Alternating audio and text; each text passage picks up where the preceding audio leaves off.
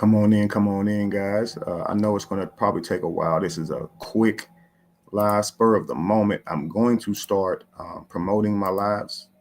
I'm going to create a live schedule, um, but today is just a quick discussion called Man Talk. Okay, so I'm just chatting as you guys come on in. As I said, I don't expect a lot in attendance. One second, let me get my screen ready so we can continue.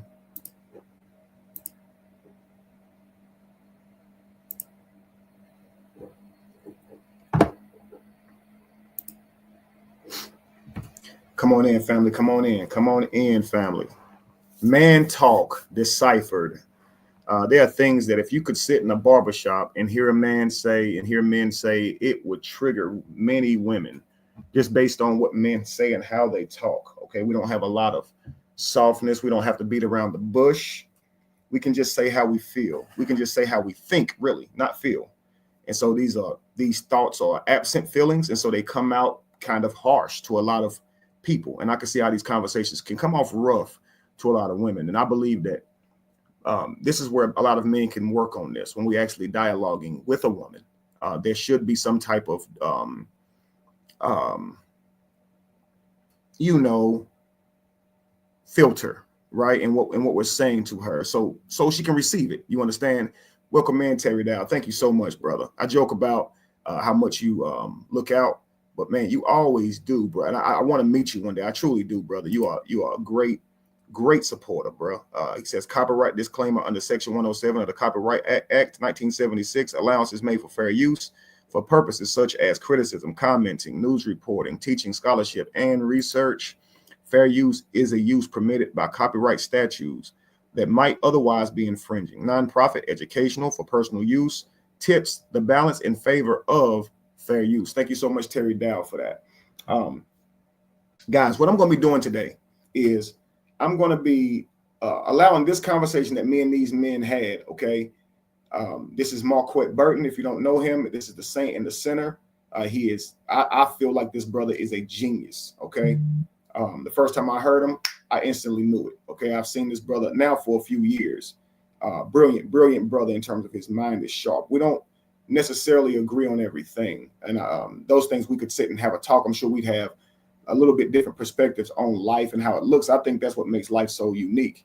However, I would definitely value what he says because the brother is of superior intelligence. Okay, a lot of respect for Marquette right here, which is why I'm here. Okay, this is Marquette's thing. He is hosting an event where he is raising young men up, enlightening them, making them more aware, making them more better suited for life. He boxes with them. He educates them. It's a really beautiful thing to see these young men from all across the world come out to see Marquette and want to make themselves better and want to be a part of what he's doing. Okay, Marquette invited me out. He wanted me to see it, wanted me to be a part of it, and it was something to witness. Every brother in there was sharp, well-spoken, smart. You could tell that they had their head on their shoulders and they all had direction in life. Very, very powerful. I encourage anybody, if you can ever get to one of these type of events, go see it because you'll truly get to see so many young Black men represent something that we all would wish our sons could embody. Truth be told, our fathers can embody, our brothers can embody the highest vibration of Black men. Okay. I know you're going to hear a conversation here that's probably going to trigger some of you guys, but the truth is, if you could be in this room and know these men, see these men, you would know that these are the type of men you want to be associated with. Okay, these men are going somewhere. Okay, so I am going to be breaking this conversation down because when I listen to it on the back end, after it's said, I can see how it could be hard to digest for some people. Okay. But before we get started, I want to talk to you guys about some of the things that I'm doing. Okay, let me plug some things here. I'm doing a course on polygamy. I call it Polytribe 101 course for those interested in polygamy education. I'm not going to charge you guys for the first couple of courses, but as I continue the courses, I will be giving you guys access to me in terms of extra coaching. Okay. But I want to teach this actually to the world. And so I'm not going to charge for the actual course or curriculum. Okay. And trust me, it's going to be beneficial.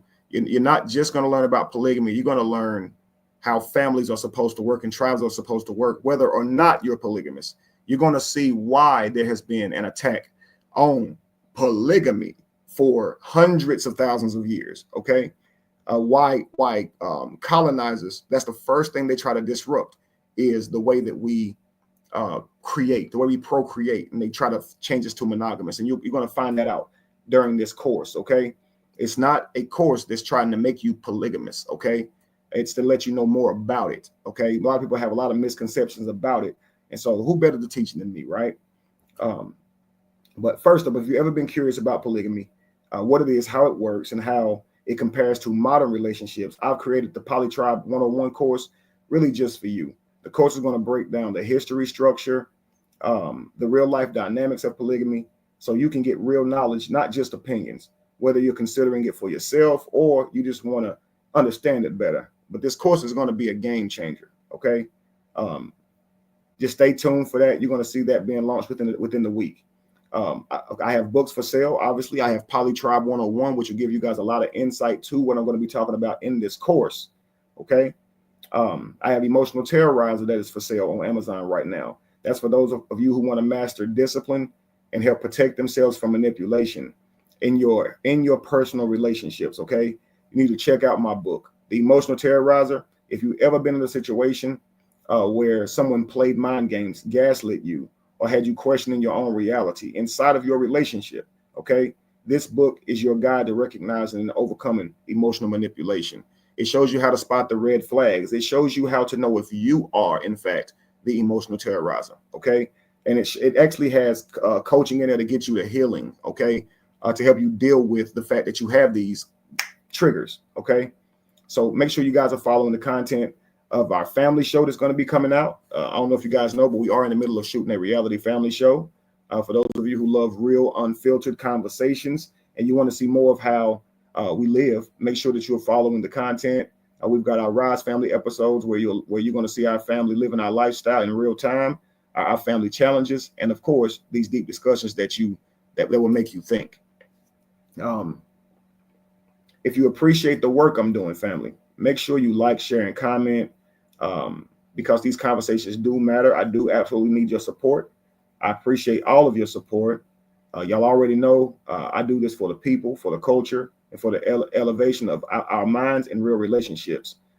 So I say, give me that HBO special, help a brother out. Make sure you share, make sure you comment, super chats. All these things are appreciated, family. Okay. Now, but no further ado, we're going to get into this video. All right. Again, this is Man Talk. Let me give you guys a shout out before I get started. Okay. Good rise to you, Terry Dow, first of all, for being the first one in the chat and also helping me out with these what's the names right here to protect myself. And Vet, good rise to you. Lolita K says good rise, Kevin, in the chat. Good rise to you, Lolita. And Trey Finesse, peace to you. So D Ham, what's up with you, brother? Welcome in, bro. Again, let's get into this conversation, okay? Welcome to Man Talk, a space where men can speak openly. That's where you are, unfiltered and unapologetically about their experiences, how we see relationships, okay? What we've been through and what we have learned. Now, before we even start, I want to make something clear. This is not an attack on women. None of this conversation is. It's not about blaming, generalizations, or trying to argue with who's right and wrong.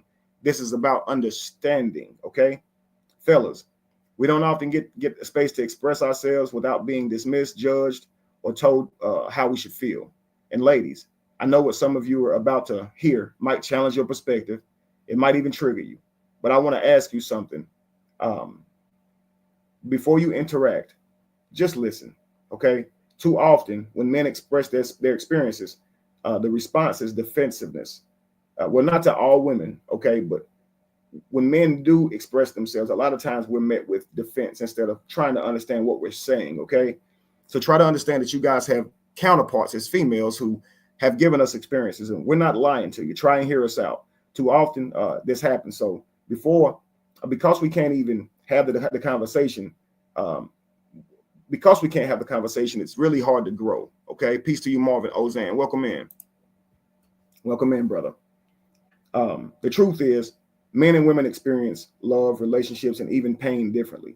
And if we can sit down and really hear each other, we can build a better connection, better relationships, and better families. So let's have this conversation. It's going to be raw. It's going to be real. But I'm sure I'll be able to help break this thing down and translate it where it's needed and have deeper understanding of what men are actually experiencing out here. Okay. So with no further ado, we're going to get into this talk, right? And again, guys, bear with me here. No man respects you when they can. And they can tell.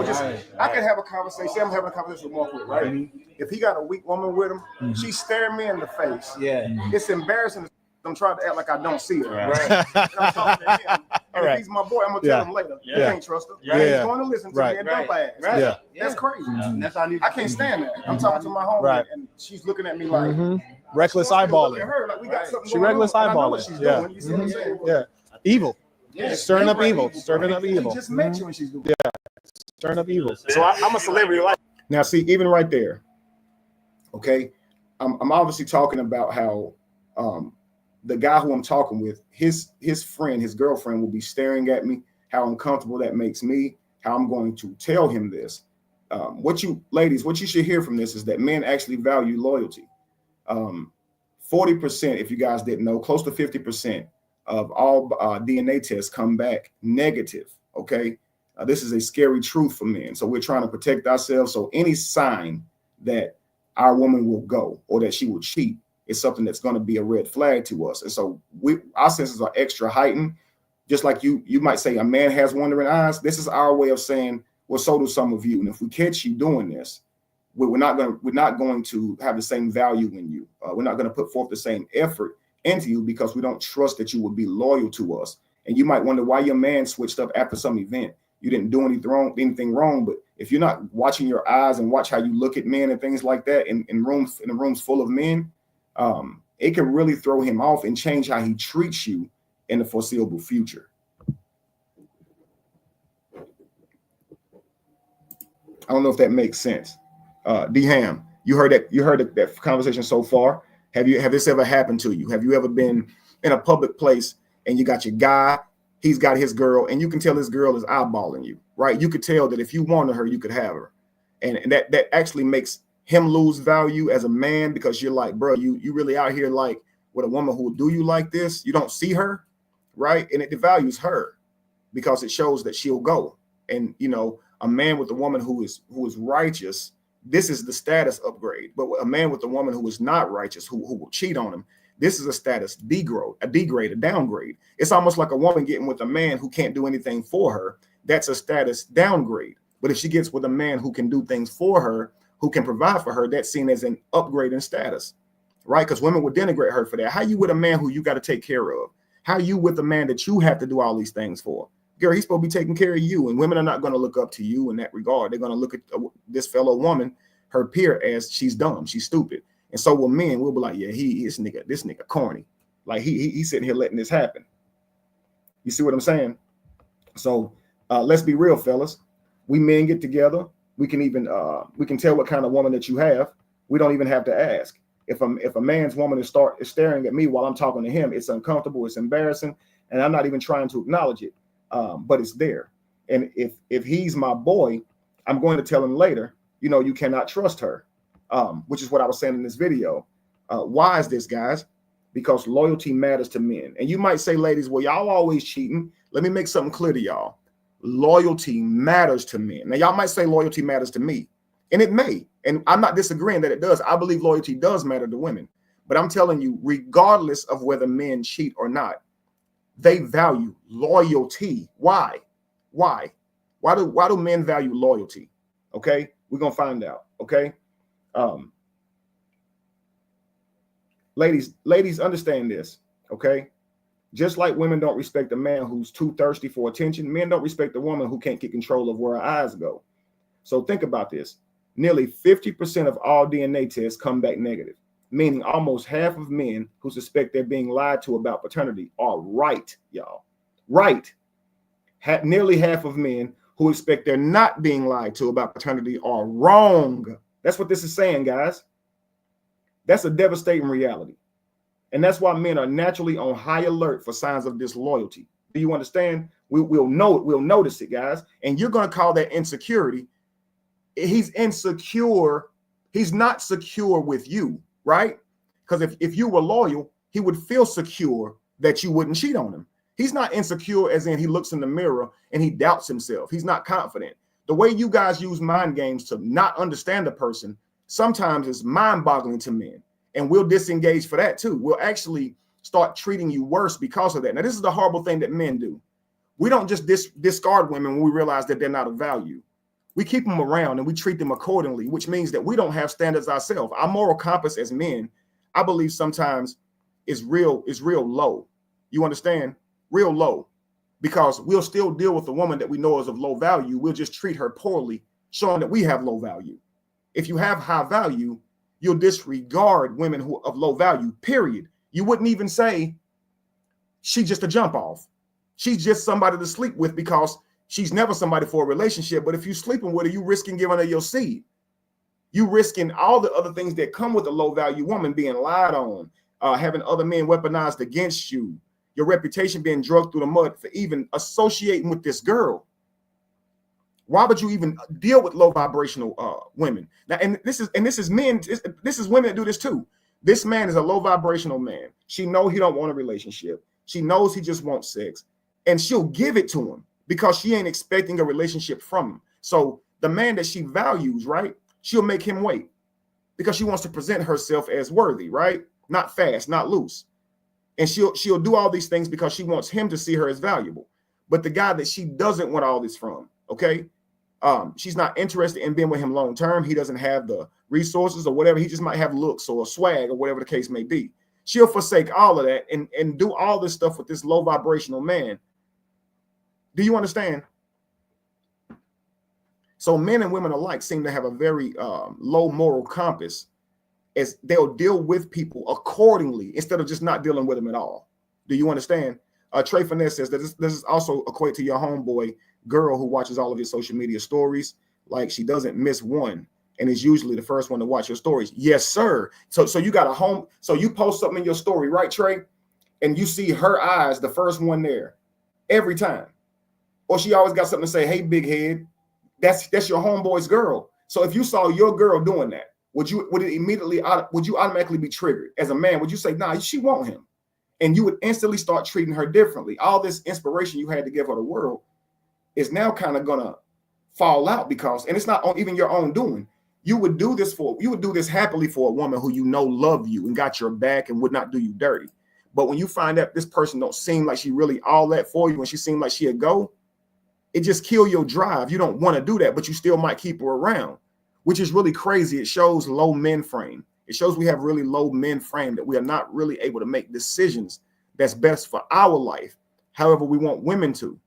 So we don't want these women that we deal with to go out lying on us and betraying us and do us all types of ways. We want them to care about our life and value our reputation, but do we? Because we're still choosing to deal with these women who we know are not good women. They're flirty. They'll flirt with your man right in front of you. You see what I'm saying? They'll start conversations with him right in front of you. All this type of stuff. You see?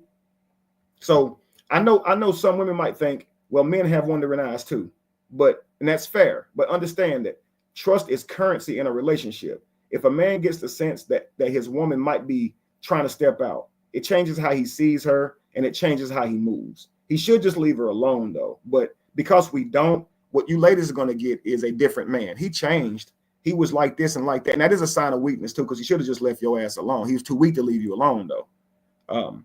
We don't be strong enough a lot of times to just say, I'm done with this shit. And that's why we stay in the bullshit that we in. So if you ever wondered, why did my man switch up after a certain event?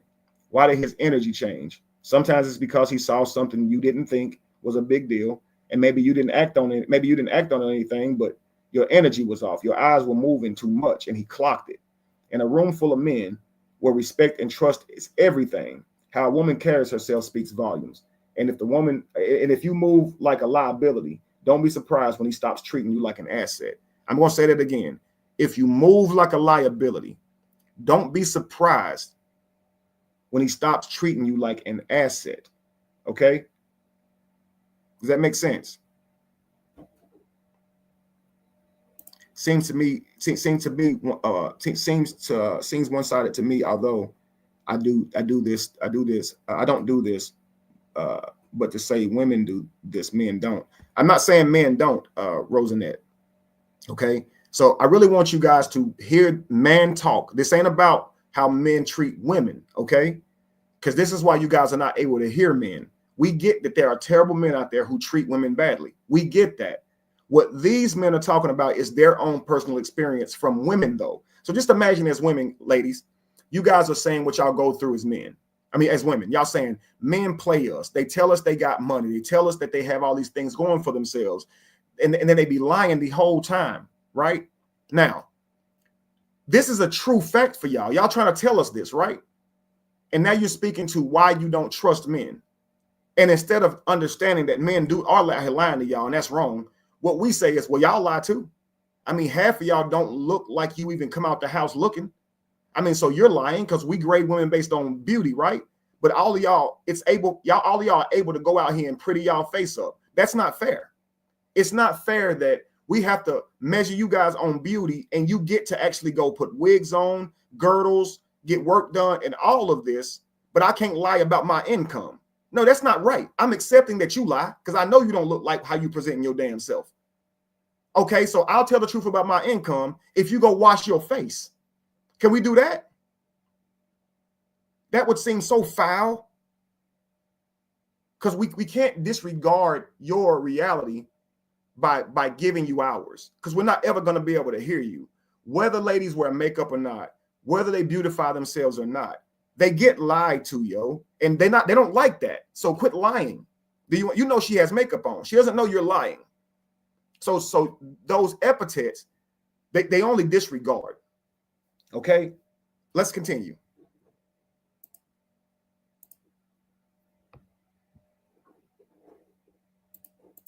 Life coach, right? Okay. I'm coaching I'm a 100 millionaire NBA player, okay, right? His baby mother's there. She comes on to me. Mm-hmm. It's crazy. I'm in my room. She walks in there. Can we just take an account? How swole your boy got right here? How discipline and work ethic pay off? Can we take into account that I'm damn near the largest man in this room, and I was only 125 pounds just a couple years ago, soaking wet? Can we take into account that if a man decided to change his life and get up every day and dedicate himself to it, can we take that into account? Because you can't call this no filter. This is me standing here. Look at how muscular I am. Look at how much weight I put on, y'all. Now, I done some cutting since then. I'm about 10 pounds, probably 5 pounds lighter than this right here now. But look at the boy. Come on, y'all, you got to give it up. And this is what I say, like, and every man there was saying it. This is why I love these type of environments, right? They've watched me build myself back up. A lot of times women wouldn't say nothing. They'd be like, you think you doing something now. They wouldn't say, brother, I'm proud of you, brother. But men will say, bro, you inspire me, bro. You make me want to get back out there, bro. Because I ain't got no excuses if you didn't. You understand, family? Anyway, I just wanted to call that out. Let's get back to it.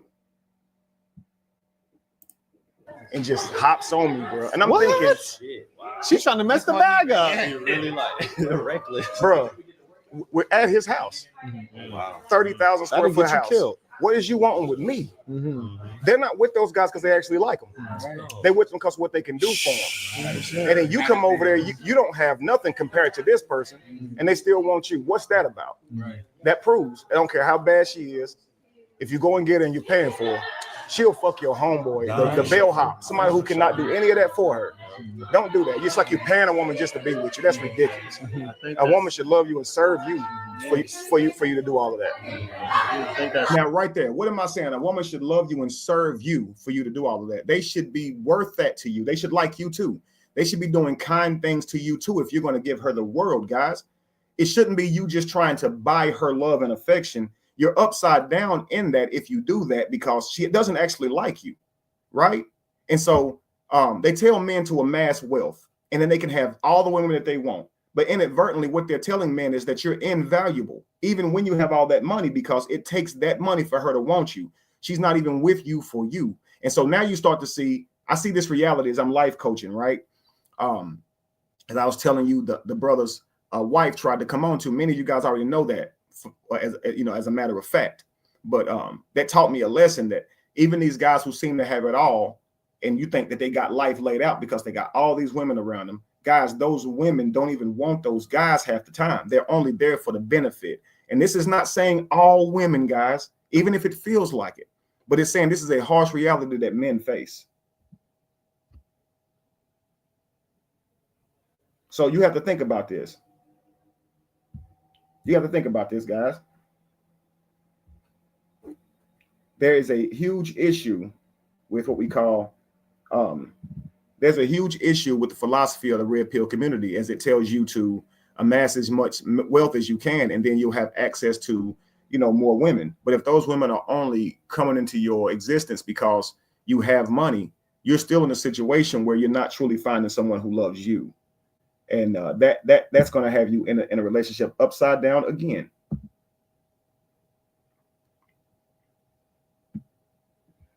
And it's just wild to me that we don't understand that. Let me check you guys' comments, Rock. I'm still stuck on this screen. Thank you, Vet. Thank you so much. Thank you so much. Yeah, my face must even muscled up. Yeah. Yes, sir. So let me explain this to you guys. The red pill philosophy often sells men this idea that money equals success, or access to better women. But it fails to address the core issue. Think about this, fellas. If a woman is only with you because of your wealth, then you don't have her. Your money does. And that puts you in a weaker position to negotiate anything with her at all.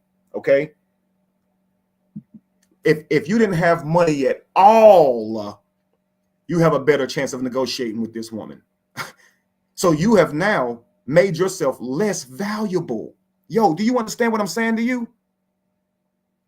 It's the illusion of control. Think about this. Red pill ideology. It pushes the idea that status, wealth, and power are the ultimate keys to attracting women. And while it's true that success makes you more visible, it doesn't guarantee loyalty, respect, genuine love. So a woman who's only there for your financial power, she will leave the moment that power shifts. Whether that's because you lose money, she finds a wealthier man, which is where they come in with, women monkey branch. Okay, women monkey branch, or women seek the best possible mate. So they will, what's the word I'm looking for? Gosh, it's on the tip of my tongue. Women are, it means shoot to like a man for his wealth and resources rather than your attraction level to him. It'll come to me. Okay, I don't normally lose words, but it'll come to me, guys. So here's the cold truth. If you bought her, something else can outbid you. This is the facts, okay? If she came because of money, she was never truly yours.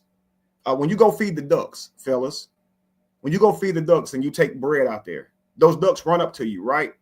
But when you don't have the bread, do the ducks run up to you? So if you show a bunch of money and women run up to you, they're coming for the bread. Those are ducks. So all the women that come up to you because you're wealthy, you could just disregard them because they're ducks. Like they're only coming because they see your money. Are you understanding this, fellas? Please understand this. The more you upgrade yourself, you put on the jewelry. I say upgrade yourself in your body type. Get swole on them, okay? This is going to benefit your health overall. This does something for you. But you're going to take your money, you're going to spend $30,000, $40,000 on a chain, 100 bands on a necklace. You're going to have rings on your finger. Your clothing's going to be high dollar. And all this is going to make you attractive to ducks. Oh, I like his Gucci. Oh, he look good. Oh, yeah, they don't want you. And this is why men are ended up in these situations where, and ladies, y'all know that. Y'all know that them ladies walking up to that man don't want him. They're using him. Y'all know that. So you guys know this exists for men, right? So men who follow this advice often find themselves in a transactional relationship, okay, where they have to pay for this woman's love, okay, and where they are emotionally empty despite having the material success they were told would fix everything. The reality of high value men is this: a truly high value man isn't just one who has money, but he has self-respect, discernment, and emotional control. A man who believes he needs wealth to be worthy of love is still operating from a place of insecurity. And this is a fact, y'all. Okay. So what's worse is that these men often attract the exact type of woman they fear: opportunists who see them as financial stepping stones and not a life partner. Okay. These women will leave you soon as you down, bro, and they'll ruin your name in the process. So the solution is to build more wealth, man. That's how we get women, is to build more wealth. If you want respect and genuine relationships, focus on building, okay, character, strength, confidence, and wisdom. All this stuff outlasts money. Focus on emotional intelligence. Understanding how to lead and communicate will keep a woman truly invested. Understanding how to lead and communicate is more valuable than money, family. Okay. And my final thought on this is: a king is still a king, even if he loses his gold. But a man who only became a king because of gold, the moment it's gone, so is his throne. Don't be that type of king, okay, who believes now that you have this stuff, women should now value you, when you haven't shown them character, you haven't shown them intention, motive for their life. If they're coming volunteering all this to you and you haven't accessed that from them with your effort, don't deal with them. If those women are just coming up to you, throwing coochie at you, throwing time at you, trying to throw themselves at you, and you haven't presented yourself to this woman to earn her affection in that way, she's playing you. She's seducing you.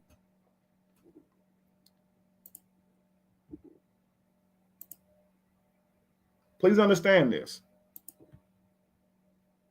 This is a reality that Red Pill doesn't teach, because if men woke up to it, they stop trying to buy their way into love and they start demanding real value in their relationships, yo.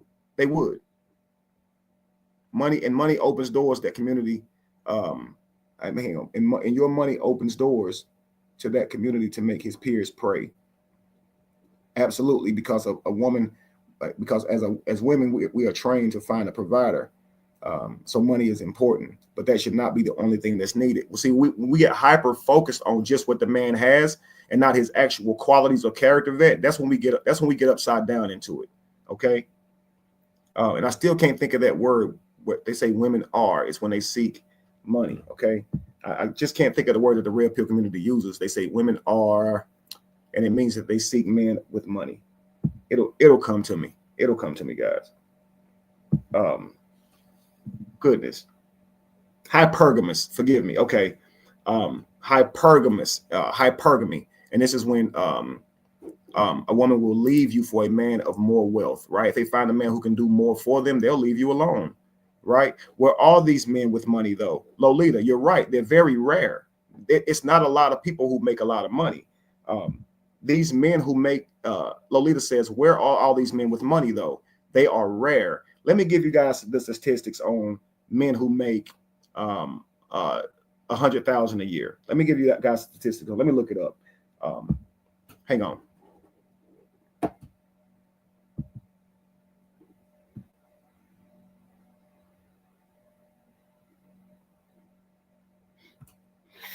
Okay, guys, in the United States, a relatively small percentage of individuals earn high incomes. This is all people, not men. Okay, 13% of American workers earn $100,000 in 2021. Okay, about 17% of men and 8.4% of women earn over 100,000. So 13% of the total society.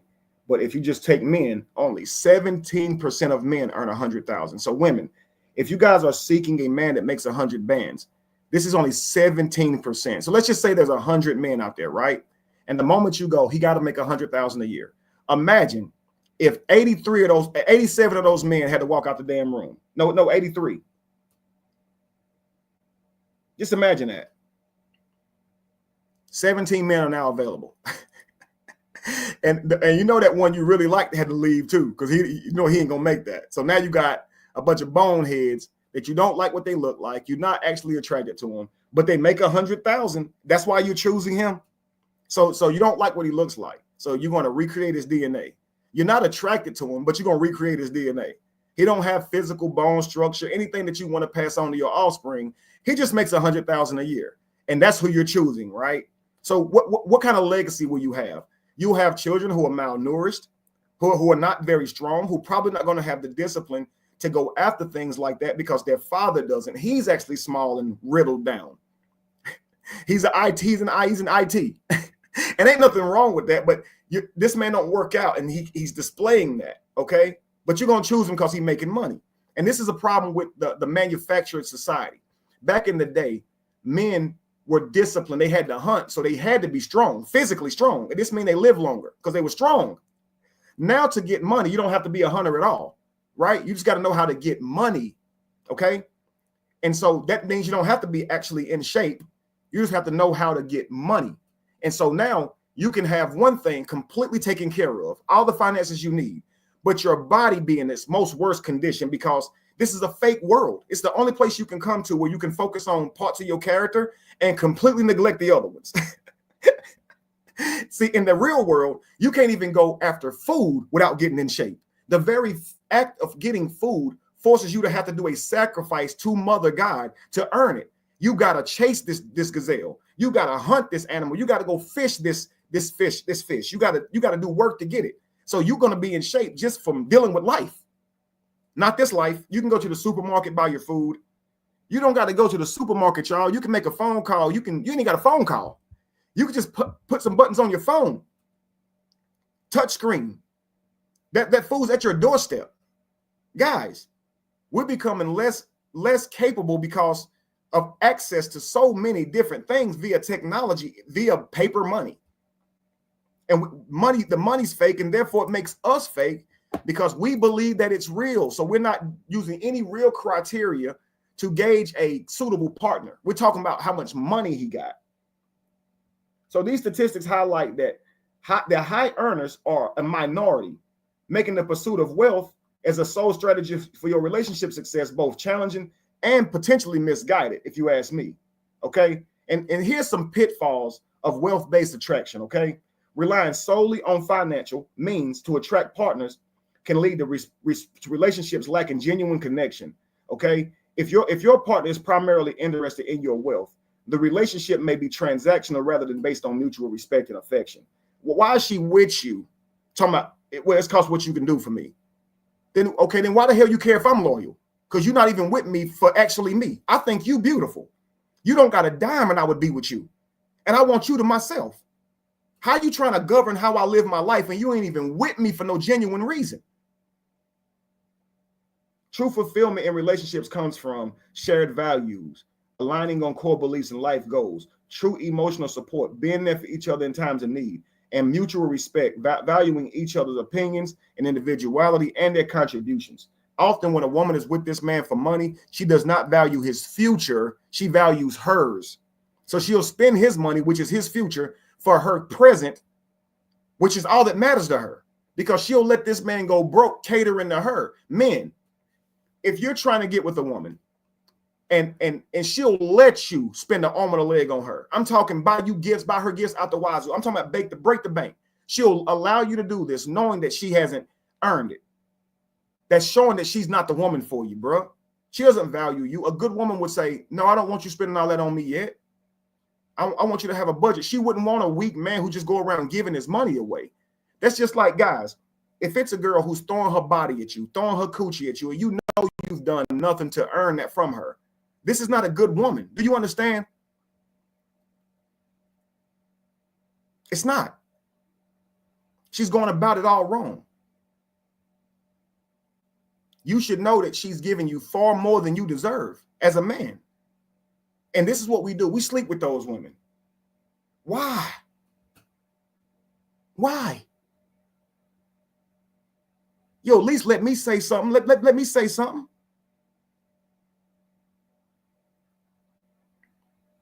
It lowers your value. You're throwing the coochie at me already. Why would I work to earn it? Right? If I'm throwing money at you already, why would you work to earn my affection? You already got it. I'm already throwing you money. I've lowered my own value by moving like that. Kevin, I wasn't physically attracted to my husband when I first met him. I was attracted to his personality. Well, at least she was attracted to his personality. He was super funny and easy to talk to, which attracted me even more.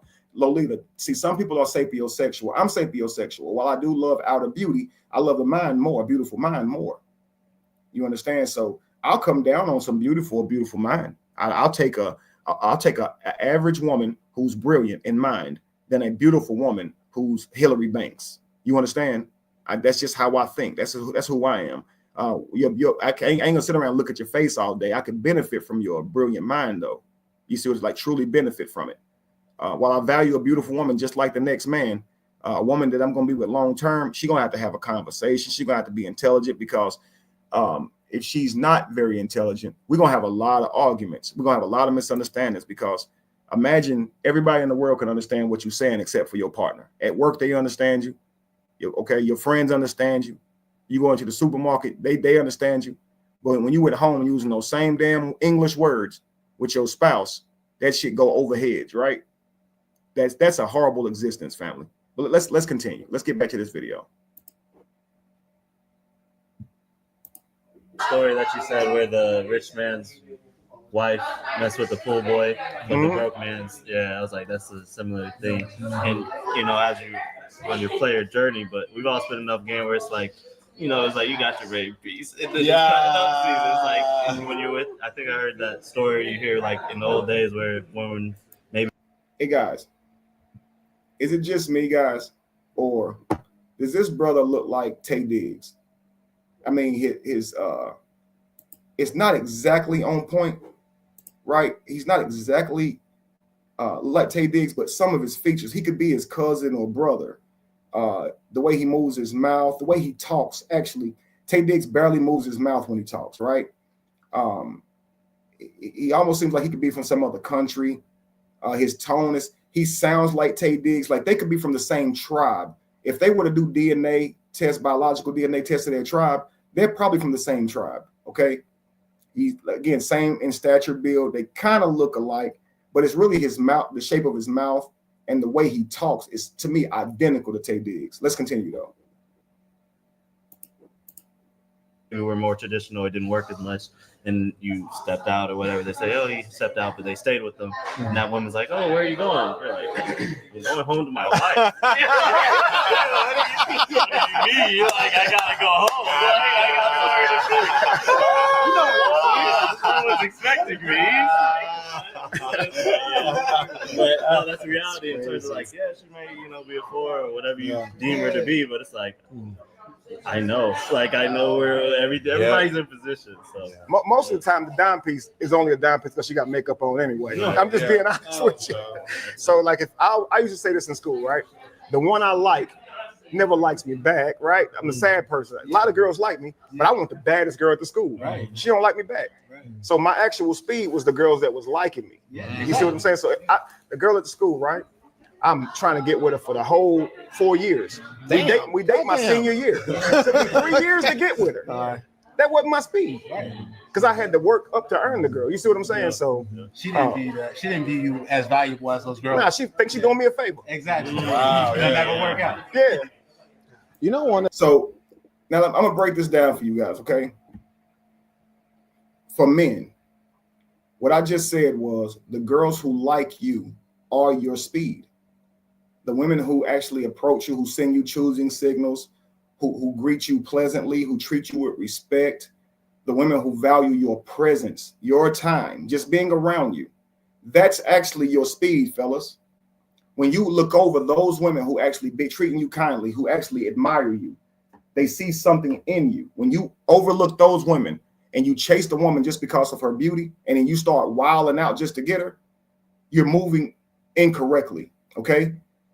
You're going into a relationship upside down where this woman actually doesn't value you, you value her, and you're trying to prove yourself to her, okay? Now, this can work for a lot of men. You can eventually get her. Urkel got Laura eventually, right? But Myra loved Steve Urkel. She loved him for him being Urkel. She loved him when he was intelligent and clumsy. She loved him when he was naturally who he was. He had to become a whole nother nigga to get with damn Laura. And how then you didn't get her, bro? You did not get her. You understand? If I got to change my whole personality around, how I walk, talk, and everything, I didn't get you. There was once a girl that I worked with, okay? She had the hugest crush on me, okay? And at the time, I would say things that would get under her skin. And when I noticed it, I instantly stopped, okay? We worked together. We joke around, but I knew this girl had a crush on me. And she had the craziest laugh, okay? She was from New York. And she just had this crazy laugh. She'd be like, ah, ah, ah, ah, ah. That was her laugh. I can do it just like her, okay? Ah, ah. I would get around the corner and laugh like her, and people would think it was her back there, okay? So anyway, I knew this girl had a crush on me, okay? And so I jokingly said one day that I like women who have cute laughs, okay? And I'm gonna tell you something. Later on that afternoon, she was laughing differently. It hurt my feelings to know what I said bothered her like that. I instantly apologized. I told her her laugh was beautiful. I'm sorry. And the lady, you could tell that she was relieved because she was literally changing her laugh, yo. Yo, I'm not the one for you. If you got to change your laugh for me to like you, you just devalued yourself. Don't lose yourself. Don't do that. And ladies do this. They'll negotiate and rewire their whole personality, man, just so this guy will like them. And they say he the one that's playing her. And then once the relationship is over, she'll complain that she did this. I lost myself and it's time to be the real me again. And when I was over there with him, I had to dress like this and dress like that. And he was controlling and he wouldn't let me be me. Yo, what are you talking about? If you didn't want this guy, don't adjust anything for him. He'll get the picture. So you did it. He asked you to dress differently, to be more modest, and you did it. Right? And now he's wrong because you did it? No, he wanted you to dress more modestly. You wanted him to stop going out as much. He did it. Now he's mad at her. She controlled me. She wouldn't let me hang out as much. She was trying to, man, stop it. We got to cut this stuff out. Okay? We got to cut this stuff out. Let's continue. One of the crazy things is we assume that every woman is worth connecting to. Like we assume that, like, well, every woman should get married. Every woman should have kids. Every woman is going to pair eventually. It's not the case. I mean, I'm shocked. Sometimes I'll talk. And he's right. And this is the case for men too. And the problem with our world is we are allowing people who should not be procreating to procreate. And it's not to say that they shouldn't ever procreate, but at the moment that they are, we're giving them access to our bodies. Okay, so this woman who shouldn't be having a child because she's not ready, doesn't have the mindset for it. She has no plan for a child, no interest in being with you long term. Y'all just sleeping around. And you the same way. You have no interest. Your money probably ain't where you want it to be for no child. You're not planning for a child. You're in no position to be starting a freaking family. But y'all lending each other's bodies. And what happens? Now you're pregnant. Oh, I wasn't ready. And now this child is here. And the child is out here in a single home now. The child is out here not getting what it's supposed to have. Yeah, everybody ain't supposed to be out here having children, family. That is a high calling. This is the highest calling, to make somebody a father or mother. For you to elect someone to mother your child is the highest position you can put them in. And we just sitting around just spreading our seed.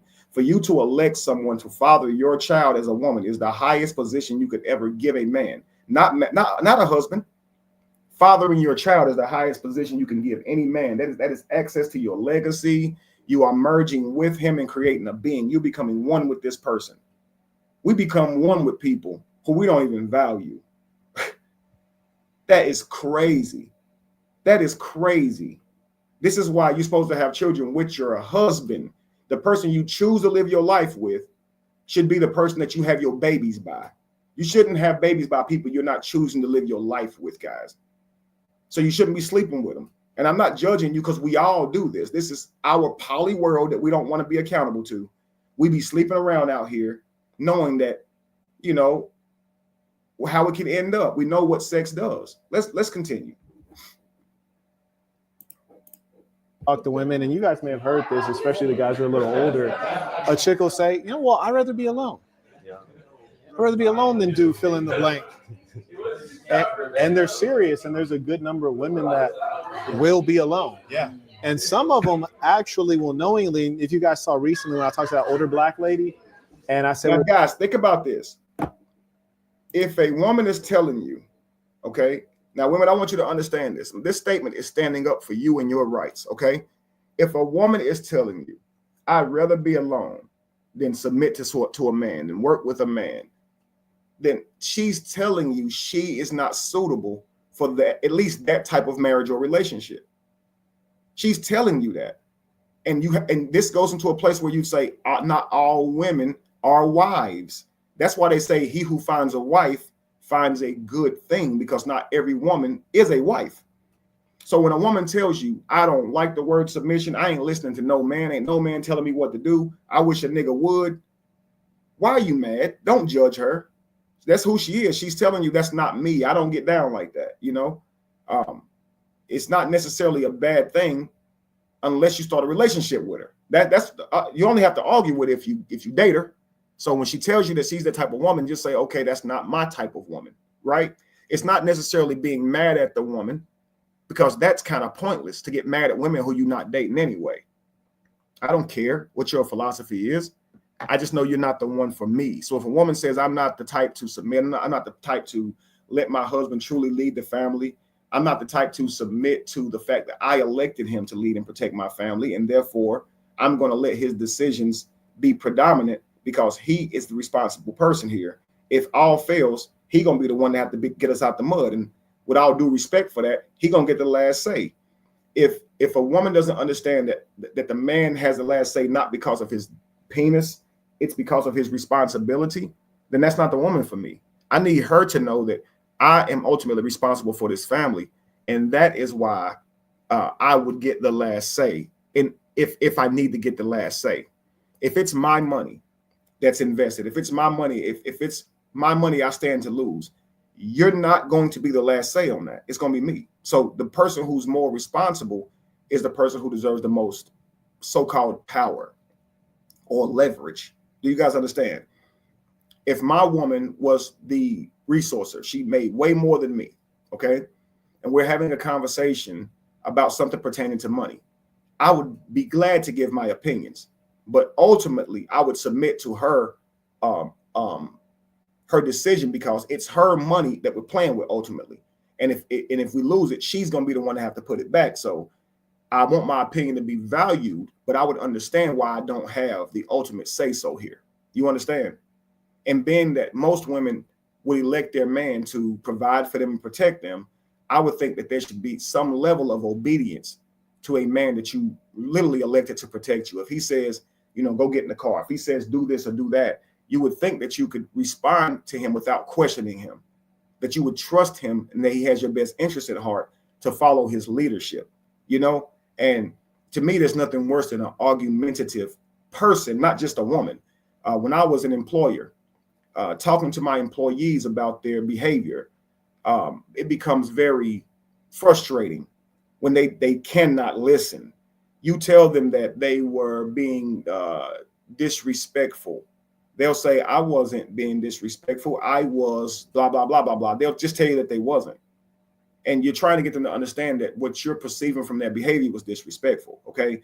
You know, call, no show. You knew you'd be 30 minutes late. You just walk in here 30 minutes after your shift starts to tell me you're late and apologize. That's disrespectful to your title, to the company, because I have to have you at the door greeting customers as they walk in. You're not even here. So now I'm up here having to do it for you.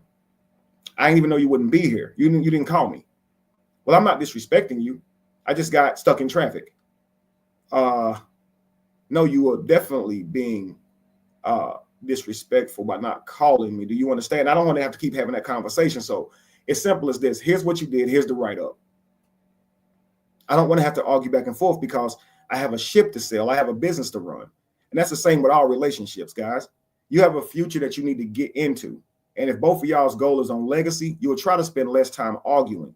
And if she truly values your leadership into getting to that future, she knows that she needs you to get there. So she would listen to you. And if you truly value her in getting to that future, you will also value her opinion. These are just facts, guys. It's just facts. It sucks to be in a relationship. I know women would hate to hear a man say, I ain't listening to my woman in no damn relationship. I refuse to listen to her. I refuse to listen to anything she says. She ain't about to tell me to do shit. Why would you want to be with a man like that?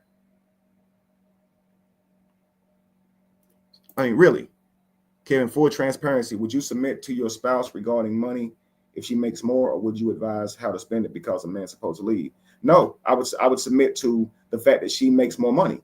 See, because I can lead doesn't mean I understand how to make money to the level that she does. See, a relationship is really about understanding who's the best at what. So I can survive on my own, she can survive on her own, and we should come together and thrive. But if I ask her to reduce herself, her abilities to survive, so I can feel more manly, I'm an enemy of progress. Okay, I'm supposed to want her to use every attribute that she has learned, every skill that she has learned in manifesting the better version of herself, and add that to my union and find out the best ways to use that so we can get into the future, not feel insecure by that. As long as she's not thinking that I'm less than her because she makes more, I have no problem with her making more. I have no problem with her making money decisions either. You understand? Because I'm an enemy of progress if I'm telling her, you know, now you have to submit your mind to what I know about finances because I'm a man. I'm supposed to lead. But if she knows that me leading in the area of finances wouldn't get us as far as her, then I am asking her to reduce herself, right?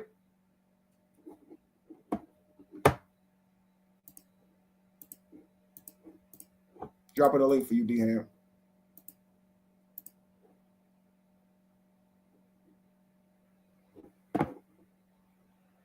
Let me hit play some more on this video. Well, why did you have that kid with that man? Yeah, that was crazy. And you knew that kid was going to be a bastard because while you were still pregnant, that man didn't want to be with you.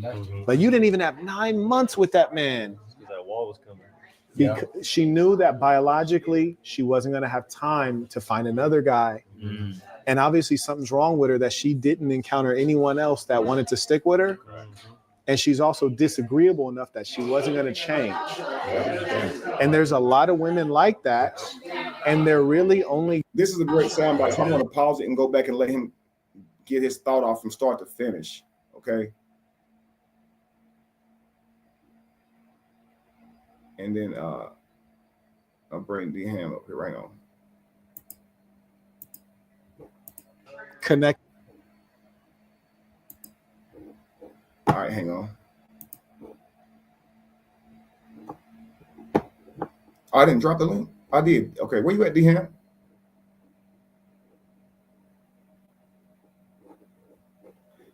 Okay, there he is. Peace, brother. Peace. D-Ham, can you hear me?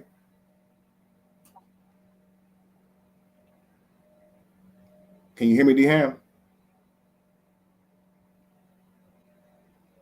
Okay, you're up here. You're unmuted, but I can't hear you. Okay, can you hear me now? I can't hear you. Okay. Okay.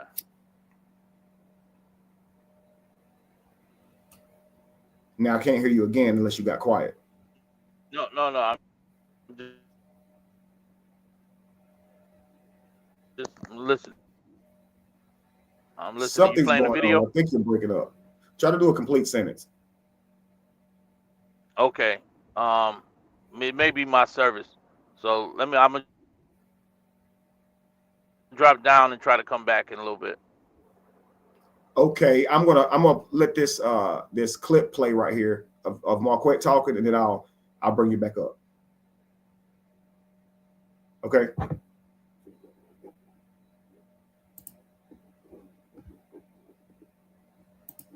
It's worth connecting to. Like we assume that like, well, every woman should get married. Every woman should have kids. Every woman is going to pair eventually. It's not the case. I mean, I'm shocked. Sometimes I'll talk to women, and you guys may have heard this, especially the guys who are a little older. A chick will say, you know what, I'd rather be alone. Yeah. I'd rather be alone than do fill in the blank. And they're serious, and there's a good number of women that will be alone. Yeah.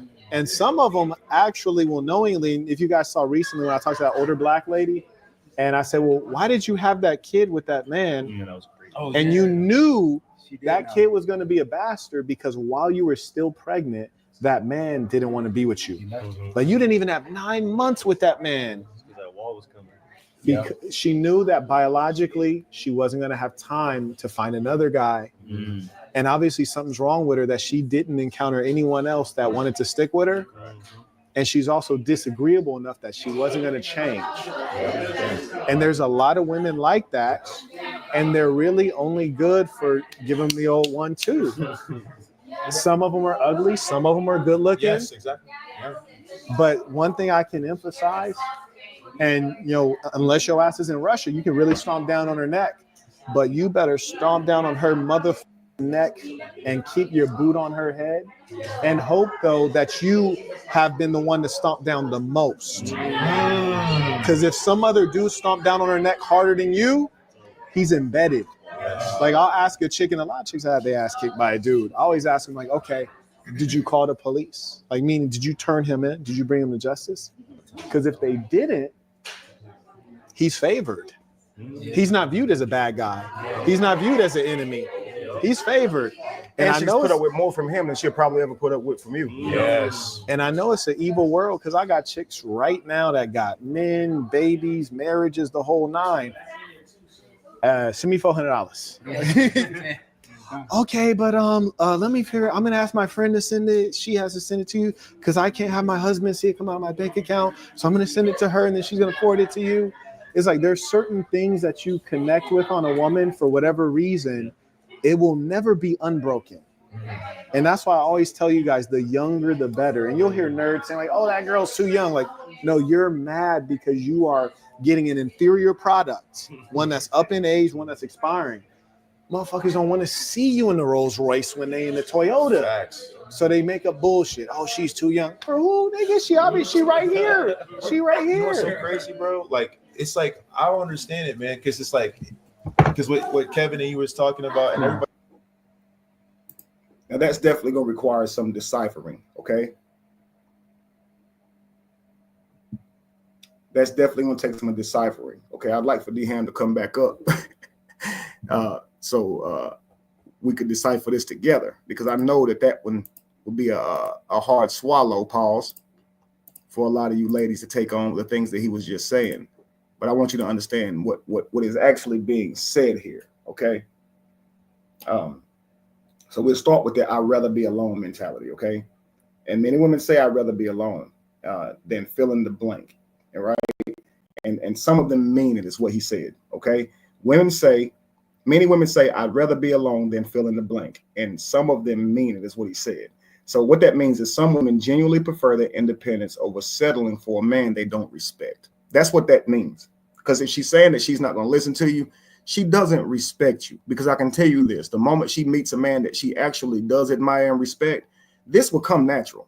And most women who talk like this, frankly, what they're saying is they've actually never met a man who has earned their respect in that way, to where they would just willingly submit to his leadership and guidance. He hasn't demonstrated it, but I guarantee you, if a lot of these women did get with a guy who she truly did admire, okay, he truly had earned a living of his own, she truly believed in what this man was saying, she'd have no other choice but to listen, because she knows he's telling the truth. I mean, you understand what I'm saying? So some women genuinely prefer their independence over settling for a man they don't respect. Okay, I don't see why she would argue back and forth with someone that she actually respects and admires. And what we as men should understand is, instead of saying this woman got an attitude, instead of saying that she's toxic and masculine, we should just immediately say she doesn't respect me. She either doesn't respect me or she doesn't respect herself. And this is why she can treat me so disrespectfully. I'm not going to judge or bash her. Let me just leave this alone and make a man decision and move away from someone like this, because trying to negotiate, and he's going to say this, trying to negotiate someone into good behavior is impossible if they don't respect you, family. Okay, so you have to show them better than you can tell them. Other may use this as a self-defense mechanism, as a way to protect themselves from rejection, bad relationships, or past trauma. They may not mean it, okay? But either way, the solution isn't mock them or force submission on them or try and leverage it through logical conversation as we do in the red pill community, why you should respect what this man says. We can tell you chose him all day. We can say you chose me all day. We can say I pay this and that bill. I do what I'm supposed to do all day. But guys know it never makes her have good behavior. She never says, you know what, you're right. You do pay all these bills. Let me chill. She'll actually tell you that don't matter. She's actually going to say something even worse and add to the problems you already have. And probably blame you for saying that. Now you throwing into her face for even bringing up the fact that you have earned this right to have respect by paying these damn bills. But hang on. Here's D Ham.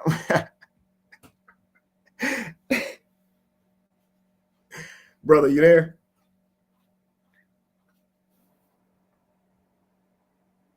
It's taking a little bit. So as we wait for D Ham, guys, the reality of it is, I'll get to the next thing shortly. D Ham, you there? Can you hear? I can hear you kind of low. Let's see. I'll let you talk so I can hear you.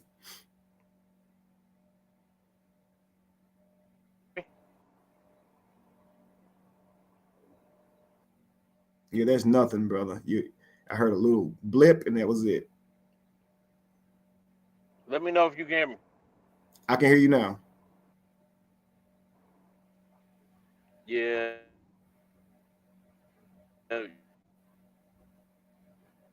Dang it, I can't hear you again.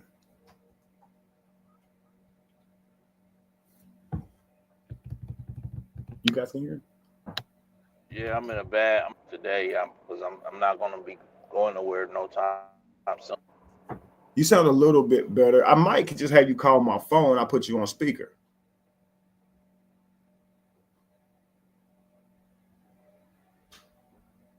You see what I'm saying? But go ahead and talk. Let's try.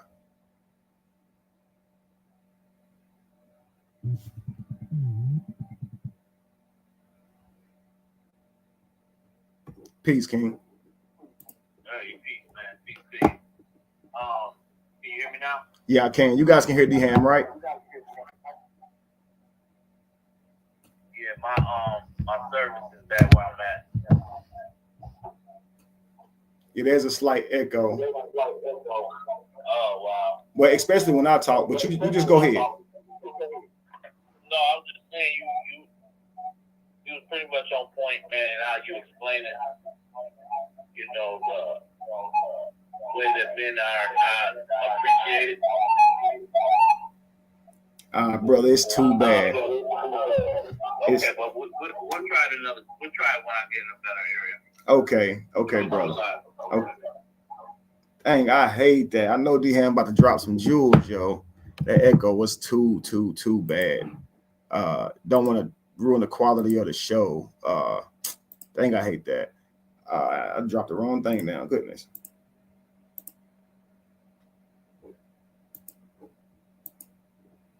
All right, so let's get back to it, family.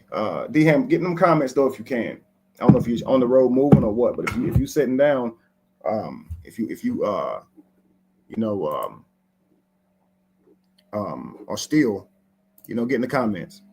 But the next thing he talked about was the reality of single mothers' poor choices. Okay, the example of the woman who had the child and a man who didn't want her shows a real issue here. Some women do make reckless choices when it comes to reproduction, and some ignore red flags and still have these children with men who are not invested in them at all. These men are not invested in them at all, and they will carry these babies to full term. And they know that this is going to lead to a really rough life for their child. Okay, that's that poor decision, because you'll spend the rest of your life chasing this man down to try to get him to do right, because you want your child to have a father, but you knew this man wasn't going to do right in most cases. Okay. And so some prioritize their own desires over family structure and later struggle to find a good man. And so this means that, some women are valuing sex for how it feels, And so they value their own desires over family structure. So instead of taking the time to choose a man properly before sex, they are exploring sex for how it feels. And you can't say they're wrong. Everyone has a right to do this, but just know that exploring sex for desire is not how you create a family, guys.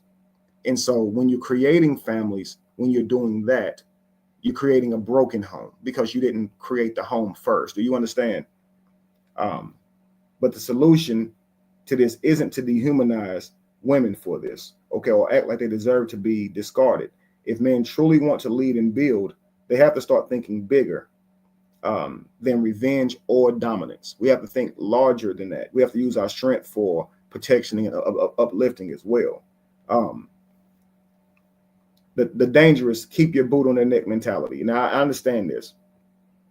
You can't let off. If you start saying, well, it's okay, I'm not upset, it's okay, it's almost like you give them an inch, they'll take a mile. So you have to, as a man, say when something isn't right, especially if you can see it's going to cause issues down the road, like real issues. Okay, you see something that you know could be a real issue down the road. You need to address that. That's a leak on your boat. And if you're saying, well, it's okay because you don't want to argue about it, then you're being a weak leader. You are. If she's argumentative, she'll just have to be argumentative, but you have to state the issue at hand, and you just don't be argumentative back. A lot of times we might say what's wrong, and the woman will explain why she doesn't think it's wrong, and then we feel like we have to do a whole lecture back and forth. What's more important is, if we don't do this again, you may not feel like it's wrong. That's fine. You can have your perspective on it. I don't feel like I was wrong when I said it. Okay, you don't. Do you understand that I don't want you to say that going forward? And if you understand that, we're good. I don't need you to know it was wrong, because I know you're not going to say that. I know we're going to have to argue all day about it. You understand? So this is where it crosses into toxic abuse, okay? Control isn't leadership, okay? Trying to dominate a woman through fear or manipulation doesn't make you a high-value man. It makes you weak, actually. A man with true power doesn't need to stomp on her neck to keep her, okay? A woman who fears you will never truly love or respect you. She'll either plot against you, betray you, or find someone she respects more. She'll weaponize somebody else against you. Ultimately, what would anybody do in a situation where they feel fear or dominance? They'll find a way, okay? In most situations, if a man is twice another man's size, he'll pick up something and hit him with it. So you got to understand these tactics happen when someone feels like they're kind of in a prison, okay? If you have to out-control the last man to stay relevant in her life, then you've already lost. So that's not a relationship. That's a competition with her past trauma. But I do get what he's saying. When you recognize, that a woman has been through all this stuff with her past man and never called the police, he's hit on her and everything, your thoughts should not be, I'm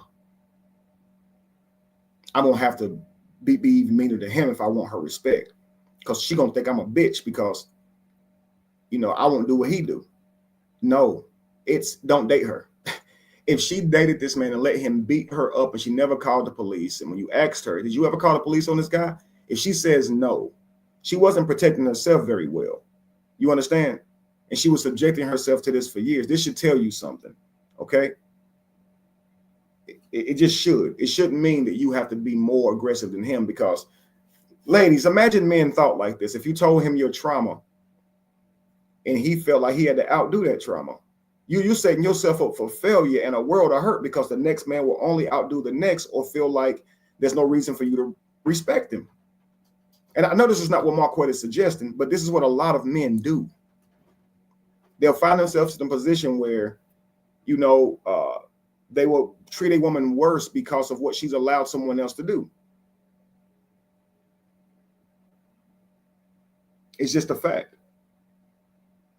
The next thing he talked about was the younger the better argument, right? People being against dating someone who's older. Peace to you, Chatty. Welcome in, love.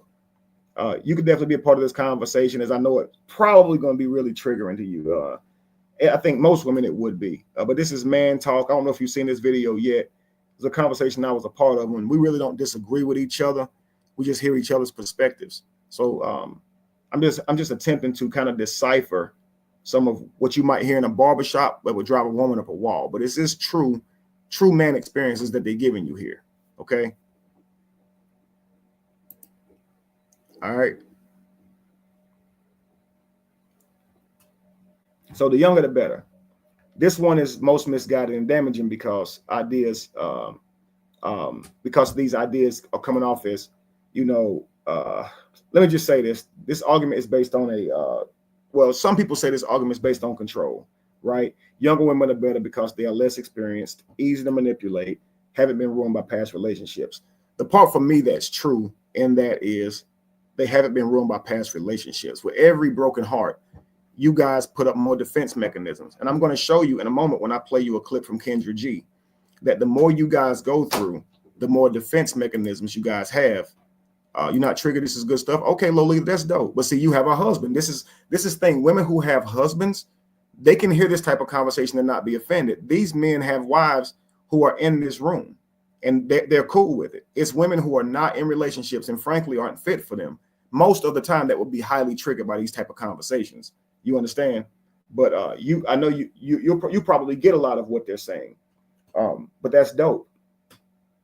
But it is true, guys, that the more trauma you guys experience, the more difficult it is to kind of navigate you and deal with you. It is true. You guys will, after you've been hurt by one guy, you guys will move with some reluctance in the next relationship, and that would make you an enemy of progress because you actually haven't completely healed and can fully devote yourself like the last time to the last guy because of how badly he hurt you. And so, unfortunately, younger does mean less trauma in most cases because the older you get, the more you're likely to experience. But men aren't attracted to younger women simply because they have less trauma. This is a natural thing, okay? Youth means health and vitality, okay?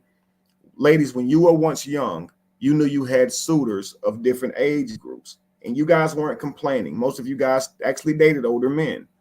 But for some reason, when women get older, they want to now complain about this reality that men like younger women. It's another way to shame men for their choices. A woman dating a younger man is a cougar, right? She's still getting her groove back. But a man dating a younger woman is manipulative. He's only doing it to control her. He's a pedo. You understand? These things are crazy how we have these biases in the world, okay? But the simple fact is we're attracted to youth and virility. That's just the facts, okay? So what does that say about the men who prefer young and experienced women? That they can't handle a truly, fully mature, developed woman? Because that's what people actually think. Give me a younger woman. I'm dating a younger woman. You just can't handle a grown, because they ain't gonna let you run over. Right? They ain't gonna let you lead. What you're saying, they're not gonna let you run over them. No, lead. See, this younger girl, she sees me as more of a not a success, but someone that she can trust. She's seen me live life. I've been through it, so she trusts me. So she's apt to listen more. Where as you've been there, done that, you've dated men who didn't do what they were going to say they were going to do. You've lived life now already. You understand you can go out and be dependent if you want to. You don't really need this guy. You ain't really hurting for no man. You can just you live your life for you. You don't really need no man. All these things for a man is scary because we value longevity. If we're going to be with you and have a family with you, we don't want to one day have that family destroyed. So a woman saying things like she don't need a man, it don't make her no damn difference because niggas a dime a dozen. I can always get a man. I don't base my life around no man. Like, that's crazy to us because we're trying to give you the world. So we very much base our life around our queens. And if y'all not going to do the same for us, you're simply not suited for marriage. How can you say that you wouldn't base your life around a man and still think that you're suited for marriage? It's completely unreal, guys. Completely unreal. Okay? If a man truly has value, wisdom, and leadership, he doesn't need to prey on youthful women of all ages at all. That's not a need, and that's not what he's doing. Okay, What's the real lesson here? If a woman doesn't respect you, she's not for you. Move on. That's the real lesson. If she does not respect you, you telling her that she's disrespecting you isn't going to make her respect you. Like he's about to say, you can't negotiate your way into good behavior. If she doesn't respect you, she doesn't. And what you have to do is make a man decision. Leave her alone. It's really that simple, especially if you are providing for her. Okay. You're providing with someone, you're going to let them disrespect you. Then you really can't blame her. You got to blame you for allowing it. Okay. It's just the facts here. Okay. If a woman doesn't love you, if a woman doesn't respect you, move on. If you have to control her through fear or force, you've already lost. You've already lost if that's how you have to. If you have to hit her, guys, you've already lost. If you have to grab her up, you've already lost. If you have to threaten to kick her out, you lost. You honestly lost. I tell you what, the moment you put your hands on her is the moment she'll fear you forever. The moment that you threaten to kick her out is the moment that she'll fear her stability forever. Yeah, you were doing it because she was disrespecting you. And of course, why wouldn't you say that, right? But if you have to go there, know that this woman, you're having to break rules just to try to get through to her, threaten to end relationships and threaten to hit or grab or put your hands on just to get someone that, at this point, it's abuse, because the moment you start to have to threaten someone, hurt them, scare them to get them to act a certain way, this is what is called abuse. If you cannot ask a person to treat you fairly, if you cannot converse with a person to get to a better place, then they're not for you. If you have to go out of your way to manipulate them into doing the right thing, okay, cry to get them to do it. That's called emotional manipulation. Okay, I'm going to scream on them to get them to do it. That's called verbal abuse. I'm going to hit them to get them to do it. That's called physical abuse. Well, I'm going to take away what I do for them. I'm going to stop doing for her then. Then that's called financial abuse. So here's what happens, guys. Your hands are completely tied as it means to making her do what you want her to do. It is. So you just have to choose a woman who respects you and wants to. She knows that her life is tied to yours, and you're not going to make bad decisions, because if you go homeless, she does too. She trusts you.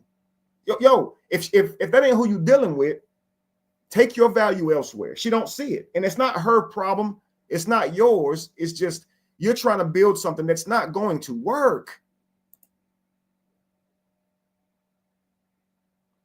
She doesn't respect you for whatever reason. If your entire strategy for attraction is money or dominance, you're missing the bigger picture, okay? A real high-value man does not focus on breaking a woman down. He builds a life so strong that the right woman will want to follow him naturally. Naturally, the right woman will want to follow him naturally. Not every woman, the right woman. I shouldn't have to fucking yell at you. I shouldn't have to threaten to do something to you, man. So I'm just going to leave you. I'm going to leave you alone. I'll build with somebody who wants to work with me, who doesn't want to argue all the damn time. Okay? And that's the truth. And that's one of the things that a lot of what you call red pill people, they don't really tell you, because keeping men angry, bitter, and chasing external validation is actually what keeps their audience dependent on their content. It's more important that we make men decisions. Okay, what do I need to complain about how these women are treating me out here for? I mean, for sake of men having knowledge on it, of course, put it out there. But what am I complaining to her about it for? I'm not about to argue with you about why you don't treat me right. That's stupid as hell.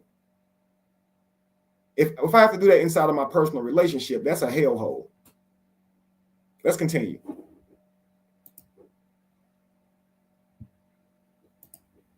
Talking about in the sense of like you want that level of dedication and everything. It's so interesting. You would think that the woman, as she's aging up, like she's gonna like have some level of maturity, whatever. Yeah. I've met 20-year-olds that like they following directions. Right. They want to get married. right. They want to do their thing. And then you meet the 30-year-old. They get worse, bro. Well, I'm doing this. I'm doing that. Like, she can't listen. You know what I'm saying? But I'm supposed to go with the girl that's not listening because, like, all she has is more experience, and that experience is even worse. Yeah. Because it's just like, trying to hook you up with that yeah, same Toyota that guy. because you have to atone for everything every other dude is doing. every Jump through even more hoops. I'd rather jump through hoops for the young girl because of naivete than jump through hoops for the older chick because she's been through too to much. prove you better than see the what I'm last 10 saying? guys. Because one is naive. I feel like the younger girl is naive. It's like if she, of course, hasn't had too much experience like the older one, but it's like I could attribute bad behavior better to I feel like the younger woman than I could make excuses for the older woman just due to that. We can't make excuses for. So, and I like. Let me let Marquette finish his thought. For any of them. I feel that way. We can't make excuses for any of them. Any of them. Okay. If it really would. Okay, so what he's saying is it's kind of like broken down to a science. Men are logical thinkers, right? So he's saying I'd rather date the young girl who listens to me and follows me due to naivete. She trusts me because she's never been hurt, so she'll be more suitable for following my lead than I would the woman who is, standing kind of against me because she's been hurt in the past. Here's the moral of the actual story, guys. Don't give any of them an excuse. If they don't treat you right, move on. Okay. Again, let's deal with this. The myth of younger women being better. It's a huge misconception that youth automatically equals submission, loyalty, and better relationships. Yes, younger women may be more open to direction because they have less experience, but that doesn't mean they're better partners, just that they're more impressionable. Okay. I would prefer someone who was bringing something to the table other than just obedience. Okay. I'm still on my own in that regard. Okay. Someone who has their own mind, who can contribute. Let's just say, okay, I as a hunter, I go date a woman who can't hunt, she can't cook, she can't do anything. So she can't contribute to our relationship or tribe at all. And so I'm still actually the one taking care of everything. That would make no sense because you're supposed to thrive together. You bring your skills, she brings hers, and you both thrive together because you're both responsible to your family. As you're going to have children, you both have a debt to your family, not just you. And she's just along for the ride, not just her and he's along for the ride. If both people are not equally dedicated to providing for their family, there's going to be a problem here. Now, their provision may look different, but both people have to be equally dedicated to contributing to a family. Okay. So it doesn't mean that they're better partners. It just means they're more impressionable. It's not about maturity. It's about control, some may say. I don't believe that, though. I don't think men are wanting to control you. They're wanting to lead you and give you a better life. And that's naturally inherent in them. And to try and come against that is another way we're trying to demonize masculinity. You guys want men to be masculine, but a man coming into your life to make it better and build around you and give you a great life is now control and manipulation. And that's crazy to me. Misogynistic. How dare he try to give you a better life? How dare he try to use his resources to take care of you? How dare he want you to have some type of structure if he's leading a family? How dare he, right? It makes no sense. Okay. They say men who push this idea aren't looking for a wife, a partner, or a teammate. When that's not true, they're looking for work with ability. Okay, and you get that from a younger person. They're more apt to follow your lead. So to get that, we'll date a younger woman, and that's just the facts of it. We would. Okay. The real reason older women get worse, okay, it's not that older women lose value. Okay, that's not what men are saying, guys. It's that they have high standards. Older women have higher standards. You understand? They've been hurt, they've been lied to, so they're going to require more demonstration from the man before they commit. Okay, they've seen what doesn't work. They've seen what they won't tolerate. They've experienced heartbreak, lies, and deception, and they aren't easily impressed by the same tactics that might work on someone that is of naivete. Correct? So that's what you're getting. It's not that older women are less valuable, and that's how you know, I think a lot of times if a woman hears this conversation, she's thinking, so they're saying younger women are better than older women. No, they're saying that older women are harder to get on your program. They've been lied to a million times, yo. It's not really the man's fault that she doesn't want to really get on this program just by hearing him say it, and that she requires more demonstration. It's not his fault. It's not her fault that she requires that. She should actually be more skeptical because she's been hurt. We get the same way. An older man, he play a whole lot less games than a younger man. I mean, this is a fact. Okay. So that's not a flaw. That's actually wisdom. I want my daughter to understand from every relationship and every heartbreak how to better vet men. I would just not ask her that once you choose a man, please do not move in trauma.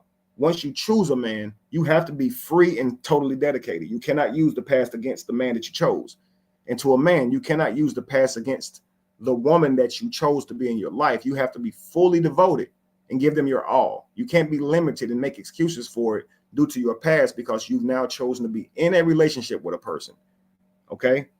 They shouldn't get some lesser version of you than the person who treated you badly because they broke you. Heal, family. Heal so you can give this person the greatest version of yourself. Don't ask them to accept a lesser version. That's crazy, y'all. Okay?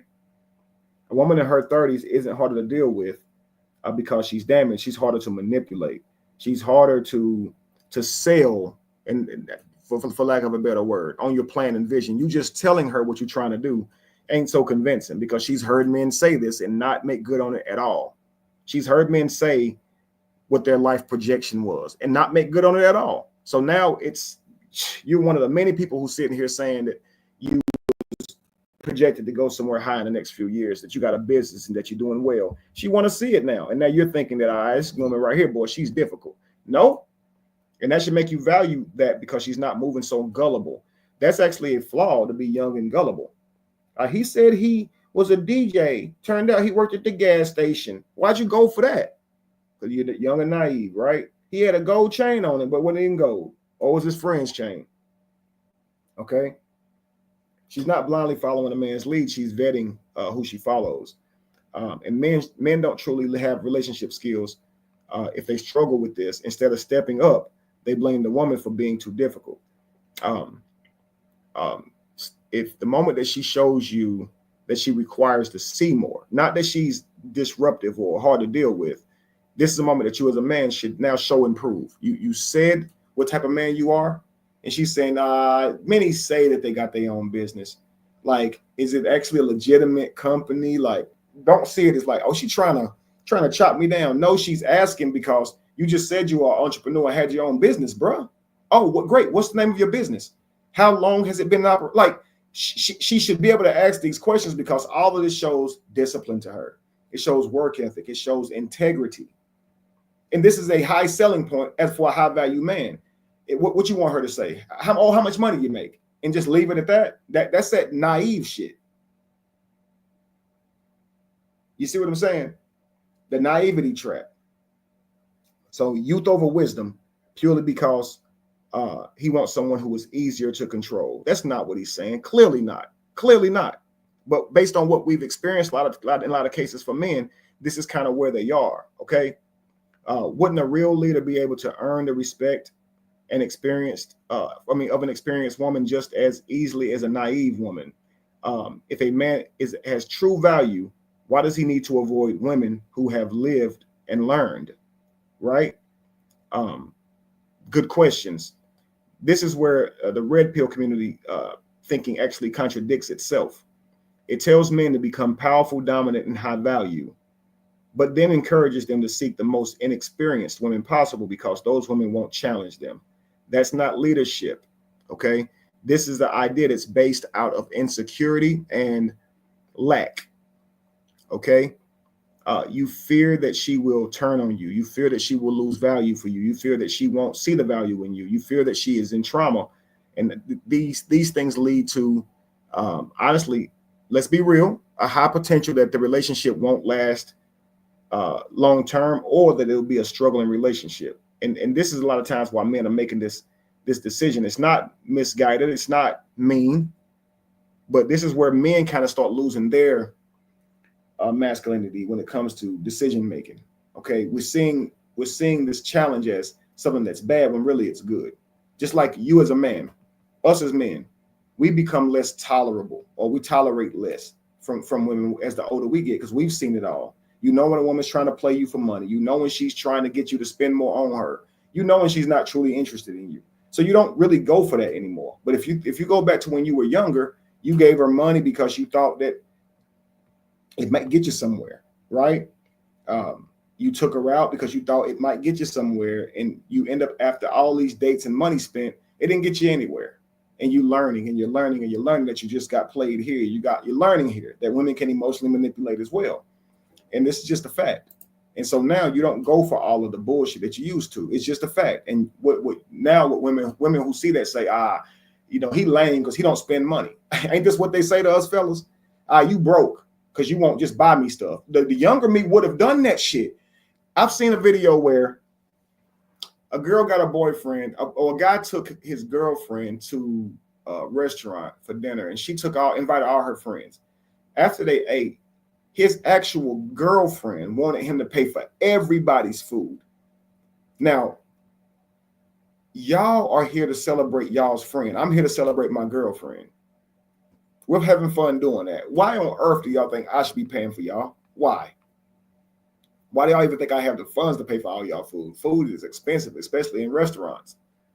They charge you 4 and 5 times the price. Okay, the drinks are even expensive.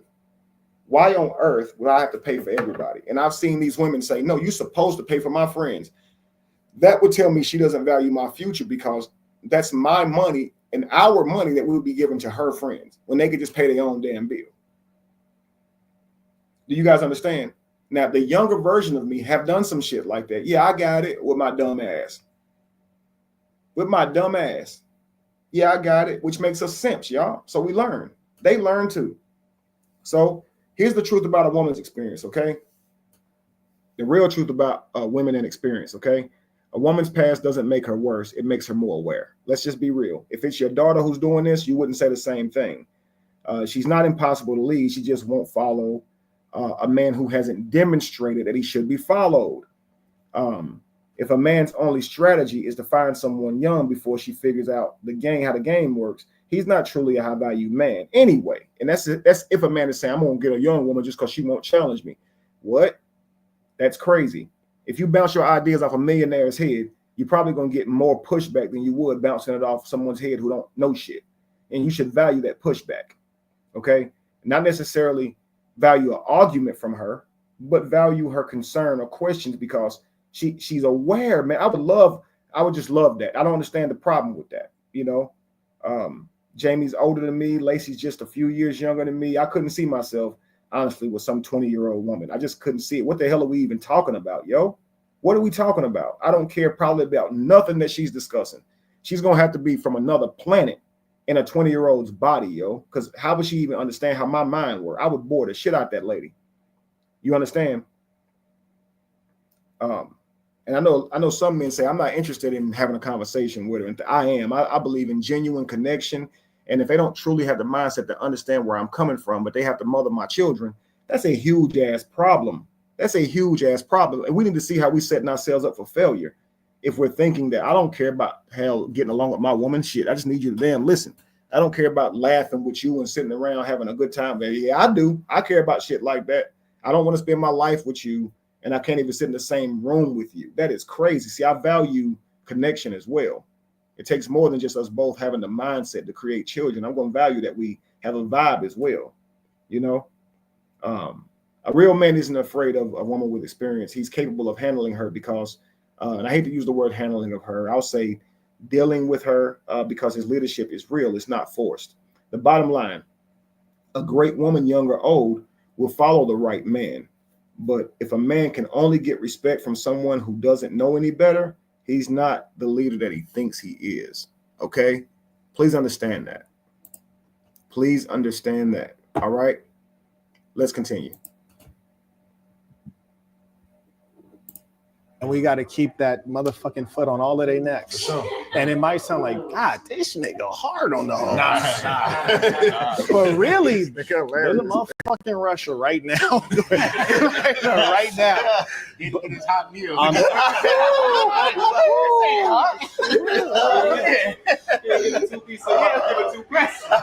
Hey, The combo. but when you really think about it, sadly, like that's damn near what it's supposed to be, because I've been in situations where, and it is still so hard to accept because it's so irrational. And you're dealing with a woman that is reasonably intelligent, reasonably competent. We come to a point of disagreement, and then I say, conversation's over. Yeah, but I just want to understand. Conversation's over. Yeah, but can you just tell me why? Conversation's over. And I'm just asking myself, like, if you were another man, would I have to have said that 3 times? Yeah. And then what makes you think at this height, weighing $110, you get to question me? And beyond that, it's like, you're under my roof. It's like where is this? Like, and then we'll calm down eventually. And the next day you re-engage the subject and you're like trying to explain, like, do you understand that you were wrong in that? You were being disrespectful, disobedient.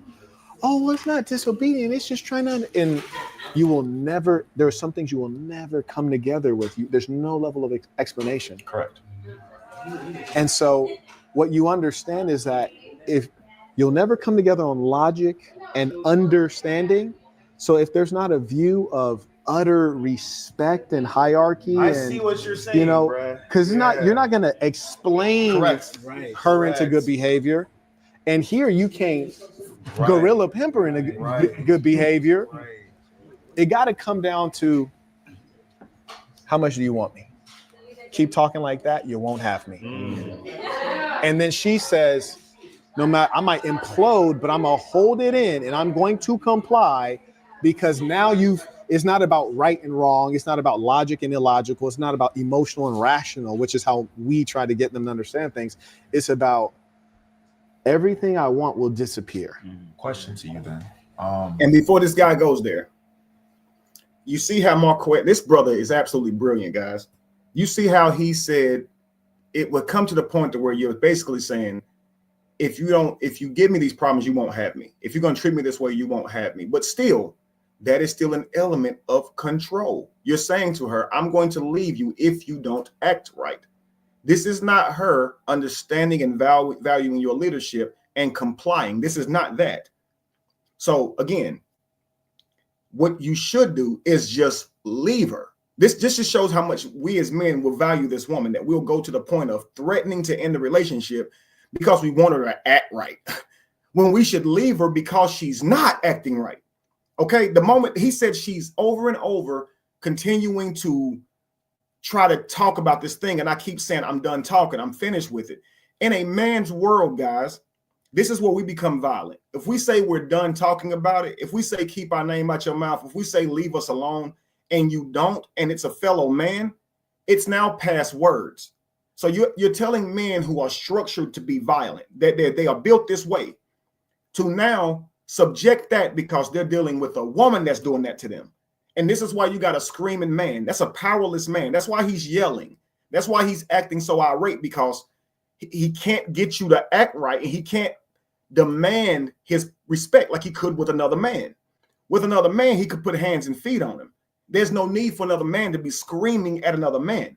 He's screaming at you because he can't do anything more than that.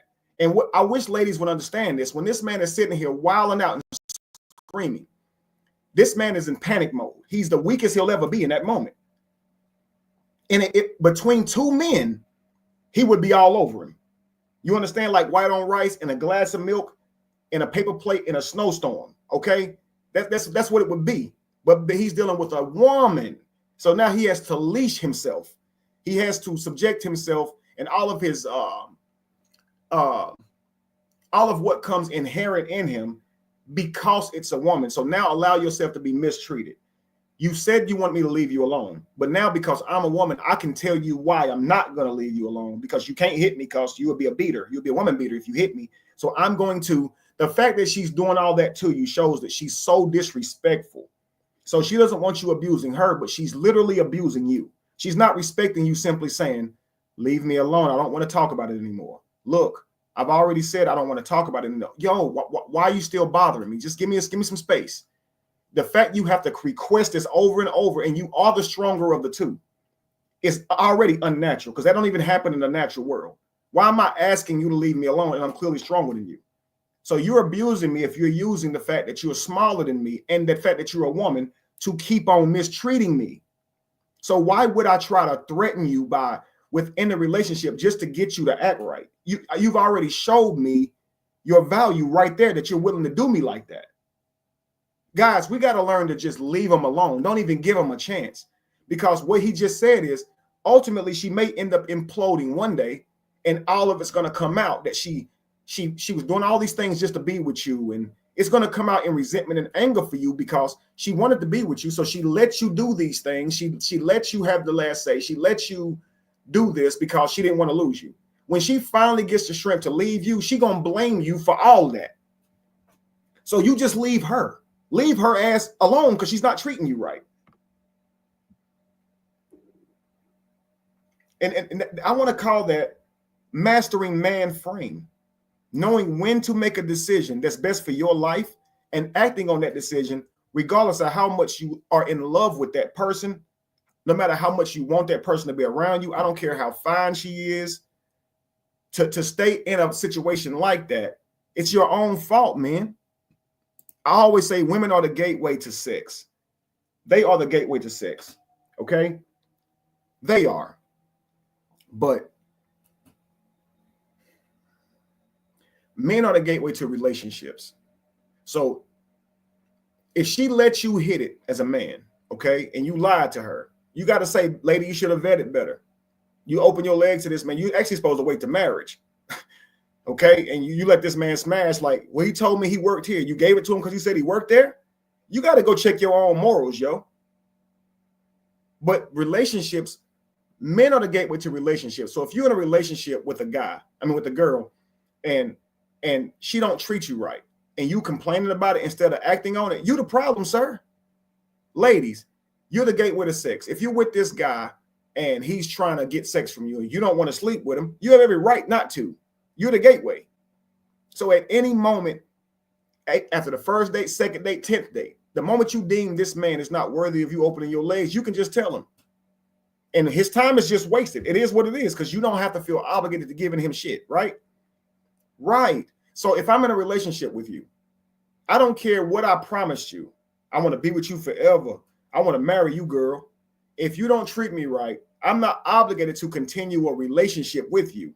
I'm the gateway to the relationship. I can end it. And I'm the gateway to the relationship because if you're with me, I'm footing the bill. I'm taking care of both of us if you're with me. So yeah. It kind of is what it is with me. Right? If you're not going to treat me right, I'm out of there. I'm not going to sit here and threaten you into treating me right. Inadvertently, you're going to end up in the same position. Let's continue. And I love how he said this. You're not going to negotiate your way. He said you're not going to negotiate your way or explain your way into good behavior. And when he would say, listen, you were disrespecting me yesterday. You come back to her with that conversation and try to revisit it. Do you realize you were wrong, that you were disrespecting me? And all she's going to say in most cases is, I wasn't being disrespectful. I was only trying to speak my opinion. And so it's now up to her if she finds how she treated you disrespectful, not you. And it sounds like we become people who trying to reason with her. We want her to admit that she was being disrespectful when that's not going to happen. You know it was disrespectful, right? So what do you do when a woman is being disrespectful to you? Make that decision. Going back to her to try to reason with her on why she was being disrespectful, in most cases, only for her to disagree with you about it and create a whole new argument. You're still in this situation. And so the moment that you go, yo, you either going to act right or you're not going to be with me. If she subjects herself to whatever you got going on in that moment, she didn't really do that because she admires you or values you. She does it because she doesn't want to lose you. Okay. So that is an element of control because you're threatening her. I mean, you have every right to give an ultimatum. Don't get me wrong, but this is not true leadership, and it's not her truly following you. And it's just the facts. So I think the moment that she's acted like that, and I think Marquette would agree, she has shown that she's unworthy. She has shown that she's not suited for a relationship with you because you're having to sit there and argue with her. Okay, let's continue.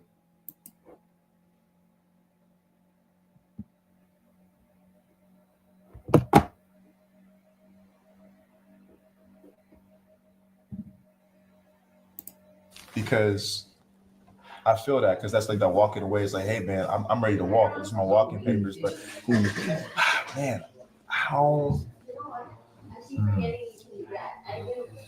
Because I want to ask, man, like it's like, I know it's better communicated. Like you said, like with that look, you're saying the conversation's over. Right. If you have to make that statement that you just said, are you showing? I try not to make the statement because it's kind of like if you got the clapper on you, like you see, Mark, boy, brother's brilliant. I forgot he even said this. I should have let it continue. So he's actually even saying you try not to even make that statement. He's already there.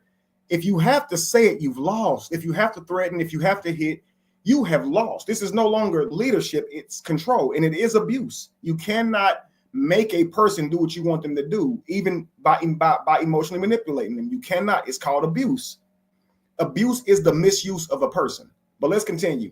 You don't. So it's kind of like having the clapper on you, is what he says. If you pull it out, you have to use it. So if I threaten to leave you and don't, just like you guys remember the video where the guy was like, I'm going to the lawyer now. Okay, I'm going to talk to the attorney now.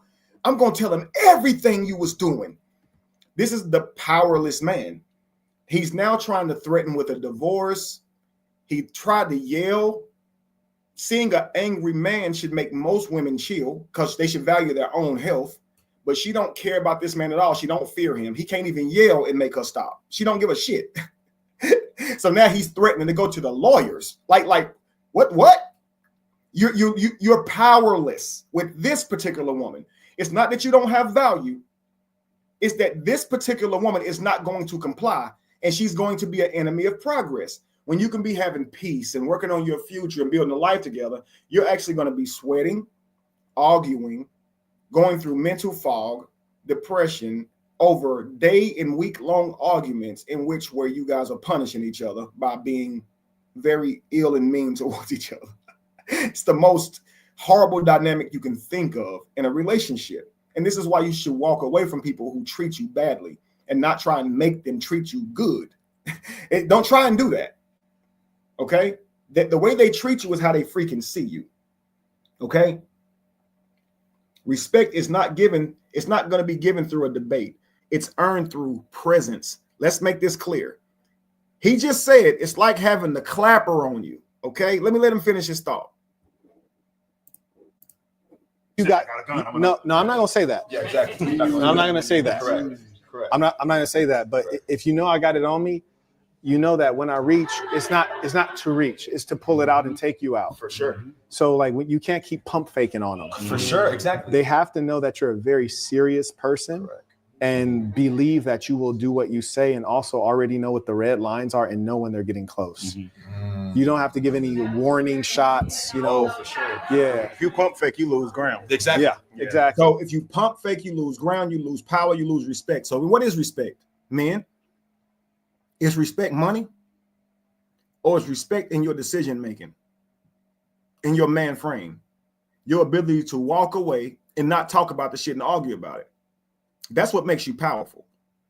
Because like he said, if I have to say I got the clapper on me, I've already said too much because now I've made myself a threat, and you're welcome to now take me out to eliminate that threat. If I pull it out, I've done the same. So it's either if you pull it out, you got to use it, but you can't say, yo, I got the clapper. You know how dude said, I'm gonna go in my backpack for you, right when he's standing in front of me. That's a scared man. He's scared. That's why he's saying that. He wasn't threatened with a weapon, but he just brought it up to you. That's a scared man. He also threatened to go grab a knife. I've never seen men threaten to pick up objects before in my life. I've always thought men squabbed it out. I've never heard, man, I'm gonna go get a knife. I'm gonna go get my gun. I've never seen this, but talking men who ain't about shit. And this is what I mean by respect. Okay. Respect isn't earned through a debate, it's earned through presence. You earn that respect through really walking away. Women will see how quickly you don't play that bullshit, and they ain't gonna treat you like that when they get around you. And that's how men do with women. Women, if you want men's true respect, walk away from their ass when they treat you inappropriately. Don't sit here and beg for them to treat you right. Walk away from them. And the next man will say, I certainly ain't doing it like that, because you're proving that you're not taking no bullshit and you're not here to argue about it. Trust me, you will get the ultimate levels of respect from people when they know you don't play like that. And we're not going to talk about it. You get one time, and when I see it, I'm done. People will value that more. Okay? Many men waste time trying to explain to a woman why she was disrespectful, hoping she'll admit she was wrong. But here's the reality. If she doesn't see it as respect, she doesn't value your perspective enough. Okay? So if she doesn't value your perspective, it's because she doesn't truly respect you. Here's the hard truth. Respect isn't something you explain your way into. It's something that she naturally gives you when she sees you as a leader. Trying to convince her that she was out of line is the same as pleading for respect.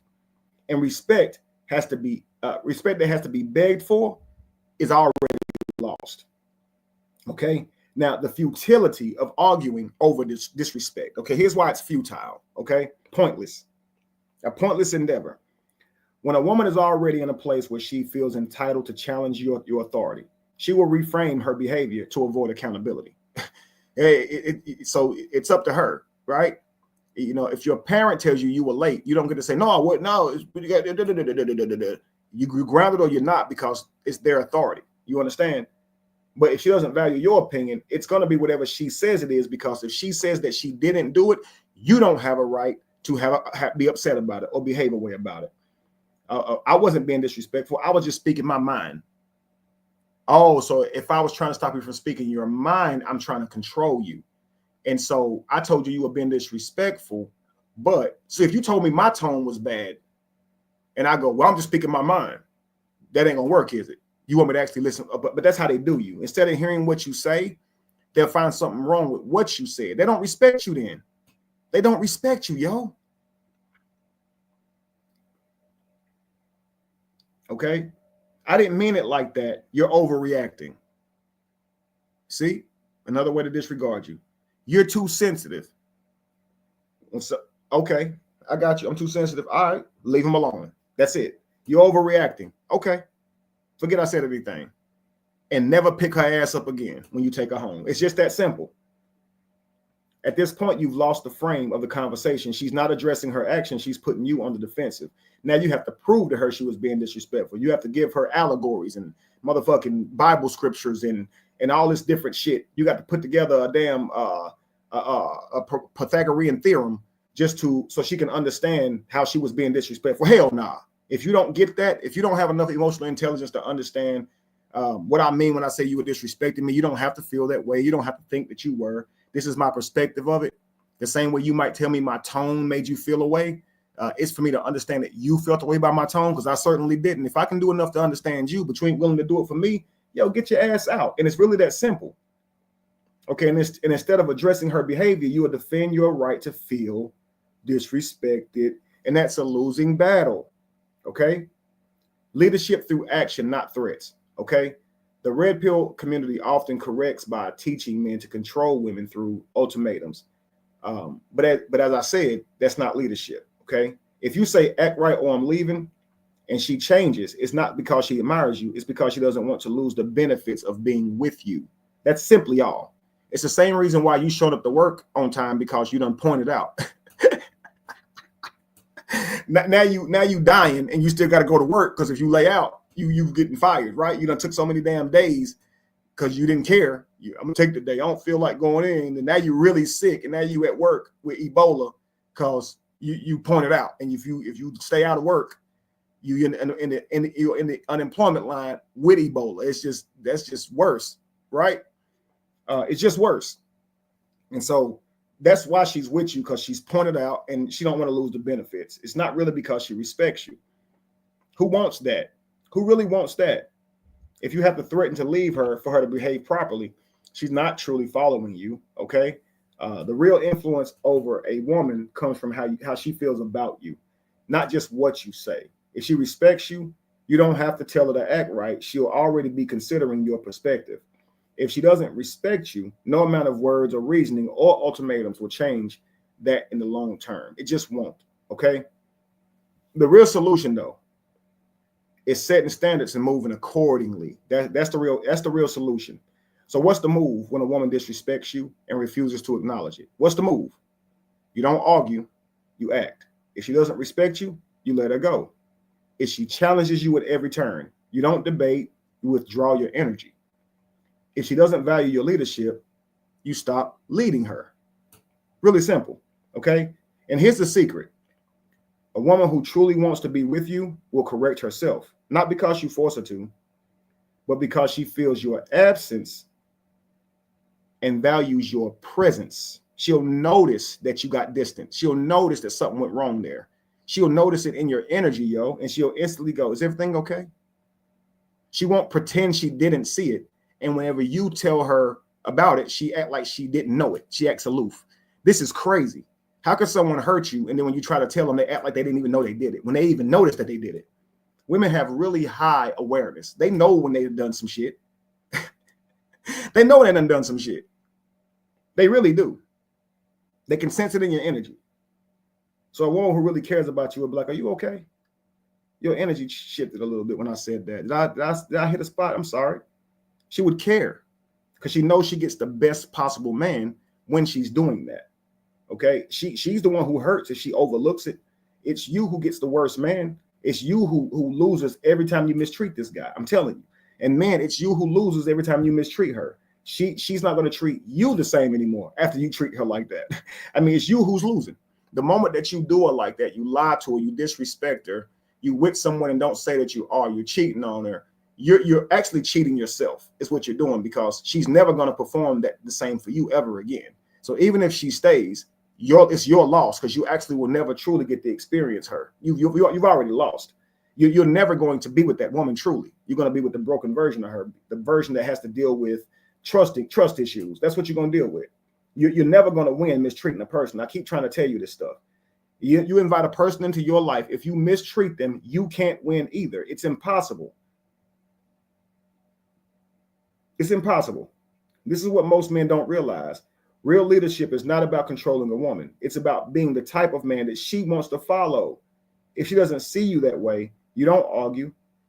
You move on. You let her replace you. Okay? Let's continue. Exactly. And you know, shout out to Bishop Magic Don Juan. He said, you know, if I tell her I'm gonna whoop your ass and damn near kill you, he says, I hate to have to say it because I'm gonna have to do it. It's just like when your mama start looking for the belt real quick and then she don't get it, you start to realize, she pump fake, and you don't worry as much. You know what I mean? But you had said something earlier about how women will say, I'd rather have no man than even half a man, right? And typically what this means is they'll be single, which means they'll deal with the multitude of men, right? Woo. And so what I say is you just made your vagina cheaper because it's supposed to earn you marriage. Yeah. It didn't. So now you got the men, not one man, not a half a man. You got several men with no resources, no protection, no future. Right. Why would you do that? It makes no sense. But they'll continue to. Right. They'll do it in they don't want droves. to what they call share. Makes no sense. So instead of having half a man, they'll have 7 or 8, which is nobody wants that. They don't know what a man is. See, in their mind, a man is just a penis. They don't understand that's leadership, legacy, a father, teacher. They don't understand all of that. So that's why I say when a woman recognizes the actual man you are, philosophy, to character, all of that, and she actually wants poly. She knows the mission. She knows exactly what it's about. Because a woman who understands poly is going to look for a valuable man, not somebody who's going to be here today, gone tomorrow. You know what I mean? So also, let me throw in that community. So right there about making themselves cheaper. Imagine this. They're not in a relationship with a man who's actually providing for them. They're now dating several men who resource them in whatever way. Some of them even have men logged in their phone as phone bill or food, rent, things of that nature. And what most men deal with in the single world is getting a woman to commit, because he would generally have to overtake all of what those men contribute to her life just to get her to settle down and be with him now. It used to be women trying to negotiate loyalty from a man to get him to leave those other women alone. But now these women are using multiple men as a means to an end by way of using them for money. Because women do seek out men for provisions, whether they're with them or not. They just do. They actually even feel like they've been cheapened if they have sex with you and didn't get some kind of money or something for it. Let's be real. So they're not really focused on genuine connection for the most part, because both of you get sex out of it, but she will feel used if she didn't get something. So a lot of times women will accept something for sex, like a vacation or a good time or a bag or something like that. But that's not marriage, guys. That's not marriage. So when you say I won't share a man, remember what you're saying when you say that. If you are single, you are sharing that man, because that man who's also single is dating as many women as he can date. Okay? He's paying for them when he's with them as well. You are sharing that man. If you sleep with him, you know he's sleeping with other people because he's single. I mean, we could just imagine this, right? So you say you're not sharing a man, but you actually are. And it really is true. And the problem is you have these men in your life and they are not actually laying their life down for you. They might do some things for you, but they're not actually making you their devotion. They're not devoting their lives to taking care of you. And so I think that even though women don't prefer polygamy, which is okay, they should definitely get into monogamy and build a real relationship, because being single is worse than being polygamous. Let's be real. You don't have any covenant with these people that you're sleeping with at all. Let's continue. Unity piece too. Like when you're moving around like this, women like to be a part of things. Yeah. Oh man, they love to be a part of things, and they like you to be a part of things and to be connected and protected and to know, like, man, like I got a real one here. You know, like she's gonna feel differently about you if she's like, you know what, like, if hands got to be thrown, Dan gonna throw them hands. And that's a part, and like the way you engage with the world, not being a tough guy or anything like that, but just the way you engage with the world lets her know that, like, if I keep playing games. Guys, if you look at the background here in this TV reflection, you can see multiple women in the background who is in the room while this conversation is being had. They're just off to the side having their own girl talk, talking about whatever. But they're with men who think this way and they're able to have healthy relationships. So a lot of you may take from this that these men are misogynistic or mean or evil, but no, they're just talking about kind of the woes of what it's like dating out here. But let's continue. Dan is he's going to skate. You know what I'm saying? Like, you don't even have to tell her. Yes. She just knows he's valuable, he has options, and he's highly disciplined. He has no mercy on himself and no mercy on me. I keep playing games, Dan is going to dip on me. So you don't even have to say much. She already knows what that is. But then the other piece to it, if she knows like you rocking like this, and she been around the section a couple times, I see what you're saying. She also knows, like, if Dan ever has a problem and he pick up that phone, hey Josiah, bro, we got an issue. Tell everybody to pull up, and you can produce 10 men.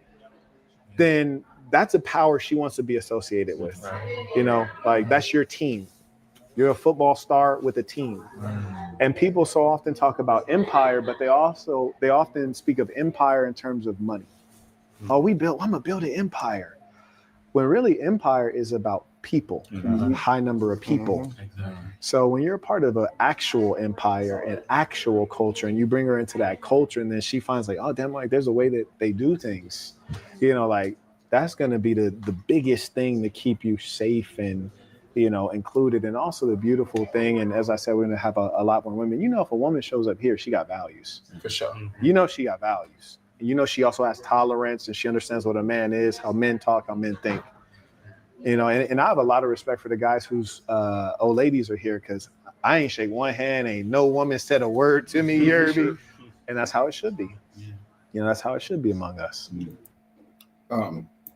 The assassin.com, let's see, the name of this channel is The Saint, guys. Check this brother out, okay? Dope brother.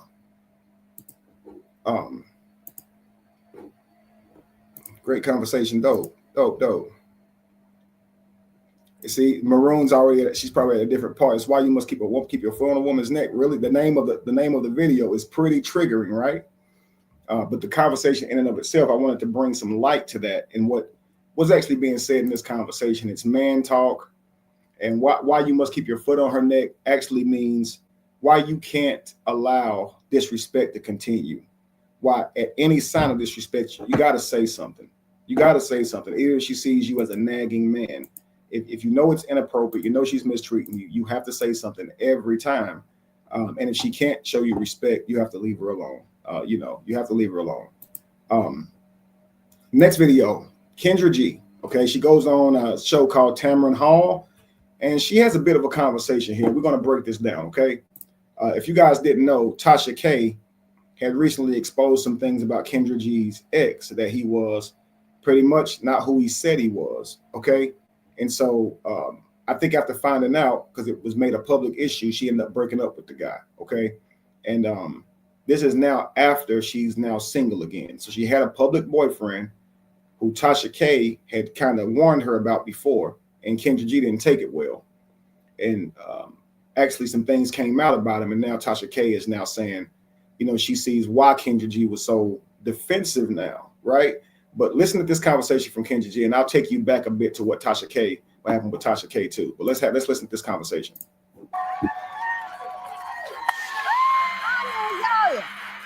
I can tell already by my audiences, I'm one of the most vocal audiences in TV. They don't know how to feel about this. I never knew, ladies, it was so complicated.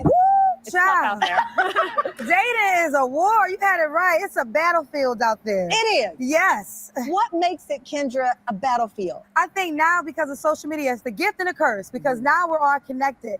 But that fine man you had to worry about just in New York, no, he worldwide now. He got girls in Italy, Mexico, California. So the guy that most women want, he has so many options. And every woman wants the same man, child. Really? I don't care if she work at the Piggly Wiggly or she's the corporate lawyer on Wall Street. She want her a rich man, and that's just what it is. Really? Yes, girl.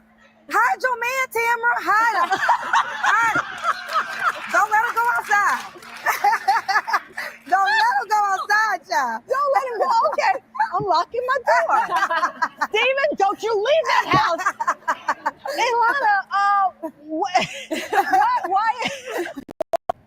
California. So the guy that most women want, he has so many options. And every woman wants the same man, child. Really? I don't care if she work at the Piggly Wiggly. Now listen, guys.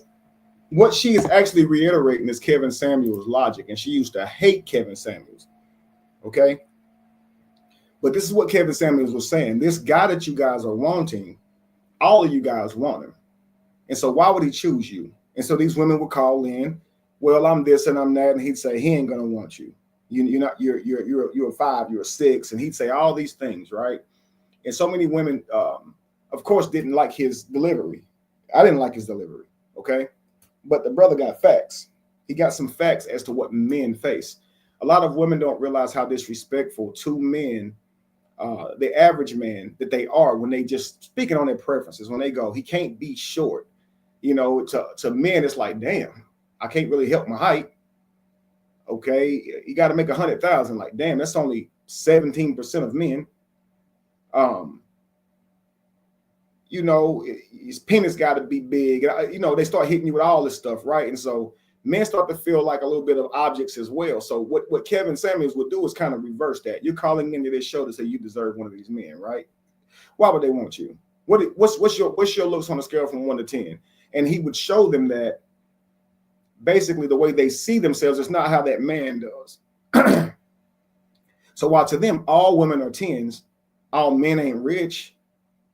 We can't declare that we're rich in some facetious sort of way, in some arbitrary sort of way, like you can your beauty. So it's your value isn't what you say it is. You don't get to be a dime. Not today, not on my show. You get to be what I say you are. And women hated that. Now they get to say if they think you're broke. They get to say if they think you're short. You don't get to, as a man, argue that you're actually tall or argue that you actually got money. You'd look stupid. So you can't argue with me that you're pretty either. See, are you fit, feminine, and friendly? Do you know how to listen? Okay, this man who can have all these women, why would he be with you if you don't know how to listen? and he would make them feel very bad. Let's be real. But there was some truth deep rooted in what he was saying. Okay. And Kendra G is reiterating everything that he was saying, even though she hated this guy. She's saying these high value men have lines of women waiting for them. So why would he choose you? And that even when you're with him, these women still want him. He's still going to have multiple options. So they're probably not going to tolerate as much from you as they would as a man who can't get access to the same amount of women would. So this is what she's telling you. Listen, she's literally reiterating Kevin Samuel's whole philosophy here. Yes. What makes it, Kendra, a battlefield? I think now because of social media, it's the gift and the curse because now we're all connected.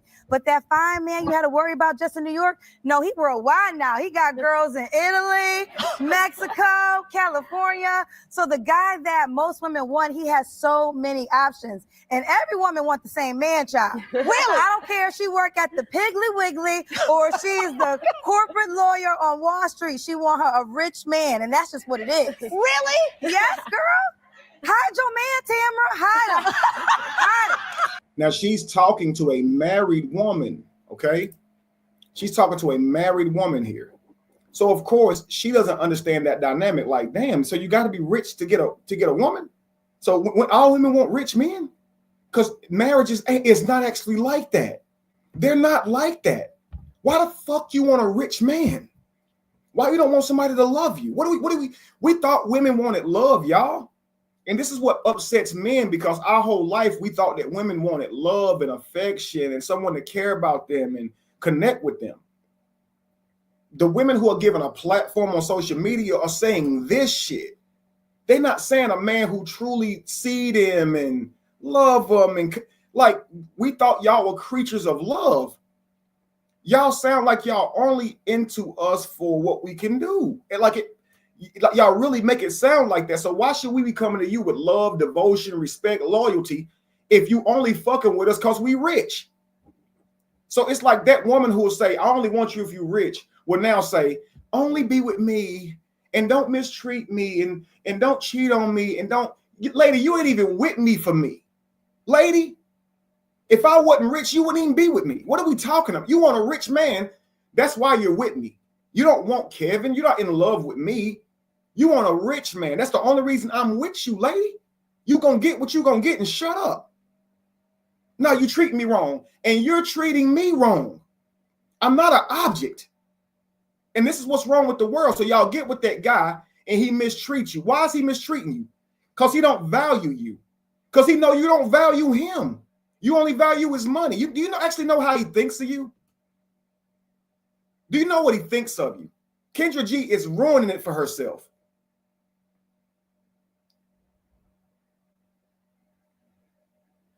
Damn. If you only want me for my money, they only want you for your damn body. What you talking about?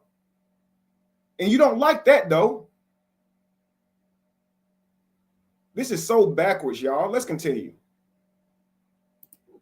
Don't let her go outside. Don't let her go outside, child. Don't let him go. Okay, I'm locking my door. Steven, don't you leave that house. Ilana, why is it a battlefield? I think for two reasons. First of all, with dating apps, it seems like there are infinite options. So then when we're still single and not finding our person, it's like, well, there's so many people out there. Why am I still alone? Yes. And then you open social media and you're inundated with seemingly happy couples, all these pictures, all these videos, and it reinforces that idea of, wow, it seems like everyone can find love except for me. There must be something wrong with me. Okay, despite all of that, but are they finding love? And look, these women are two different demographics, and you ask yourself, which one is presenting themselves? I mean, come on, honestly, guys. This Kendra G got up here and made it all about money. Okay, the white lady gets a chance to speak. Let's just call it what it is, families. She talking about love. You're wanting this love and affection, and you're on these dating apps trying to find love and affection, right? And it just seems so rare and hard to find. But then you go on social media, and it seems that all these happy couples exist, right? And everyone's able to find love, is what she said. Kendra say everybody want a rich man. Okay, these are two opposite things. She says she's trying to find love, and everybody seems to be in love. She didn't say everybody seems to be with a rich man. Which one is representing their culture best here? Let's just listen at both of their responses again, guys. Why is it a battlefield? Okay, it's the question. Watch this, guys. Valentine's Day, ladies. I mean, I can tell already by my. Yes, they want certain qualities in women, but here's the problem with this, Miss Cheryl Lee. If a man says, "I only want you because you fine," that's it. That's the only reason I want you. Is you're beautiful. That's all. So she's saying, "I only want you if you're rich," right? Every woman wants a rich man. Every man wants a dime piece, right? A woman that at least he's talking about her physical anatomy, something what she truly is. At least he's actually interested in her. You understand? But let's just say he says, "I only want a woman for her submission, what she can do for me." How would you feel, Cheryl, if a man says every man wants a woman who's gonna listen to everything he say? Because when a woman wants a man that's rich, she's saying a man who's gonna take care of me and take care of my life for me. You want to be seen for more than that. You would take anybody who was submissive then. You would take any old beautiful woman. I'm not special to you. So it becomes when you prioritize one thing over the actual person, a rich man over the actual value in the man, period, you've gone wrong. It's like the scripture says, "Seek ye first the kingdom of God, then all these things will be added."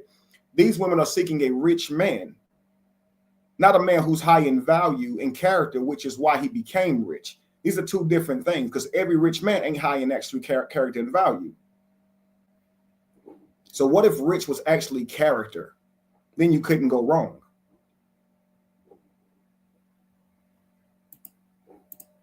Audiences, I'm one of the most vocal audiences in TV. They don't know how to feel about this. I never knew, ladies, it was so complicated. Woo, child.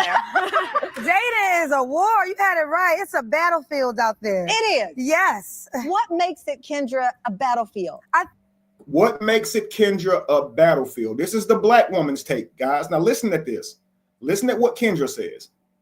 Thing now, because of social media, it's the gift and the curse, because now we're all connected. But that fine man you had to worry about just in New York, no, he worldwide now. He got girls in Italy, Mexico, California. So the guy that most women want, he has so many options. And every woman wants the same man, child. Really? I don't care if she work at the Piggly Wiggly or she's the corporate lawyer on Wall Street. She want her a rich man, and that's just what it is. Really? Now, yeah. Listen to what Kendra said. Okay, because of social media, we're all connected. And the problem with this is that fine man, she says, that was just in New York, you only had to worry about him in New York. Now he got women in Italy and all these different places all across the world. These women, they're lined up for this man. And every woman wants this man. She didn't say men were hard to find. She didn't say love was hard to find. She said she wants this rich man. That's what she said. And because she wants this rich man, and there's a lot of options, it's really hard for her to get to that man or even keep him, right? Because every woman wants him. And this is why she's single. That's why love is a battlefield for her. Now listen. Yes, girl. Hide your man, Tamara. Hide him.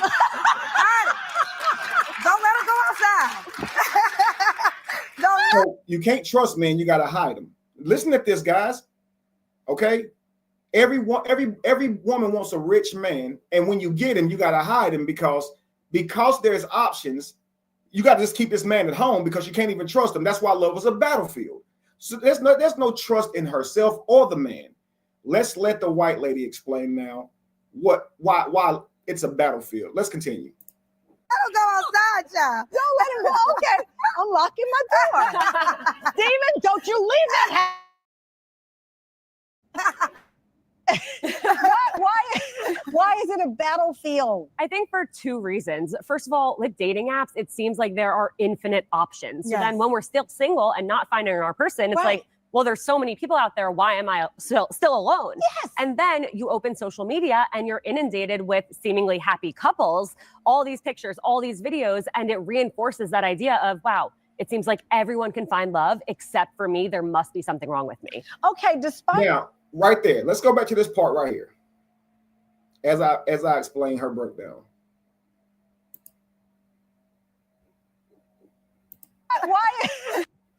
Why is it a battlefield? I want you to look at how these two ladies present themselves, okay? She's fully covered, a pant outfit on. You can't see any skin at all, not even her ankles, okay? Kendra G herself, shoulders are out. It's fine. Don't get me wrong. She's not dressed inappropriately, okay? But bright, vibrant red dress, sexy, okay? She has her hair and stuff done up, okay? She looks more natural here. This lady does. Kendra G's legs are out, but this married woman has her arms out. She has her legs out. I'm not talking about their dresses. She's not dressed inappropriately. I'm just showing you how this one here is kind of glamour and she's more natural, right? And she's wanting a rich man because, I mean, obviously he can take care of all this. She's with a rich man, apparently. She's talking about love. Look at her attire. Which one of these women between these two you think would be more high maintenance? Men? I'm sure you'd say Kendra G would be higher maintenance. Right. And this lady would be lower maintenance. I mean, more natural hair, more natural look. Her attire looks less expensive. I don't know. She could have bought this from Louis Vuitton for all I know, though. She could have got hers from, Ross or something. H&M, I don't know. You see what I'm saying? We know she didn't. Kendra be decked out. But obviously, you can just see a little bit difference in the presentation and tell that these are totally different women. Based on their attire and everything, how they present, they're going to want two different things from men. And so to them, love being a battlefield means two totally different things, right? Now let's continue. So anyway, the white lady is saying you're inundated with all of these relationships online that show people in happy relationships, and you're on these apps and it's starting to seem like relationships are rare, but because you can see the relationships online, it makes you feel like everyone's finding love. And it makes you feel even more lonely and isolated. This makes sense, right? And so love feels like a battlefield because of that. But she's not in her position because she's wanting the rich man who everybody wants, though. She's just trying to find love. And it doesn't sound like it's the rich guy in New York. It's any guy who's compatible, right? Let's continue. I think for two reasons. First of all, with dating apps, it seems like there are infinite options. So then when we're still single and not finding our person, it's like, well, there's so many people. Not finding our person. She didn't say, I want that rich man. We're not finding our person. Our person, whoever that may be, that is compatible with us. It feels lonely, right? Out there, why am I still alone? Yes. And then you open social media and you're inundated with seemingly happy couples. Why though? Because they're seeking out each other because they're rich, because it's a mutual benefit, right? Social media relationships, people would do them because of what it can bring them as far as going viral or anything like that. So it's not actually love. And that's the thing. It's not really dating for compatibility. It's dating for what you can do for a person. Okay, which is why a lot of relationships end, divorces at an all-time high, because we marry for different reasons now. But let's continue. All these pictures, all these videos, and it reinforces that idea of, wow, it seems like everyone can find love except for me. There must be something wrong with me. Okay, despite all of that, it's Valentine's Day. Yes. There must be something wrong with me. Okay, Kendra didn't say nothing was wrong with her. Okay, her problem is too many people want the man that she wants. And it's hard to keep him after she get him. Let's continue. I don't want to sour you on love. Yes, because Love is a Battlefield was a song in the 80s. So it hasn't changed, but guess what? People find love. You found love with your Jake. Jake, how long you been together? We met 4 years ago this week. Yeah. And we got married this past June. You got this past June? Oh, so she's married. Okay. I haven't saw her clips, guys. I'm actually playing the actual video, but I've just seen some clips from Tasha. So honestly, look at how she's presenting herself. She's married. Okay. She was chosen. Okay. She was picked. She was a pick me. Okay. Let's go. I love it. Kendra thousands and thousands of people call you. Yes. They want to be on the show. Yes. They want your advice, but you're single. That's right, girl, and loving it. Now, you know, I was in a relationship last year, but this is my single season, and I love it. And single does not mean lonely. Single means nobody can't claim me. Right. And I got a roster. If you want to join the team, where the camera at, Cameron? Kendra just said she has a roster. Now think about this. She was in a relationship last year, okay? But apparently that didn't go well. He wasn't who he said he was. So what she did is left him alone and added a slew of men. She has a roster, she says. So now what? You just out here bouncing around? So being single is fun, right? I love it. What are we talking about here? So you have a channel that's dedicated to getting women in relationships, but you out here celebrating being single and having a roster of men that toss you around. But let me guess, you're the one in power because you're calling it a roster that you have. You don't have a roster, lady. You don't have a roster of men. You're being passed around, love.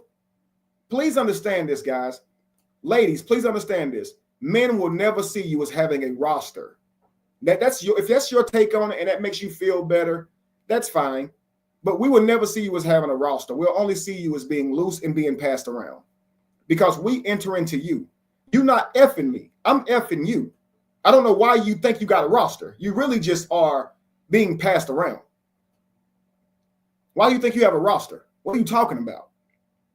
Why would you say that? And this is why I say we're poly, family. So why is now that she's single, she's claiming to have a roster of men and saying if you want to join, holla at her? What man would want to make her an honest woman again? What man would want to be like, yo, I want you to be my wife after she just said she had a roster of men? What are we talking about here? What exactly are we talking about? But they'll say they won't share a man. Now think about this. That roster of men that she has, you think they only with Kendra? You think they only do nice things for Kendra? I can guarantee you the answer will be no. So she's sharing men and they're sharing her. And this is called the single life. But these people will criticize a polygamous union in which where all the parties are dedicated to each other. It goes to show this is why we're creating the world we live in.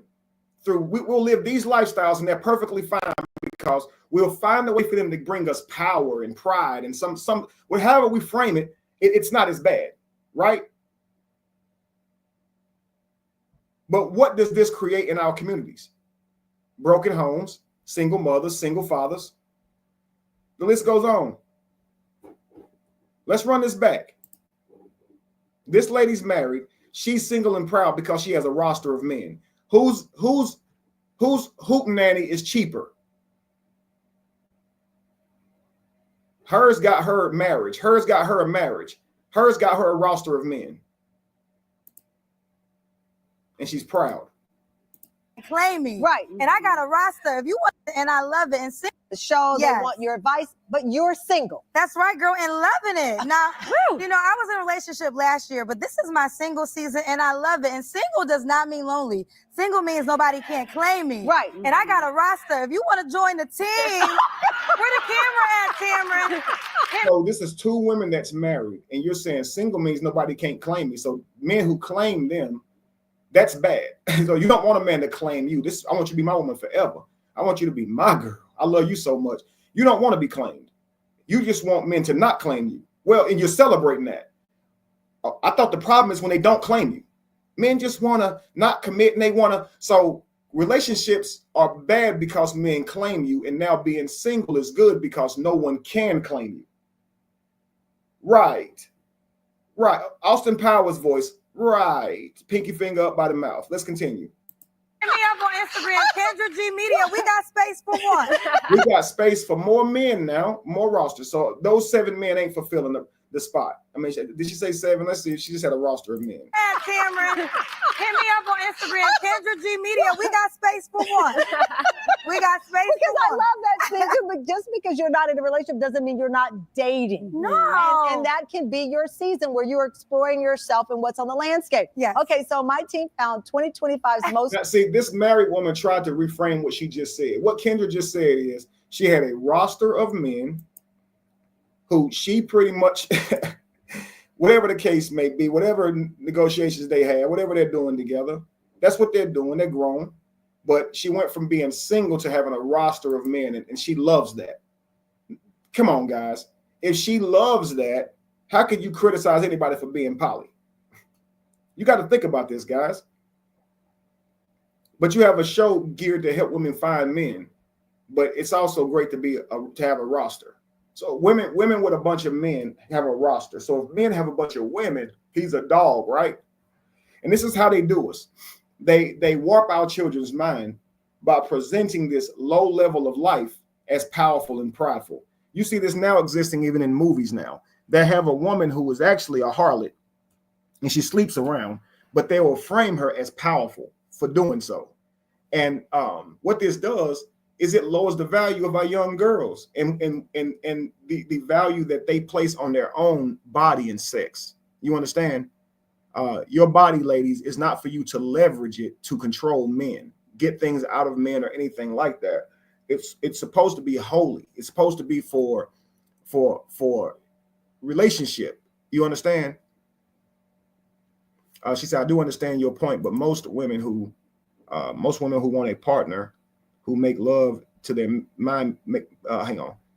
I understand your point, but most women who know who that are, okay, who know they want a partner, who make love to their mind mentally before their body and material riches. Yeah, and listen, putting mind over the money is important, okay, because that can actually be recreated in your children. You can pass down a brilliant mind, and that's why they should value connection. And some women do value that. But what I said, Shirley, is that they give women a platform who talk like this. And so it makes it sound like this is what women want. They're not speaking for all women. I think that most women would value a man for his mind and his connection, but they're giving platforms to women who only value men for money. And so it's making it seem like this is how women think now, you know? There's nothing wrong with being single. You, on the other hand, are delusional, or in a delusional world stating you have 2 wives. See, if I say I have 2 wives, that is now a delusional issue. When these women I have children with, they're more than a wife. They're the mother to my children. See, I could marry you, and you're still not the mother to my children. I've given them the highest calling. So in the Bible, that's called wives. So, okay, it's not based on legality and jumping a broom. It's simply the joining of the 2. And so you may say, well, that's delusional for calling it wives. But guess what? We have a working union where a single person is an island unto themselves. They're not working with someone to get into the future. Guys, we're not supposed to be single our entire lives. We're supposed to be fruitful and multiply. Okay.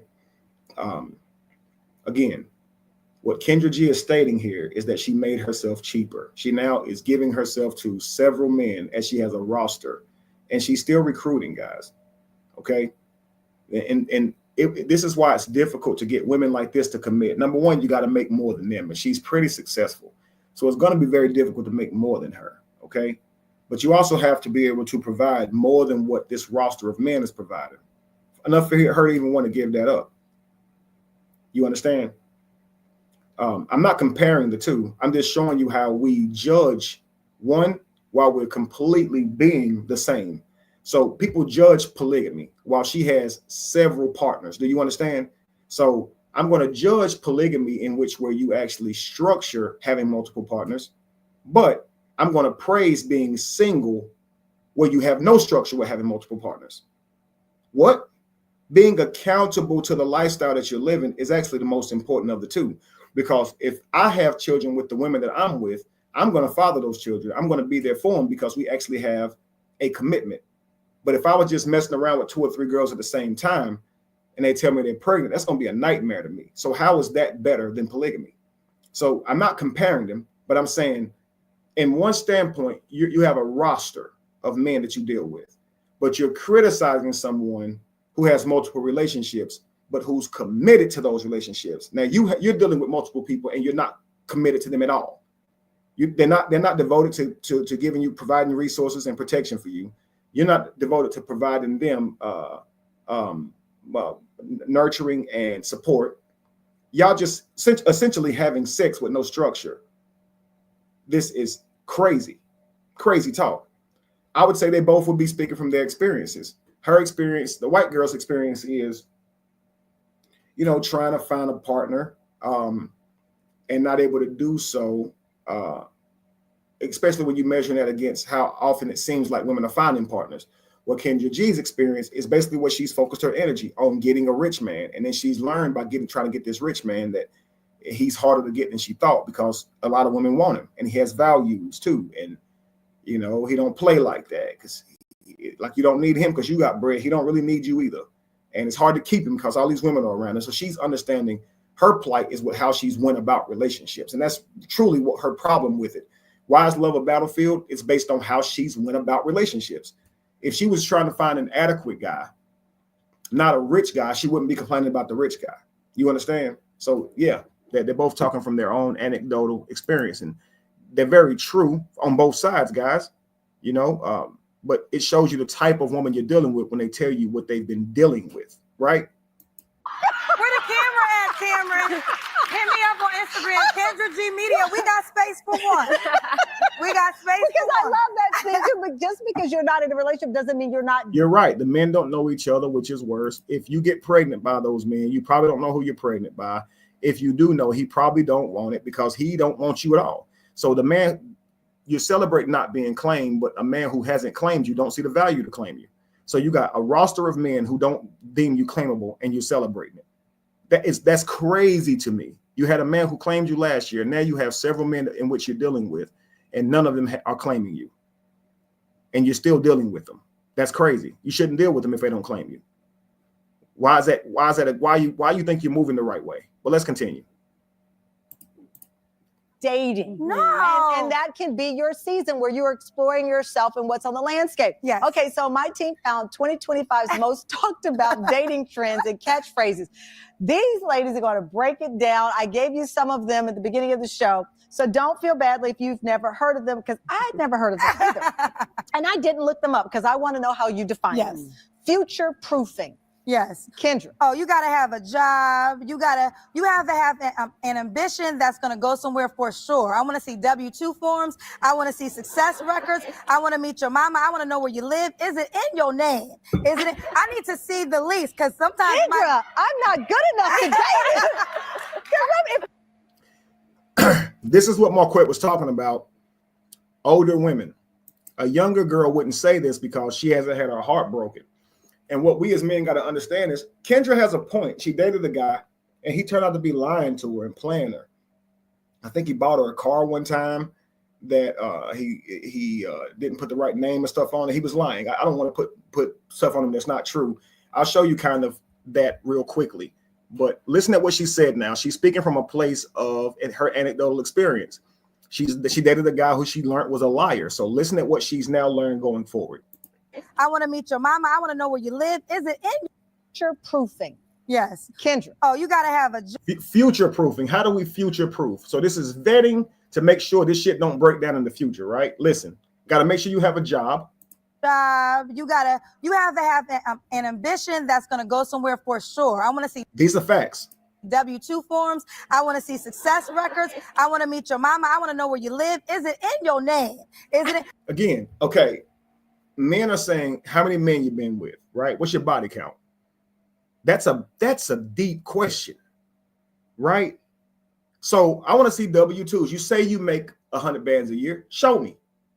Just prove it. Demonstrate it. I don't want to be played.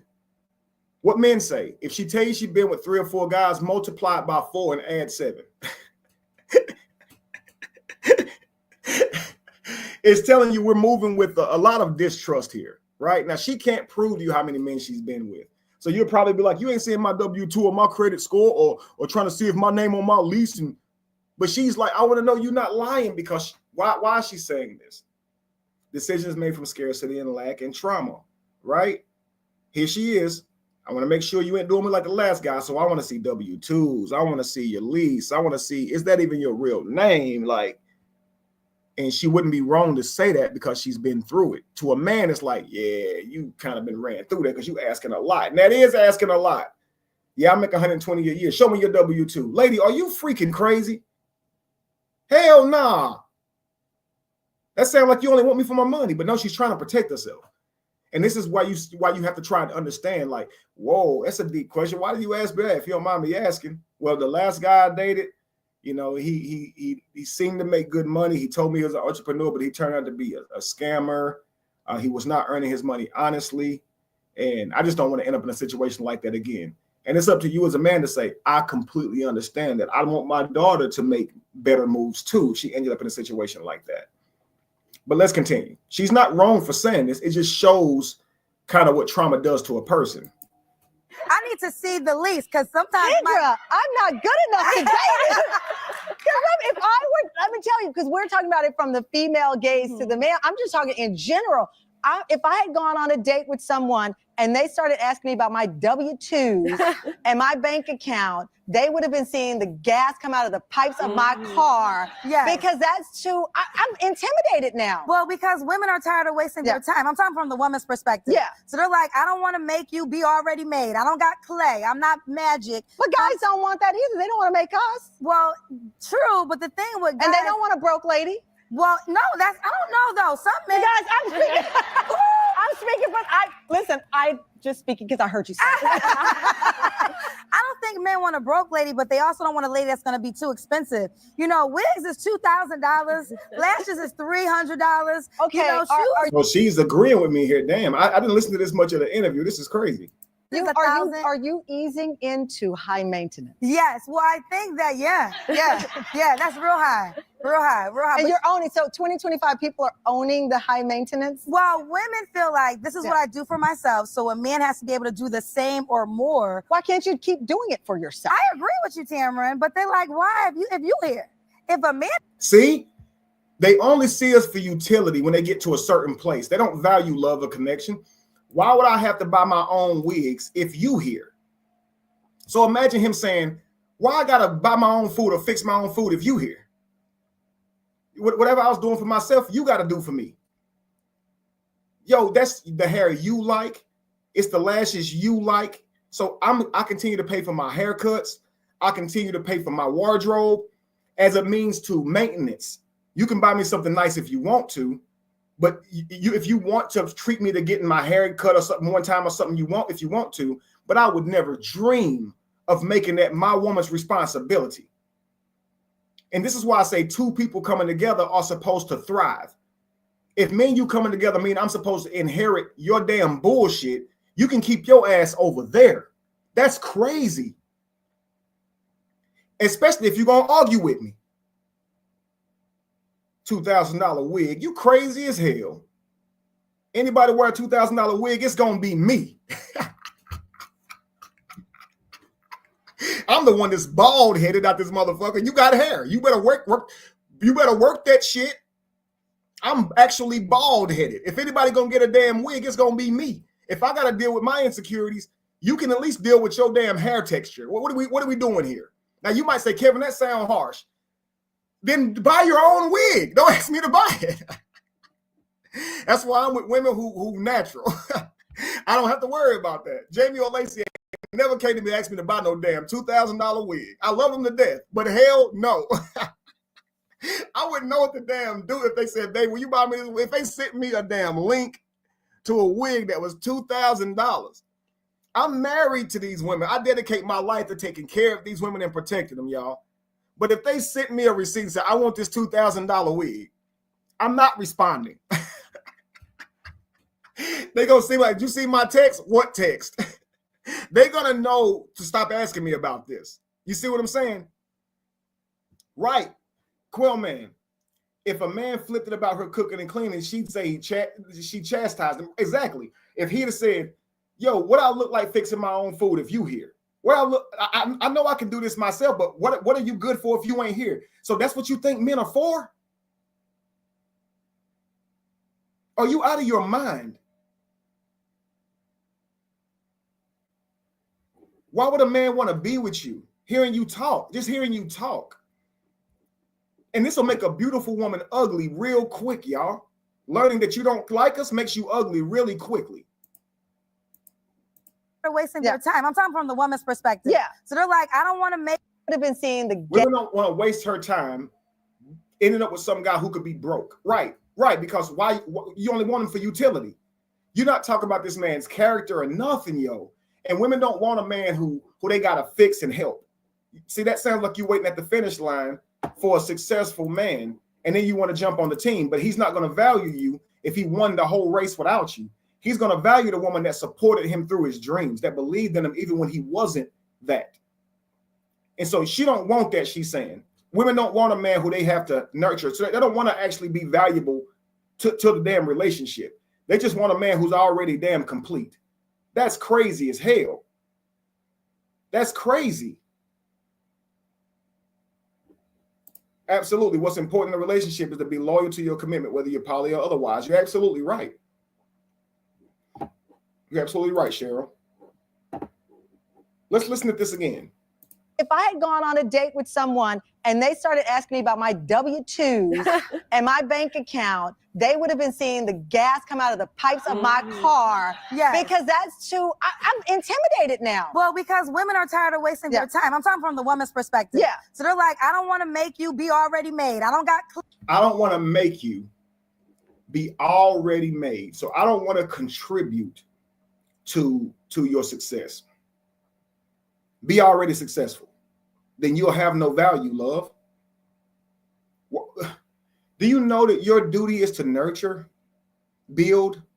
He builds the world, you build the man. How is it that you don't want a man that values your advice, who you've helped contribute to the structure of that man? Why do you want a man who's fully accomplished already? Why? He's not going to value you. He's not going to see your value. He did it all without you. This is why I believe that we should get together young. Couples should get together and marry young and earn their wealth together so they can have true respect for each other. But if you just wait until this man is rich and you get with him, he ain't going to value you, ladies. And I know you want him to. You want to be valued. You want your opinion to value. You want to matter in the relationship, and you're not gonna. You're just not. He would value a woman more who was there before he had it, who helped him to get it, who believed in him. The woman who just coming along because he got it would hold no real value to him. Let's continue. Play. I'm not magic. But guys don't want that either. They don't want to make us. Well, true, but the thing with guys, and they don't want a broke lady. Well, no, I don't know though. We actually don't care about your money. Okay, we will foot the whole bill if you are sweet to us and kind to us. We will. Man, guys, I'm speaking, but I just speaking because I heard you say it. I don't think men want a broke lady, but they also don't want a lady that's going to be too expensive. You know, wigs is $2,000, lashes is $300. Okay, you know, shoes is $1,000. Are you easing into high maintenance? Yes. Well, I think that yeah, that's real high. And you're owning, so 2025 people are owning the high maintenance? Well, women feel like this is what I do for myself, so a man has to be able to do the same or more. Why can't you keep doing it for yourself? I agree with you, Tamron, but they're like, why if you here? See, you're an enemy of progress because, you know, it's crazy. It's crazy. I want to contribute to my family, love. I want to contribute to my legacy. And you over here talking about a $2,000 wig. You're an enemy of progress. You're materialistic to the point of spending $2,000 on a wig, $300 for lashes. You're decked out all the time and you're expecting me to accommodate that. I could actually see better use for that money for our tribe and inheritance. $2,000 for a wig. How often are you buying these damn wigs? What value is it bringing to you to have? If you buying I don't know if you got a wig for every month. I don't know how wigs are if they run out. What the fuck I don't know how wigs are. Maybe you can buy a wig and wear it all the time, and so the $2,000 would be worth it. If a man bought $2,000 pair of nice dress shoes or a coat, something he can wear all the time that's durable, that lasts a long time, he'll have for several years, that makes it worth it because it's durable, it lasts long. I don't know how wigs really work, how long they last. Ladies, let me know. But you guys, I think, wear multiple wigs and things of that nature. I could see if you got 3 or 4 wigs, that's $8,000. Yeah, I could definitely see that into starting a small business. So I would prefer a natural woman so we could use those resources in our budget, not have to make a budget for that hair. That's a lot of money, you see. And it's not to criticize her hair, but it's the money that's spent. I could see better use for that investing into a family. And to me, a relationship is about we're now preparing to build a family. When we were dating, that's cool. But we're in a relationship now. There's no need for you to buy $2,000 wigs. And she might say, well, I ain't trying to look how you want me to look. Okay, that's even more of a reason why I ain't trying to fuck with you then. Like, yeah, that's kind of crazy. You know, you're beautiful, natural. Why won't you just be you? I want these wigs. I want to look a certain way for me. Then that just means that you're not for me. I mean, that's just how I would see it. That's just how I would see it. And the relationships are about the people in them. Some man may say, no, if that's what she needs to feel beautiful, that's fine. And I probably would say that, but I'm not going to accommodate that if you're not going to respect me. Okay, I'm just not. That's crazy as a mug. But if your idea is that I should simply because I'm a man, I'm not going to do it either then too. That's going to have to be something I offer. Let me get your hair done for you. Because if you say, why would I do it if you here? I ain't doing it. That's crazy as a mug right there. Because I start to feel like utility at that point. You're not really here for me. You're here for what I can do for you. And relationships should be about building a family in the future, not me taking over your budget of self-maintenance. That's ridiculous. And then some women will say, well, you want me to look good, right? Well, you want me to be pretty, right? So I'm supposed to pay for you to be pretty. So my duty is to protect and provide for you. Yours is to be beautiful for me. And I'm supposed to pay for you to be pretty. Then you pay for me to make money. You invest in me, a company, so I can make money off of it and then feed our family and get the credit for it. Because you want me to make you prettier. You want me to buy you fake wigs and lashes and shit so you can be beautiful. But you want to see my W-2s to make sure I really make the same money. Lady, get out of my face.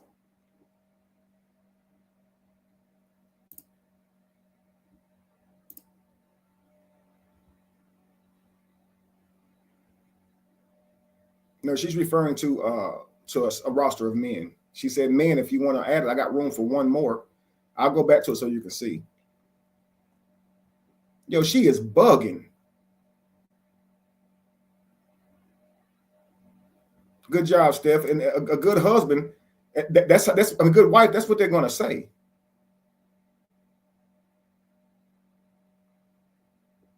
Now now listen, you should be able to ask for that, Cheryl. That's okay. Asking for a clean bill of health before sex, that's better because you can see the benefit. It's mutually beneficial. I want to make sure my body is safe. But if I got to make sure you're making the money you say you're making before I get to know you as a person, because I don't want to waste my time, then I should get to see your coochie then. Because I don't want to waste my time, right? Like, that sounds crazy. Because I want to know that you really look like that under there. I mean, you could have a girdle on. Let me lift that wig up. I don't want to waste my time. So go wash your face and come out butt booty naked so I can see what I'm getting. I'll wait for it. Okay, I'll date you to earn it, but at least show it to me. That's what she's saying. Let me strip you down to your bare nakedness so I can make sure you are who you say you are before I even waste my time getting to know you better. Because lo and behold, I hate to mess around and find out one day that you don't actually make this money you say you're making. Yeah, and I hate to find out one day them ain't your breast. They don't really set up that high. Yeah, and your eyes ain't actually blue on the top of your damn eyelids. Will you shut up? Let's stop being like. I don't think we can handle a fair world. Natural ain't cheap. It ain't $2,000 a hairdo.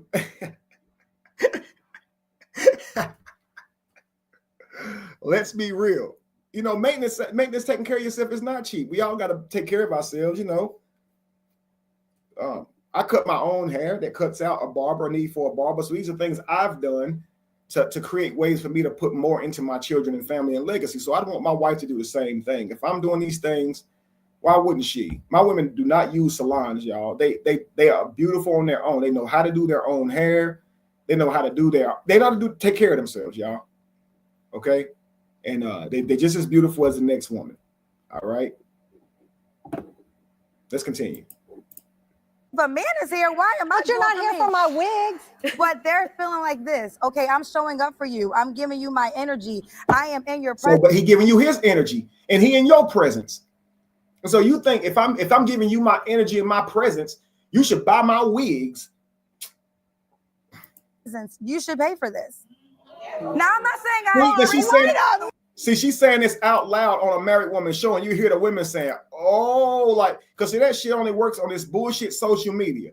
I'm appreciating this because this shows that all women don't think like this. And see, social media will make you feel like most women think like this, and men will be navigating the world based on it appearing that women think like this on a normal basis. I wish Chatty was still in here. If she is, I'd like to hear her thoughts on this. Jamie, if you're here, did you notice the boos? Did you notice the like, no, come on, you can't be serious. And she's gonna try to dial it back because she's reading the room now. That you sitting here telling this married lady that this is how women think. If we're gonna be around you and give you our energy and our presence, then you should be paying for this. That is the definition of entitlement, yo. If you're giving your energy in your presence, isn't he?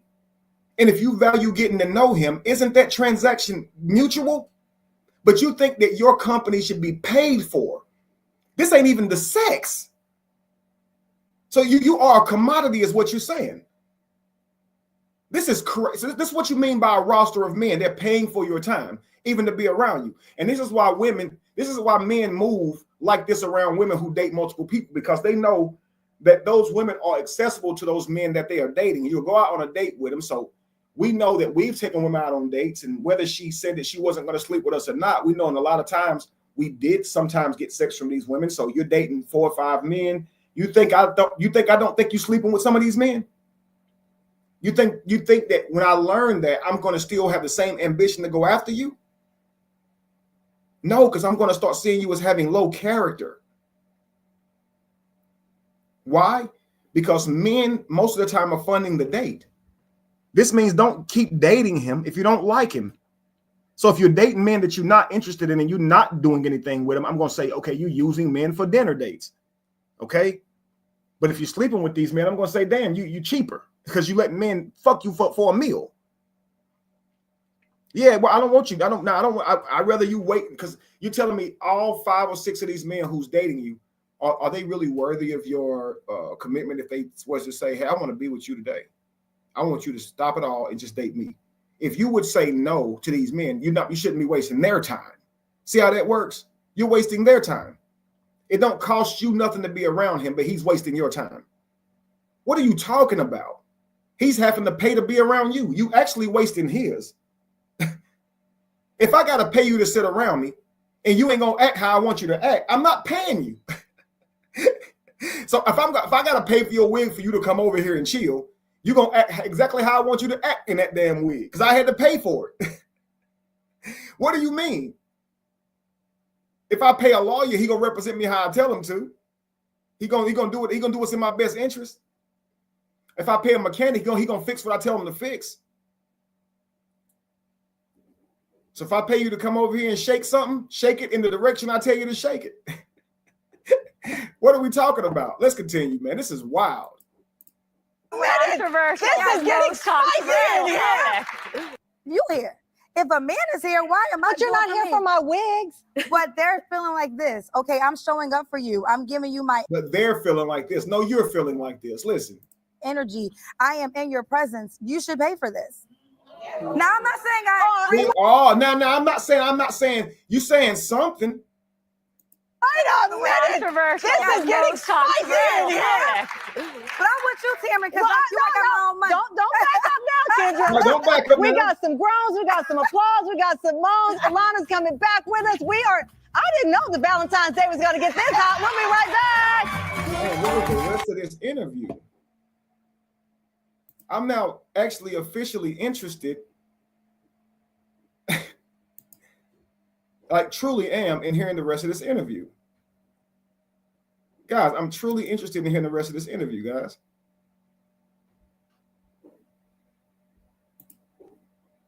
That's crazy.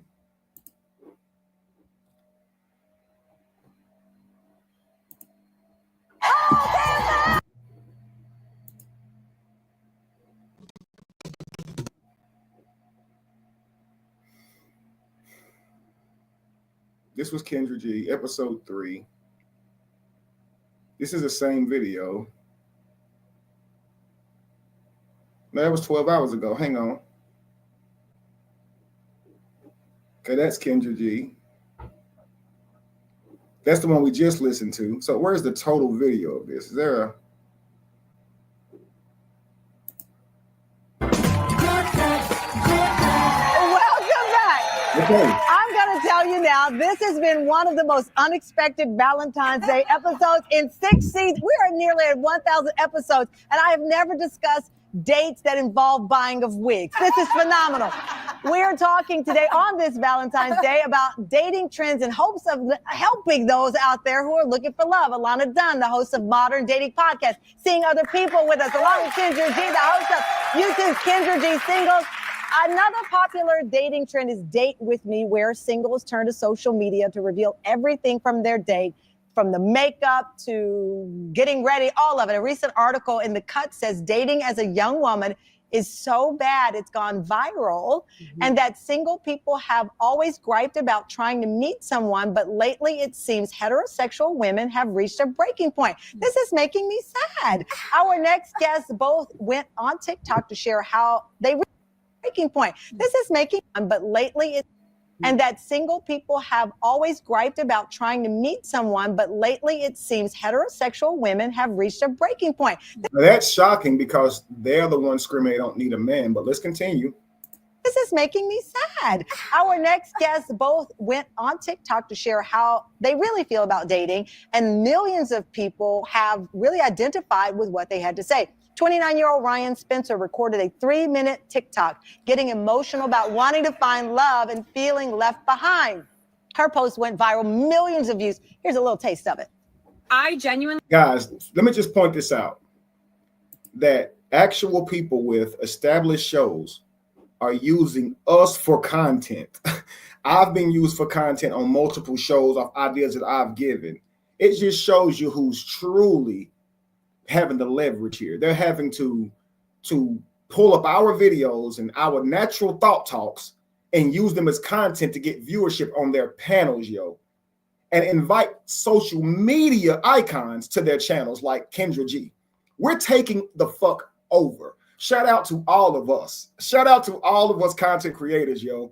This is beautiful to me. All right. We used to could just only dream of being someone who could put a thought into the atmosphere, give our take, a hot take on something. I can give a take right now and it goes as viral as Stephen A. Smith right now because we have a damn computer and the internet. It's amazing, guys. If you have a skill, don't hold on to it. Let it out, okay? If you have an emotion, let it out. Not by means of at someone else's expense, but, you know, I haven't heard this yet, but I just think it's beautiful how whatever she's about to say struck with all these people that resonated with it, and now it's on an actual platform, a broadcast rather than online. It's hella dope. All right, it's hella dope. Giving me an idea for a new talk show. Let's continue. I just want love in my They can do it. I sure as hell should be able to do this. Let's continue. life so badly. Truly, the only thing I'm missing in my life is someone to enjoy it with. And I'm so sick of waiting. Like, when is it going to be my turn? All of my friends have their fiancés and their boyfriends and their husbands that they prioritize. Like, as far as I'm concerned, I've been left behind. Millions of views. And see, and you understand that. It's like some women out here say, I don't need a man, I'm fine on my own. But she's sitting here saying, I want to share my life with somebody too.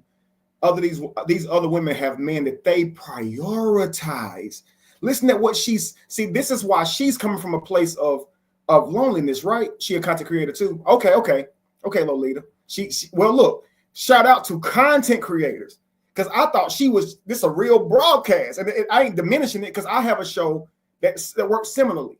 Okay, but I just think that's dope that we are pushing. Like she's only a content. Shout out to you, love. It's my first time meeting you or getting to see who you are. If you see my content, shout out to you, beautiful black lady. You taking content creation to another level. I did this a year ago and didn't get no credit for it. But Kevin Kev had his own talk show that actually made it all the way to The View, which is a talk show. You understand? But mine was, it was my own shit. Nobody was funding it. It was my own idea.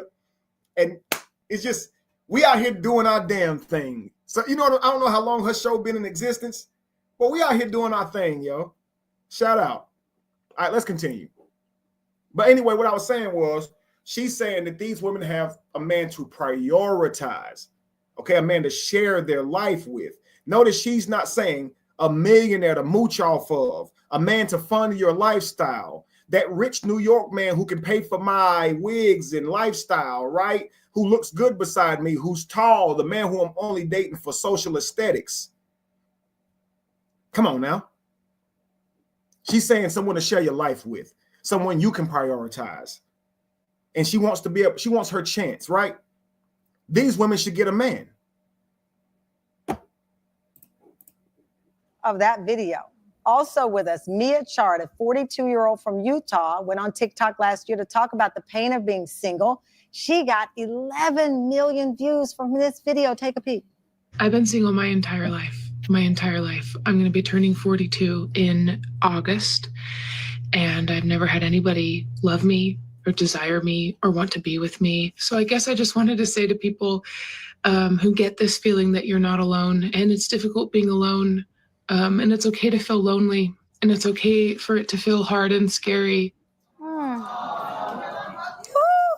Right. But at the same time, I don't believe her. Okay. Well, she's not my speed.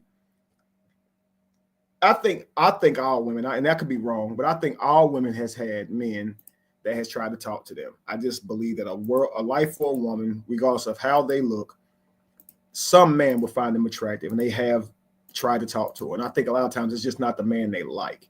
But she's saying she went her whole life and no one's truly shown her that type of affection. I guess it could be true, but that's just hard for me to believe. It just sounds like the man that she wants to show her attention hasn't. But let's continue. Ryan and Mia are here with us. I love you both for those videos. Thank you for joining us. Thank you. Here's why I have been in that space. In my 30s in Chicago, I remember ending a relationship and I was like, oh boy, I don't want to tell anybody because I don't want them to think that I'm in another failed relationship. I wanted to be in a relationship, but I wasn't willing to settle. Yeah. I felt alone.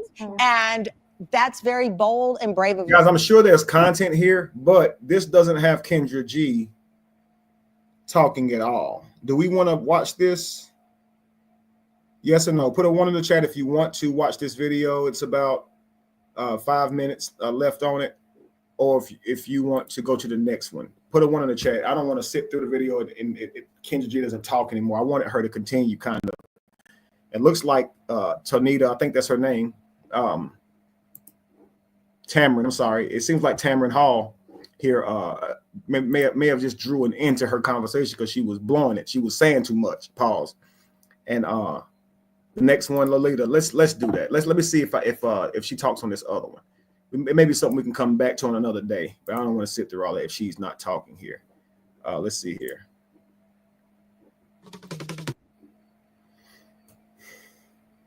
So off script episode 3.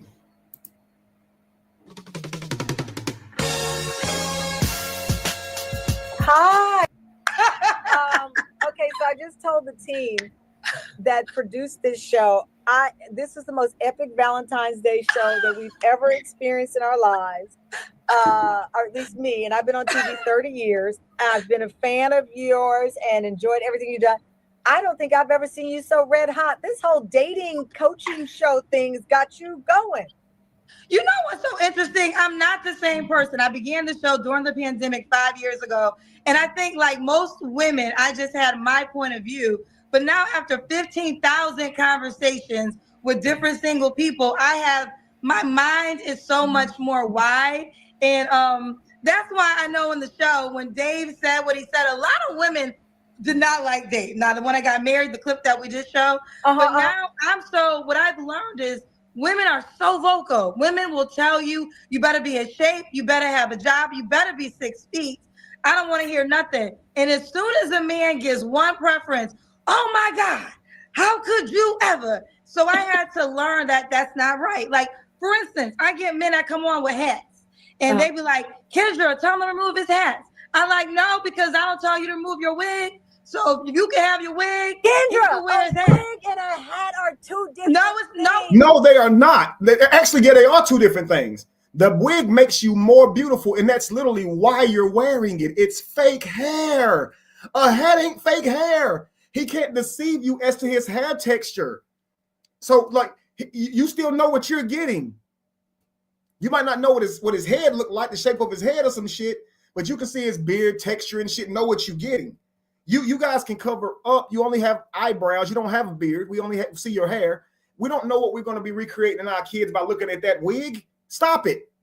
So she's about to try and argue that hats and wigs are different as a means to somehow we should be able to ask men to remove their hats as they can hat fish us, but you can't wig fish us. Stop it. Let's continue.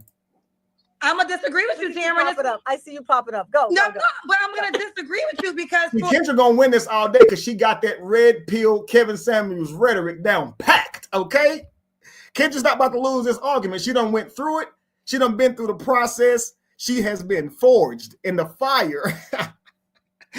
And in this area, she is now sharp as a double-edged sword. You're not about to win this, yo. Kendra, eat them up. Come on now. For a man, it's not. A man feels like when I see you in your wig and your makeup, that is not the woman I wake up with. And I should have the right to know what you look like as the woman I wake up with. Just like a woman wants to have the right to see your hairline, to know your bank account. I see you nodding your head. So I had to be fair. And as a woman, I'm so confident. Like they don't want wigs. I'm like, child, I don't want you either. So I don't be getting offended when they don't want me. I'm like, we got a match because I don't want you. You don't want me. Okay, Kendra, you said on the show you have a roster. I love that. I love that line. It's genius. Have you ever shown up on a date completely barefaced, natural hair, the whole thing? Yeah, because I'm cute either way it goes, Cameron time. You know, I ain't wake up like this. When I wake up, it's still beautiful. I know you're cute. I have seen and watched your look evolve. It's not about whether you are cute or not. Right. Whether or not, I guess what I'm saying is, what does it matter? Why are people so caught up in this? Like, aren't you concerned about the heart? Well, yes, I hear what you're saying, but then I still have to challenge the preferences of the women. So I think it's fair because, we said it on the show. I said, Cameron tried it, so we ain't wake up like this. And that's true. I don't wake up like this. So, and I mean, it can't be a night and day difference for a man. Like, what in the world? Like, your hair was yellow, now it's black and it's short. You ain't got no eyebrows. Like, who are you? You're not the girl I took from the club. So, but Kendra, this is what's so shocking to me. And you're the expert because you're talking to more single people than I am. I have been around the sun a few times, and I can tell you, in my heart, I believe none of this physical talk matters. Because at some point, you're not going to look like this. You might still be cute, but all of our physical beings change. And this is coming from a woman who's in marriage. So what she is saying is facts, y'all. This stuff don't really matter. It don't. But if you're making it about that, now we start having these arguments where people start to get triggered here, right? But if we really cared about the matters of the heart, if this person truly cares about you, they're interested in you, if they value you, respect you, want the best for you, these things are what's important, right? Let's continue. Feel like there's not enough conversation about in the midnight hour when I am crying, I have lost, my job, or, I don't know, God forbid I lose a parent or loved one, that person that's going to be there to hug you and just be there. I mean, I feel like there's not enough talk, Kendra, about that. No, first of all, Cameron, I agree with you 10,000%. I always say It is the problem. Like anybody can celebrate with you in the club, right? But who's gonna be there on your worst day? Like I'm a person who lost my mother, was there when she took her last breath. You know, me and my sisters, you know, not to get too dark and deep, but we had to like wash her body, bathe her on her last day. So those are the things that you are absolutely correct. I am with you. So I agree. The challenge is we are not dealing with people who are in that mindset. I think when you're not in that mindset. You want a millionaire, Kendra. That's what you said. You want a rich man, and everybody want that rich man, so you got to lock him up. So the way you're going about life, it is not as if you actually believe what you believe based on your experience with your mom. Okay, you might have valued something from that and took a lot from it, but what you would be creating in life would be the opposite of that. This millionaire, you're going to nurture him when he's sick, because it sounds like you're with him just for his money. Do you believe he'll nurture you when you're sick and be there for you? That millionaire, would he be there for you in that time that you lost your mother? Would he be understanding of that? Because if you just say he got to be a millionaire, it sounds like you're not really caring about these type of qualities at all because of how you're going about it. But let's continue. You get to a certain age, when you get older, you start to consider those things more, and you start lowering your standards, because this is why I said on your show, people literally have. Is that lowering your standards or upping your standards? Because I mean, like, isn't it upping your standards to want somebody that, to your point, is going to be there for you? I'm not talking like I'm 54. I'm talking in my 20s, 30s. Like, I don't know why people are not talking more about. Let me say this, Maya, you're the youngest one on this call. Listen, money comes and goes. See, look, this lady right here would have never called in the Kevin Samuels show because she know all that stuff don't matter. But look here, she was on that show calling in, and Kevin Samuels ran her down through there. The logic she's spewing now, she wasn't spewing this then, and Kevin was the one spewing that same exact logic. And she went on her platform to drag him and everything for a while, and then began to truly just reiterate what he was saying. She kind of downloaded this whole swag, okay? Because she understood after having a dating show that women are truly delusional out here, okay? And the way they go about it is truly, really kind of like with malicious intent. Let's continue though. Comes and go. Money is a living, breathing thing. I dated a guy once who made $100 million. I think he'll have $1 of it left. And that stuff doesn't matter. Right. It doesn't matter because it can come and it can go. That's what I feel, Kendra. And Maya's on this call. Maya, what do you think? No, I agree. Like, I think it should be more about, like, I saw a TikTok recently that was like, when you date someone, it should be about, like, do you see this person being with you on like your worst day? Yeah. And I agree with that. It's like to what you said, even like when your parents, God forbid, pass away, like, do you see that person taking care of you in like that darkest moment? Will they show up for you in that part of your life? So I feel like, yeah, the looks do go. I mean, I think younger people, they do tend to like stick to that though. Yeah, I get it. No, I get it. That's what I'm saying, Kendra. Let me tell you something. My godmom, I dated a guy once. This is our off-script show, and I can tell you. She called him a two-bagger. And I said, what is a two-bagger? She said, a bag over his head in case it falls off, and one to cover yours so you don't have to see it. Oh my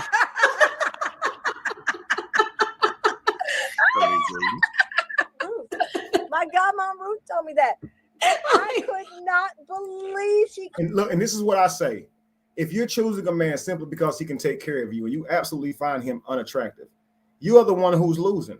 Because while he's enjoying himself because he's sleeping with someone who he finds attractive, you're having a tough time just getting through it. The joke is on you. Yeah, you're using him for his money, but like she said, you have to put a bag over this man's head just to get through it.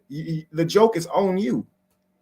She says, you get older, you begin to lower your standards. Perhaps women you know, as my circle, absolutely not. Let me say that again. As you get older, you begin to lower your standards. Perhaps women you know, as my circle, absolutely not. I think that women raise their circle because they don't put up with bullshit anymore. You understand? So even though they want that same guy, they're now saying, I ain't going for your bullshit no more. So to me, that is a sign of heightened standards, not lower, right? But let's continue. Called him that, but he was the nicest man in the world. It didn't work out, but I adored him, and he wasn't classically good looking, but I loved him and I vibed with him. So I don't know, Kendra. So in the end, you're the dating guru, Kendra. What do people need to do tonight if they want to meet somebody? Besides come and watch your show. Watch your show. Go to your YouTube. Outside of that. So yeah, we didn't say this on the show. Enjoy yourself. If you are single today, get dressed up still. Go out, call one of your friends, go to a restaurant. I had a girl who's now married to a surgeon, but she told the story the year before when she was single. She was a TV reporter. She got dressed up on Valentine's Day, went to a 5-star restaurant and treated herself. And then she ended up meeting a surgeon. So do not be in the house crying and sad because you literally are the love of your life. I know it sounds so cliche. You are the love of your life. And I want you to enjoy it. And one thing, Tamron, I wanted to add on to what you say. I don't think that's a bad idea. I think you treating yourself to a 5-star restaurant, you seeing exactly, it's what Kendra said, Kevin, not me. Oh, okay. You treating yourself to a 5-star restaurant might make you see how expensive that is and value that more if a man takes you to that place. Often women say, hey, I'm beautiful, I should be taken to this type of place. They don't take themselves to that type of place. So they'll eat at Wendy's on their lunch break, okay? They'll eat at Chili's and Applebee's on their lunch break. But when you take them out, all of a sudden they're too beautiful for those places. To me, it's manipulation. It's manipulation. If you say that you're so beautiful, I should be taking you to this specific place, then you should have been eating there yesterday and the day before. When I take you in here, they should know you by name because you so fine, you should have to spend more on what you put in your belly too, not just me. You're not about to use your beauty to manipulate me. I ain't gonna use mine to manipulate you. So hell, because the moment I do, you're gonna condemn me for it, right? Her persona is bold and thrives on shock value, but I'm not convinced she practices what she preaches in real life. Indeed. I agree, Pimo. She's holding her head and looking sick of Kendra. Absolutely, because it's like she knows that this is the worst advice for single women. Not to go to treat yourself type thing, but everything else that she's saying. But I'm going to show you guys something after this, okay? Let's continue. I totally do agree with you because you have the experience. A lot of times, the men with a lot of money, I feel like that's settling because you might be settling for bad treatment. You might be settling for dealing with him and other women. You might. So now Kendra feels like it's settling to just be with a man for money, but you literally said the reason dating is a battlefield is because that man that you want that's rich, everybody want him, and you're gonna have to try to keep him in the house. If you got to keep him in the house, then he has low character. If you can't trust him to walk outside because women want him, he has low character. So everything she said right now is total opposite, and which shows she is a chameleon. She'll say whatever you want to hear. And not only is she wearing makeup, she'll also tell you what you want to hear. So if you are a man and you're trying to vet this woman, it's going to be impossible because she'll also sit and tell you that she believes that women who with a man just for his money is settling. But at the same time, what makes it a battlefield, dating a battlefield, is because that rich man who everybody wants, it's hard to be kept. Okay, whatever, Kendra. I'd be selling with not really having a lot of time, but I have learned in this that experience is the only teacher. And when I try to challenge women on those things, they say, well, you trying to tell me to lower my standards. They get mad at me, girl. So you just went on a show and your answer to the question, why is love a battlefield, was exactly your answer to the question. You are those women you're talking about. You just said that I can pay for these things myself, but if I'm going to give you my presence and give you my energy, hell, why ain't you paying for it? That's what you said. Now it's those women. So, but I'm with you 10,000% and really in everything you say. But I think it's also because your real world is this world and you've been able to date it and learn from it. And you know the core of what is important. But when somebody got rent due, they're not trying to hear what you got to say, Tamron. See, if she got rent due, she ain't trying to hear what you got to say. Why? What's your rent got to do with me? I'm trying to get to know you, sweetheart.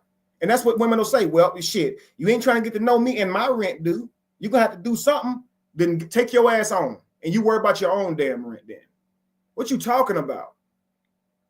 That could have been the man that could have took all that from you. But you sit here talking about he got to do it before you even give him your time and energy. That's wild.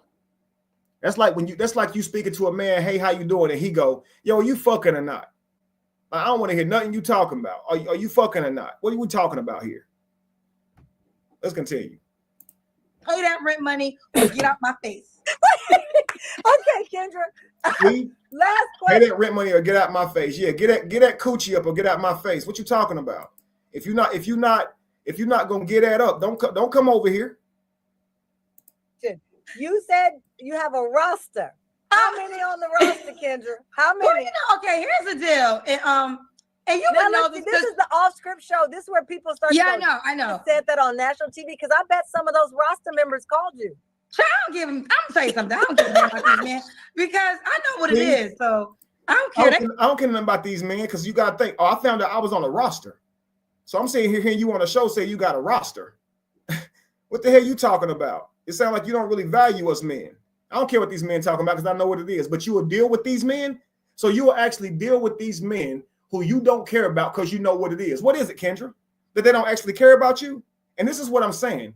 People will deal with people who don't take them serious and excuse themselves because they're not taking them serious either. When really you're just showing your value. Let's continue. Because I bet some of those roster members called you. I don't give them. I'm gonna tell you something. I don't give a damn about these men because I know what it is. So I don't care. They can watch it. Hey, 1, 2, 3, or 4 or 5. Oh God. See that boy, and this is what I'm saying. Who would want to marry that? I don't care nothing about these men. So all this they doing for you, you still don't care about them. She's laughing at Kendra G. Let's continue. I could not love you more. So is there a leading Because you're giving me good content.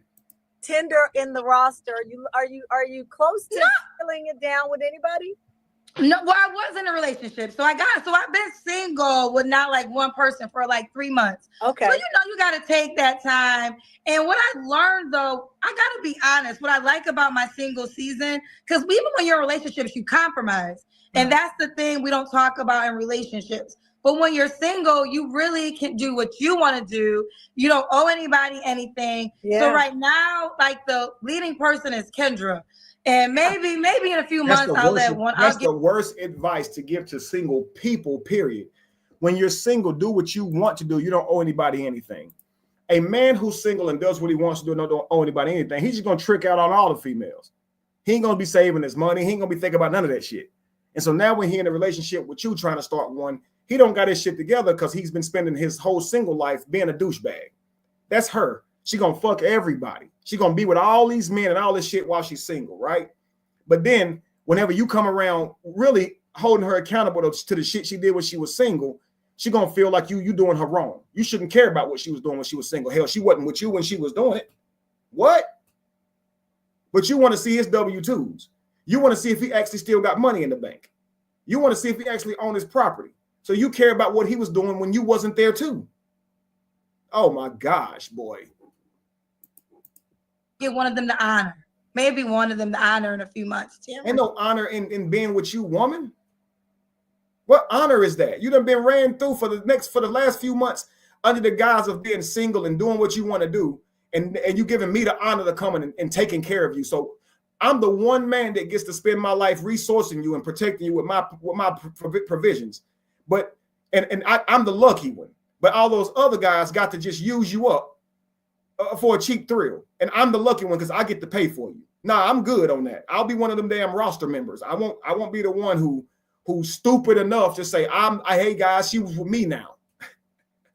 I'm good on that. This ain't the type of woman I date. It's the type of woman which I think is bad for men because you end up in a bad place anyway just from dealing with them. Well, I want you back on the show. I want to come back. Once you narrow down to the okay. To the Bachelorette. Maya, what's your big takeaway from this explosive episode of What the Hell Valentine's Day story that you just shared? Honestly, like make sure that you love yourself first before you like go out looking for it, I think. Yeah. And also just like be confident with who you are. Yeah. Because I feel like if you want someone else, like you have to be confident in yourself first. I agree. You have to. You definitely have to know who you are before you find the right person. I think you at the very least you have to be in search of who you are, because I mean even at the age that I am now and where I'm in my life, who you are evolves. You know, I wake up every day figuring out who I am in the sense that you're faced with different circumstances. Sometimes, you know, you think you know yourself, and then life throws you this curveball. I didn't know who I was until I lost my job as it related professionally, all these different things. So anyway, that's another show for another time. But this off script has been off the chain script. I'm still shooketh. I'm still pinning my bobby pins in my wig. I'm doing We need an extended cut. We need an extended cut. We need an extended cut, like I need my extensions. Here we go. I love you, Kendra G. Congratulations, girl, on all your success. Aaron. Okay, guys, let's watch this really quickly. I'm going to show you guys Kendra G and Peace Lupac. What's up with it? I'm going to show you guys Kendra G and Kevin Samuels some time ago when they first had an encounter. Okay, and then you guys going to see how her arguments have changed over the years to being exactly what he says today. I don't even got to show you them changing. You can tell what Kevin Samuels says to her that she don't like. This is what she says to other people now. Just watch this. To fulfill what they desire. And one of the things you mentioned it the other night is you got to share that man. A lot of times that man, if he makes 400,000 or more, he may have another woman. And I know I cannot deal with that. So I think a lot of women sometimes say they want these men, but they've never dated it, because if they had, they wouldn't be just focusing on the money. There's a lot of women that have men with money, but they're not always happy either. I don't judge by what women want. If you want to focus on your career, do that. But see, one thing that women have not been told in this country is there's cost to all of it. You can't have it all. Men can't have it all. There are trade-offs and choices. If you chose to focus on your career, I am all for that. Do it. But it comes at a cost of your prime childbearing years. I don't make human beings the way they are. So this is the choice women have to make. I wholeheartedly agree. And I was engaged into my college sweetheart. I went to Hampton, and I chose to focus on my career instead of becoming a wife. I have no regrets. And just as I hear what you're saying with statistics, one of my best friends just got married last year. She's pregnant, due any day now, and she's 41, and she's a Black woman. So all I'm saying is, yes, you're right. Maybe the statistics aren't there, but in my reality, that anecdotal evidence doesn't change the fact. Huh? Anecdotal evidence doesn't change the fact. You know people like you. That does not change the reality. Well, okay. We're actually having a conversation about women having babies in their 40s. That's how warped we've become in the Black community, because we cannot get it together in our prime mating and marrying years. Because so many of our women value these so-called careers. Now, I don't doubt that you have a career, but I got to let you know how many women I've talked to over the countless years who call their job a career. Most people have jobs. Most people don't have careers. And it seems to be, why can Becky, Marisol, Mylene, and Anu all go out and have jobs and careers, just like Black women have jobs and careers, and still be able to spin that plate and find a husband? Why can every other race of women seem to be able to do that, but Black women are doing it at a 1 out of 4 ratio, and the next closest women are white women who are married twice as much as you are? And that's married to anybody. You're not marrying anybody. Can I respond to that? I hear what you're saying. But I also think that if women are realistic and they are open to dating and maybe not always focusing on the money and maybe to give up some things on their list, it is possible. I know you said yourself your mother got married at 50. There's people that do still find love in their 40s. And I just think that I don't want women to feel hopeless. And her 3 sisters died alone. Huh? And her 3 sisters on the way to dying alone. Well, speaking of dying alone, I had a mother who wasn't married when she died, and she didn't die alone. She died. Do you think Black women have been given? Do you think Black women have been given the accurate message for life? I will say no. I'll give you that, but I will say this too. There's a lot of things I do agree with you on, Kevin. So what Kevin Samuels is basically saying to it is Kendra keeps searching for exceptions to the rule.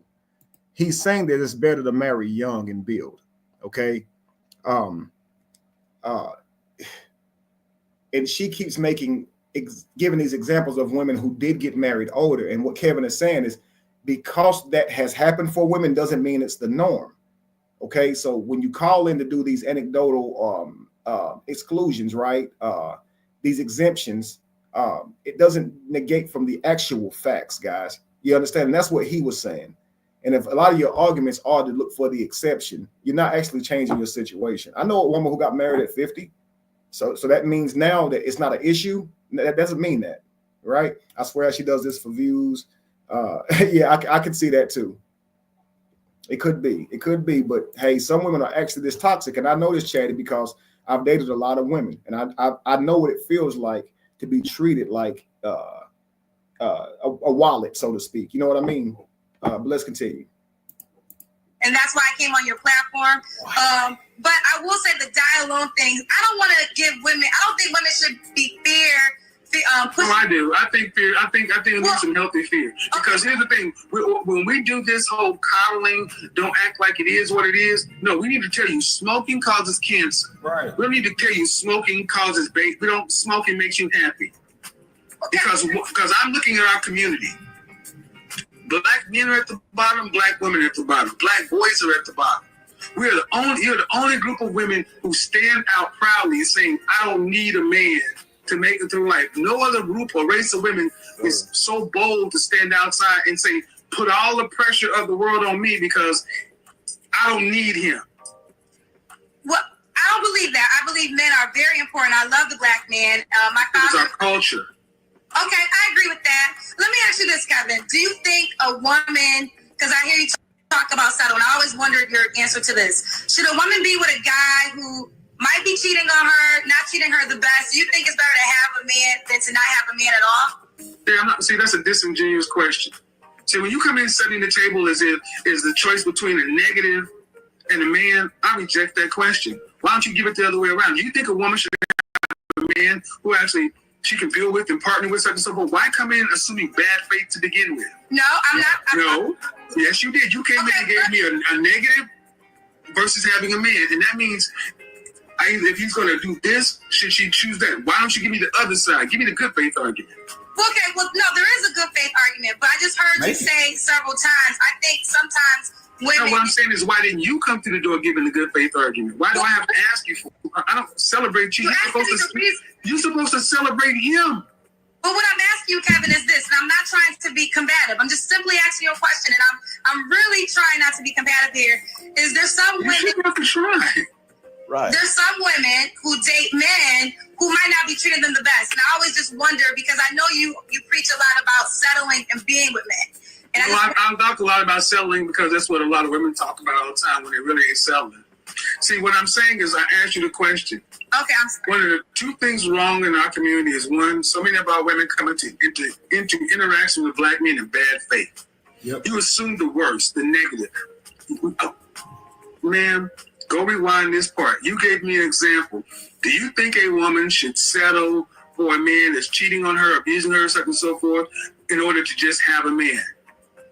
That is a disingenuous French toast ass position when you could have easily come in and gave you the positive good faith. Do you think it would be better for a woman to be with a man who she can actually live with and cooperate with and build a life with, or have nothing? You could have made that choice to come in the door, good faith or bad faith. You chose to come. No, you chose to come in bad faith because that is the default position in our community. I used to desire those type of men. I don't really desire them that much because I don't want to fulfill what they desire. And one of the things you mentioned the other night is you got to share that man. A lot of times that man, if he makes $400,000 or more, he may have another woman. And I know I cannot deal with that. So I think a lot of women sometimes say they want these men, but they've never dated it, because if they had, they wouldn't be just focusing on the money. There's a lot of women that have men with money, but they're not always happy either. Now, please, for a lot of you guys who do not like Kevin Samuels, and I get it, his tone was the worst. He had a horrible tone, okay? He didn't deliver well at all. But please understand, he was talking to women who want a man for his money, but then want to control what he do with his penis. You don't even want this man for his penis because you love him and that you actually value him. You only want him because of what he can do for you. Like he make $400 a year. Well, if you're going to get with that man, don't tell him who to sleep with, because you're not even with him for him. So you're telling me that as a man who makes $400K a year, you only want me because I make $400K a year. And so because you want to be with me, now I got to not do nothing that I want to do. You with me because I'm making money, but now I got to be loyal to you, but you ain't even with me for me.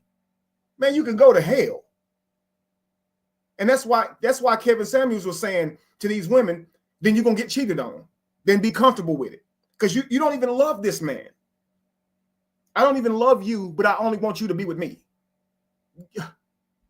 I don't want to be with you if you don't love me. I want somebody to actually love me. What are you talking about? Like, damn. Let's continue. Okay, so the follow-up question to that would be, that's the kind of man you would like to have, you just don't like that aspect of it.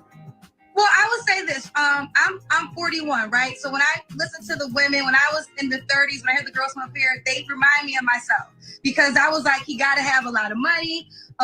He got to take care of all the bills. That's what I was on, and I run in those circles. But what I've learned is a lot of those men just couldn't be faithful. So then I learned, well, that's my deal breaker. Faithfulness is my deal breaker. So I've been blessed. So the question I have then is, because I hear what you're saying, but then I also like, that sounds good. Okay. Because so faithfulness is my deal breaker. So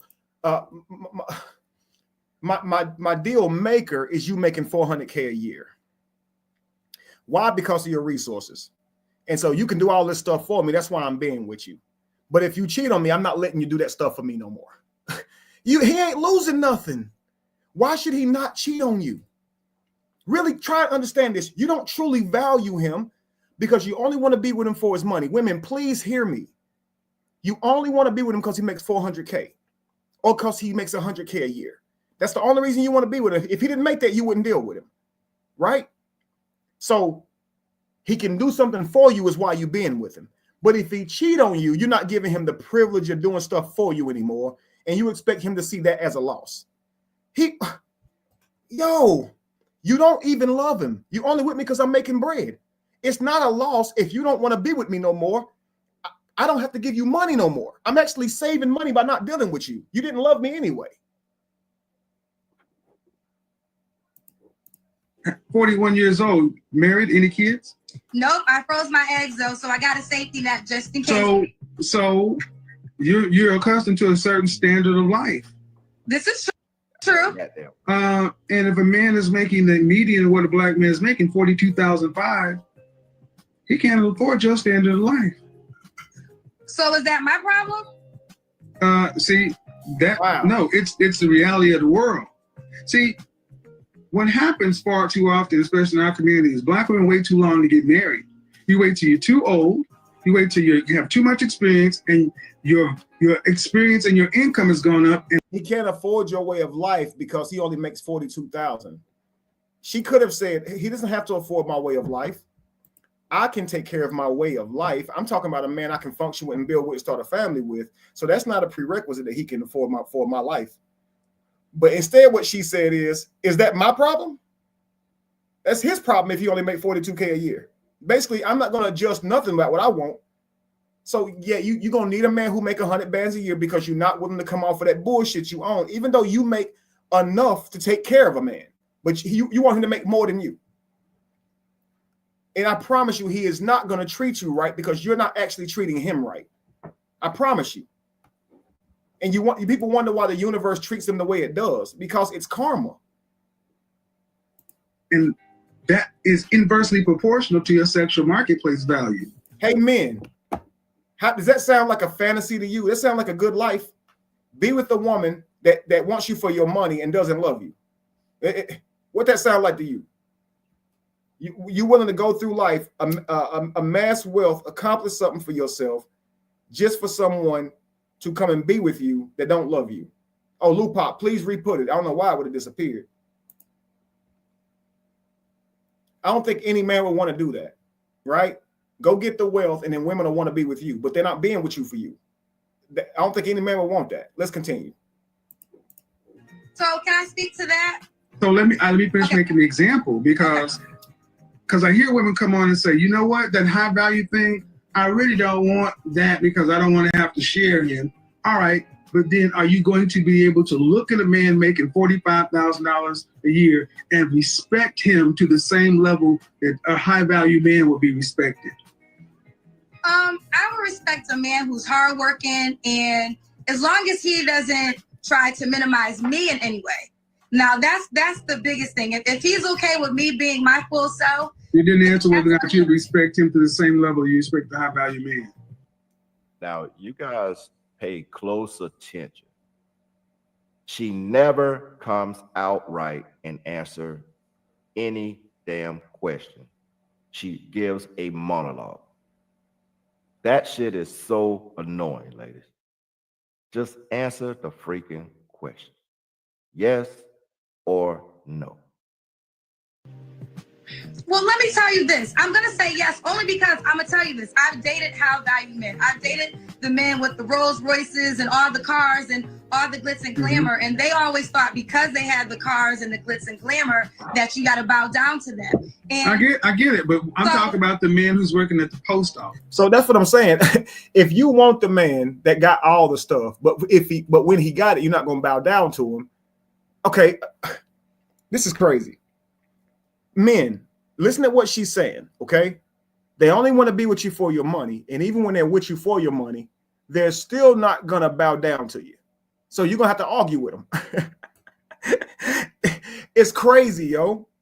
See, you went and chased all that money just to make it more difficult. When really you should have just got with a woman who liked you back, genuinely wanted to work with you because she likes you. And she wants a beautiful life with you because she cares about you, not your money. So she'll nurture you. And what that's going to lead to? Money. Because she's seeking first the kingdom, the man, his heart. And then his inspiration for her and motivation for her makes him go get the world for her. That's how it works. Right. I would say, now, I'm going to tell you my requirements. I want you to be attractive. So if you're a guy that's working at the post office and you're... Did he ask her about appearance? You see what I'm saying? She just want to talk about what she wants to talk about. She's just overlooking. Yes, Lupac. I had mentioned that earlier. Tasha K exposed Kendra G on her website the other day. Allegedly, the man she's dating now has been scamming women all around the world by constantly changing his identity and taking their money. Yes, it's true. Absolutely true. And that's why she was on that talk show talking like she was talking about being single and having a roster, right? I just didn't show the clip of Tasha K exposing her, but I did tell them, Lupac. Thank you for that. Attractive and you... Hold on, let me time out. Hey. Why do you want to be attractive? I can't have nothing. No, let me explain. See, this is what's so wrong for so many of our women. You're supposed to be the attractive one, not us. Black women today have atavistic mating standards, very primitive, meaning I want you to look good. So he can make $40,000 a year as long as he look good. I'm not saying that. I'm not saying that he can make $40,000 a year. I'm not. That's what most black men make, $42,500. Okay, so Kevin, so are you saying in your perspective that it's over for me? Then I don't have. No, it's not. No, what I'm saying is your price is too high. How is my price too high? Okay. Well, first of all, you asked me, and I'm going.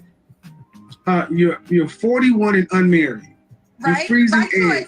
By choice. Yeah, that's no. Well, no, I can say that. I was once engaged when I was in college. Okay. No. I just got out of Go ahead, but do you understand that example I just gave? This idea that you're single that you're not married by choice. You can't choose for a man to marry you. He has to ask you. This is why men are the gateway to marriage and relationships. He has to ask you to be with him. Will you be with me? You shouldn't be asking a man to be with you, to date you and submit his resources and protection to you. He should be asking you that. Okay. So relationships and marriage are the man's gateway. Okay, the gateway to men are the gateway to relationships and marriage. Okay, and so she's saying I'm not married by choice. No, then get married. Then now you're gonna have to find the guy who's willing to marry you, right? That's like guys say I'm abstinent by choice. Some men are, but some of them are not abstinent by choice. Because if you say, okay, you're not abstinent by choice, then go out and get some there. But eat. That's all, folks, because you got to find a girl that's willing. You got to find a man that's willing to marry you, Kendra G. Stop it. Stop it. Let's continue. The in-person portion of relationship. I understand, but can I speak now? Because I'm being respectful. This is your platform, so I definitely want to honor your rules. I just got out of a relationship in January, and I could be married right now if that was my goal. But I would rather be happy than just married to say I have a husband. And I don't think that should be looked down. Why were you dating him, Kendra? Why was you dating him? Because now you're talking about wasting your time. This is crazy. This didn't age well. Okay, for neither one of them really, because Kevin Samuels was talking about dying alone, and he most definitely did by default, right? He wasn't married when he passed away. But Kendra G here, this didn't age well at all, because now she's on her platform, on this lady's platform. I think it was Tanya, saying that you vetting these men with a fine-tooth comb because you don't want to be wasting your time. But a man was with you and proposed to you just for you to say no. You was wasting his time, Kendra. Why would you date a man that you would not marry? That's crazy. I don't think that's my honest truth. You could, feel away, but that's an honest truth. I was in a relationship that he wanted me. I don't know if there's any fellas listening.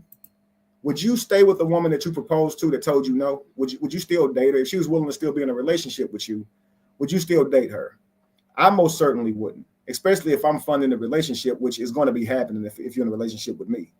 I'm not going to continue to give you my resources and protection and you're not willing to marry me. The moment you tell me you won't marry me, I know that you're only with me for because what I can do. I'm out. It's over if you say no to this proposal. How long were you in it? We were together. You get it, because you could have said yes and we pick a wedding date and then still be looking forward to marriage. But you said no, you won't even marry me. We're good, yo. Since last year, 8 months. Okay. And he was ready to be married very soon, very early on. And I don't want to be married just to be married. I'm not going to live with fear and say, oh, okay. So do you want to be married? Huh? You don't go back to what you want. You control access to your body, and for a time frame, women control access to whether or not kids are born. But see, what older women, especially accomplished women, have a hard time accepting is your value has a shelf life. After 35, you're at geriatric pregnancy. If you met a man that you found that you thought was the bee's knees and he wanted 3 children, you can't carry it. Okay, but Kevin, I would say this, right? Can I just say that? Is that true? I agree with you. I'm not. So either he would have to forego having the children in his legacy, or he'd have to go find someone who could. Or it could be a man that might already have children and doesn't want children. Not my example. That's not my example. That's a different example. Can I just say this? I respect your insight. I really do. That's why I came on your platform. Okay. But I'm not gonna allow what you think is gonna be for my life to be my life. Okay, if you allow what I don't know you, lady.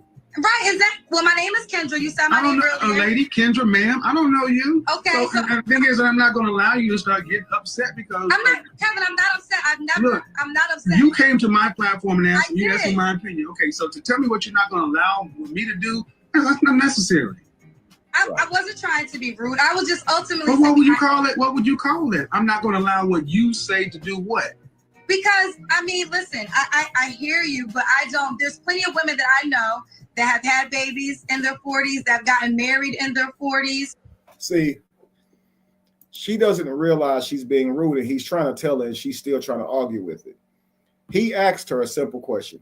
A man who wanted 3 children, okay, and you're post 33, 35, you wouldn't be able to give him those children, so he'd have to go outside of you to probably get those children, unless you're luck of the draw. Sometimes women can have, many children after 35 and things like that. So this is not uniform for everybody, but he's saying statistically, using science data, this is true, and it is. So he's just saying, logically speaking, if a man wanted to have 3 children and you're already 35, realistically, could you give him those children? And if not, he'd probably have to go outside of you. And she goes, or he could already have children and not want them. Oh man. The point is he wants 3 children from you. So this man wants 3 children from you. So you goes, oh, he could just, so you're saying, forget what you're talking about. We're not going to talk about that man and how that would go. We're just going to talk about the guy now who, and that's how a lot of times women escape accountability, is they just escape the conversation altogether and straw man you. Okay. Let's say you were making a point about how this dynamic could work. Let's give a guy who already has his children. Okay, that may be true. Okay, so now you're limited to not just men who make 100 bands a year, but now you're limited to men who already have their children and don't want no more, right? So now you want men who just want to be with you for the rest of your life, take care of you, and not get children with you, not have children with you. That's going to lower your it's going to lower your chances for marriage, because most men are going to want marriage if they can create a family from it, not just in their older years, just want to marry somebody, give them half of their legacy just to enjoy life with them. Okay. But some men do it. Don't get me wrong. It's not to say that it doesn't happen, but we're talking about now you're getting even more rare. Okay. Now you want a man who's going to essentially give you marriage for just your commitment and connection. Okay. For companionship. That's rare. So now, and he's gonna have to make 100 bands, and he's gonna have to be attractive. Probably gonna have a big D, right? All that. God forbid if he ain't tall. The way you guys think, you're never gonna find a man. Let's be real. It can happen. So I'm talking black women. Yes, I'm talking black women. 1 in 4 black women were married. 1 in 4 black women were married in their lifetime. So you telling me about the aged black women who marry after 40 and have babies? I'm sorry. I'm sorry, ma'am. I'm sorry, ma'am. I'm sorry. That is, unfortunately, and here's the thing. If you're waiting till your 40s to marry and have babies, you did something wrong in your 20s and 30s. Yes. I mean, well, I will say this. I focus on my career, which I know you feel could be something wrong. I have no regrets. I'm saying is, yes, you're right. Maybe the statistics aren't there, but in my reality, in my worlds, I know women that anecdotal evidence doesn't change the fact. Huh? Anecdotal evidence doesn't change the fact. You know people like you. That does not change the reality. Well, okay. I'm not taking away from that. What I'm saying is, ma'am, I'm just saying that. Listen to what we're doing in the black community. Take it away from you. Take it away from your friends. We're actually having a conversation about women having babies in their 40s. That's how warped we've become in the black community, because we cannot get it together in our prime mating and marrying years. Because so many of our women value these so-called careers. Now, I don't doubt that you have a career, but I got to let you know how many women I've talked to over the countless years who call their job a career. Most people have a job. Most people have jobs. What Kevin Samuels is trying to say is a relationship is the most important thing to both of us, the man and the woman. And a lot of times women will give more to their job or career than they will give to that relationship. Okay. Most people don't have careers. And it seems to be, why can Becky, Marisol, Mylene, and Anu all go out and have jobs and careers just like black women have jobs and careers and still be able to spin that plate and find a husband? Why can every other race of women seem to be able to do that, but black women are doing it at a 1 out of 4 ratio, and the next closest women are white women who are married twice as much as you are? This is what we do too often. We do this too often, acting as though women don't have accountability and consequences, and the men they choose. No, man. Okay, I'll let you go on for 30 seconds, and you say a man should be celebrated. I don't know why black women come in and talk about men should be celebrated. You're supposed to celebrate the man. He's not supposed to celebrate you. What other race of women runs around talking about them? You need to celebrate them. What are we celebrating? Well, who's on top? Who leads? Well, Kevin, okay. Who's on top? Who leads? I do say that, yes, the man leads, but I have to just speak for the men that I know that are happily married. They celebrate their wives. They do. All right. Okay. But listen, you can sell, okay, man, but who? Okay.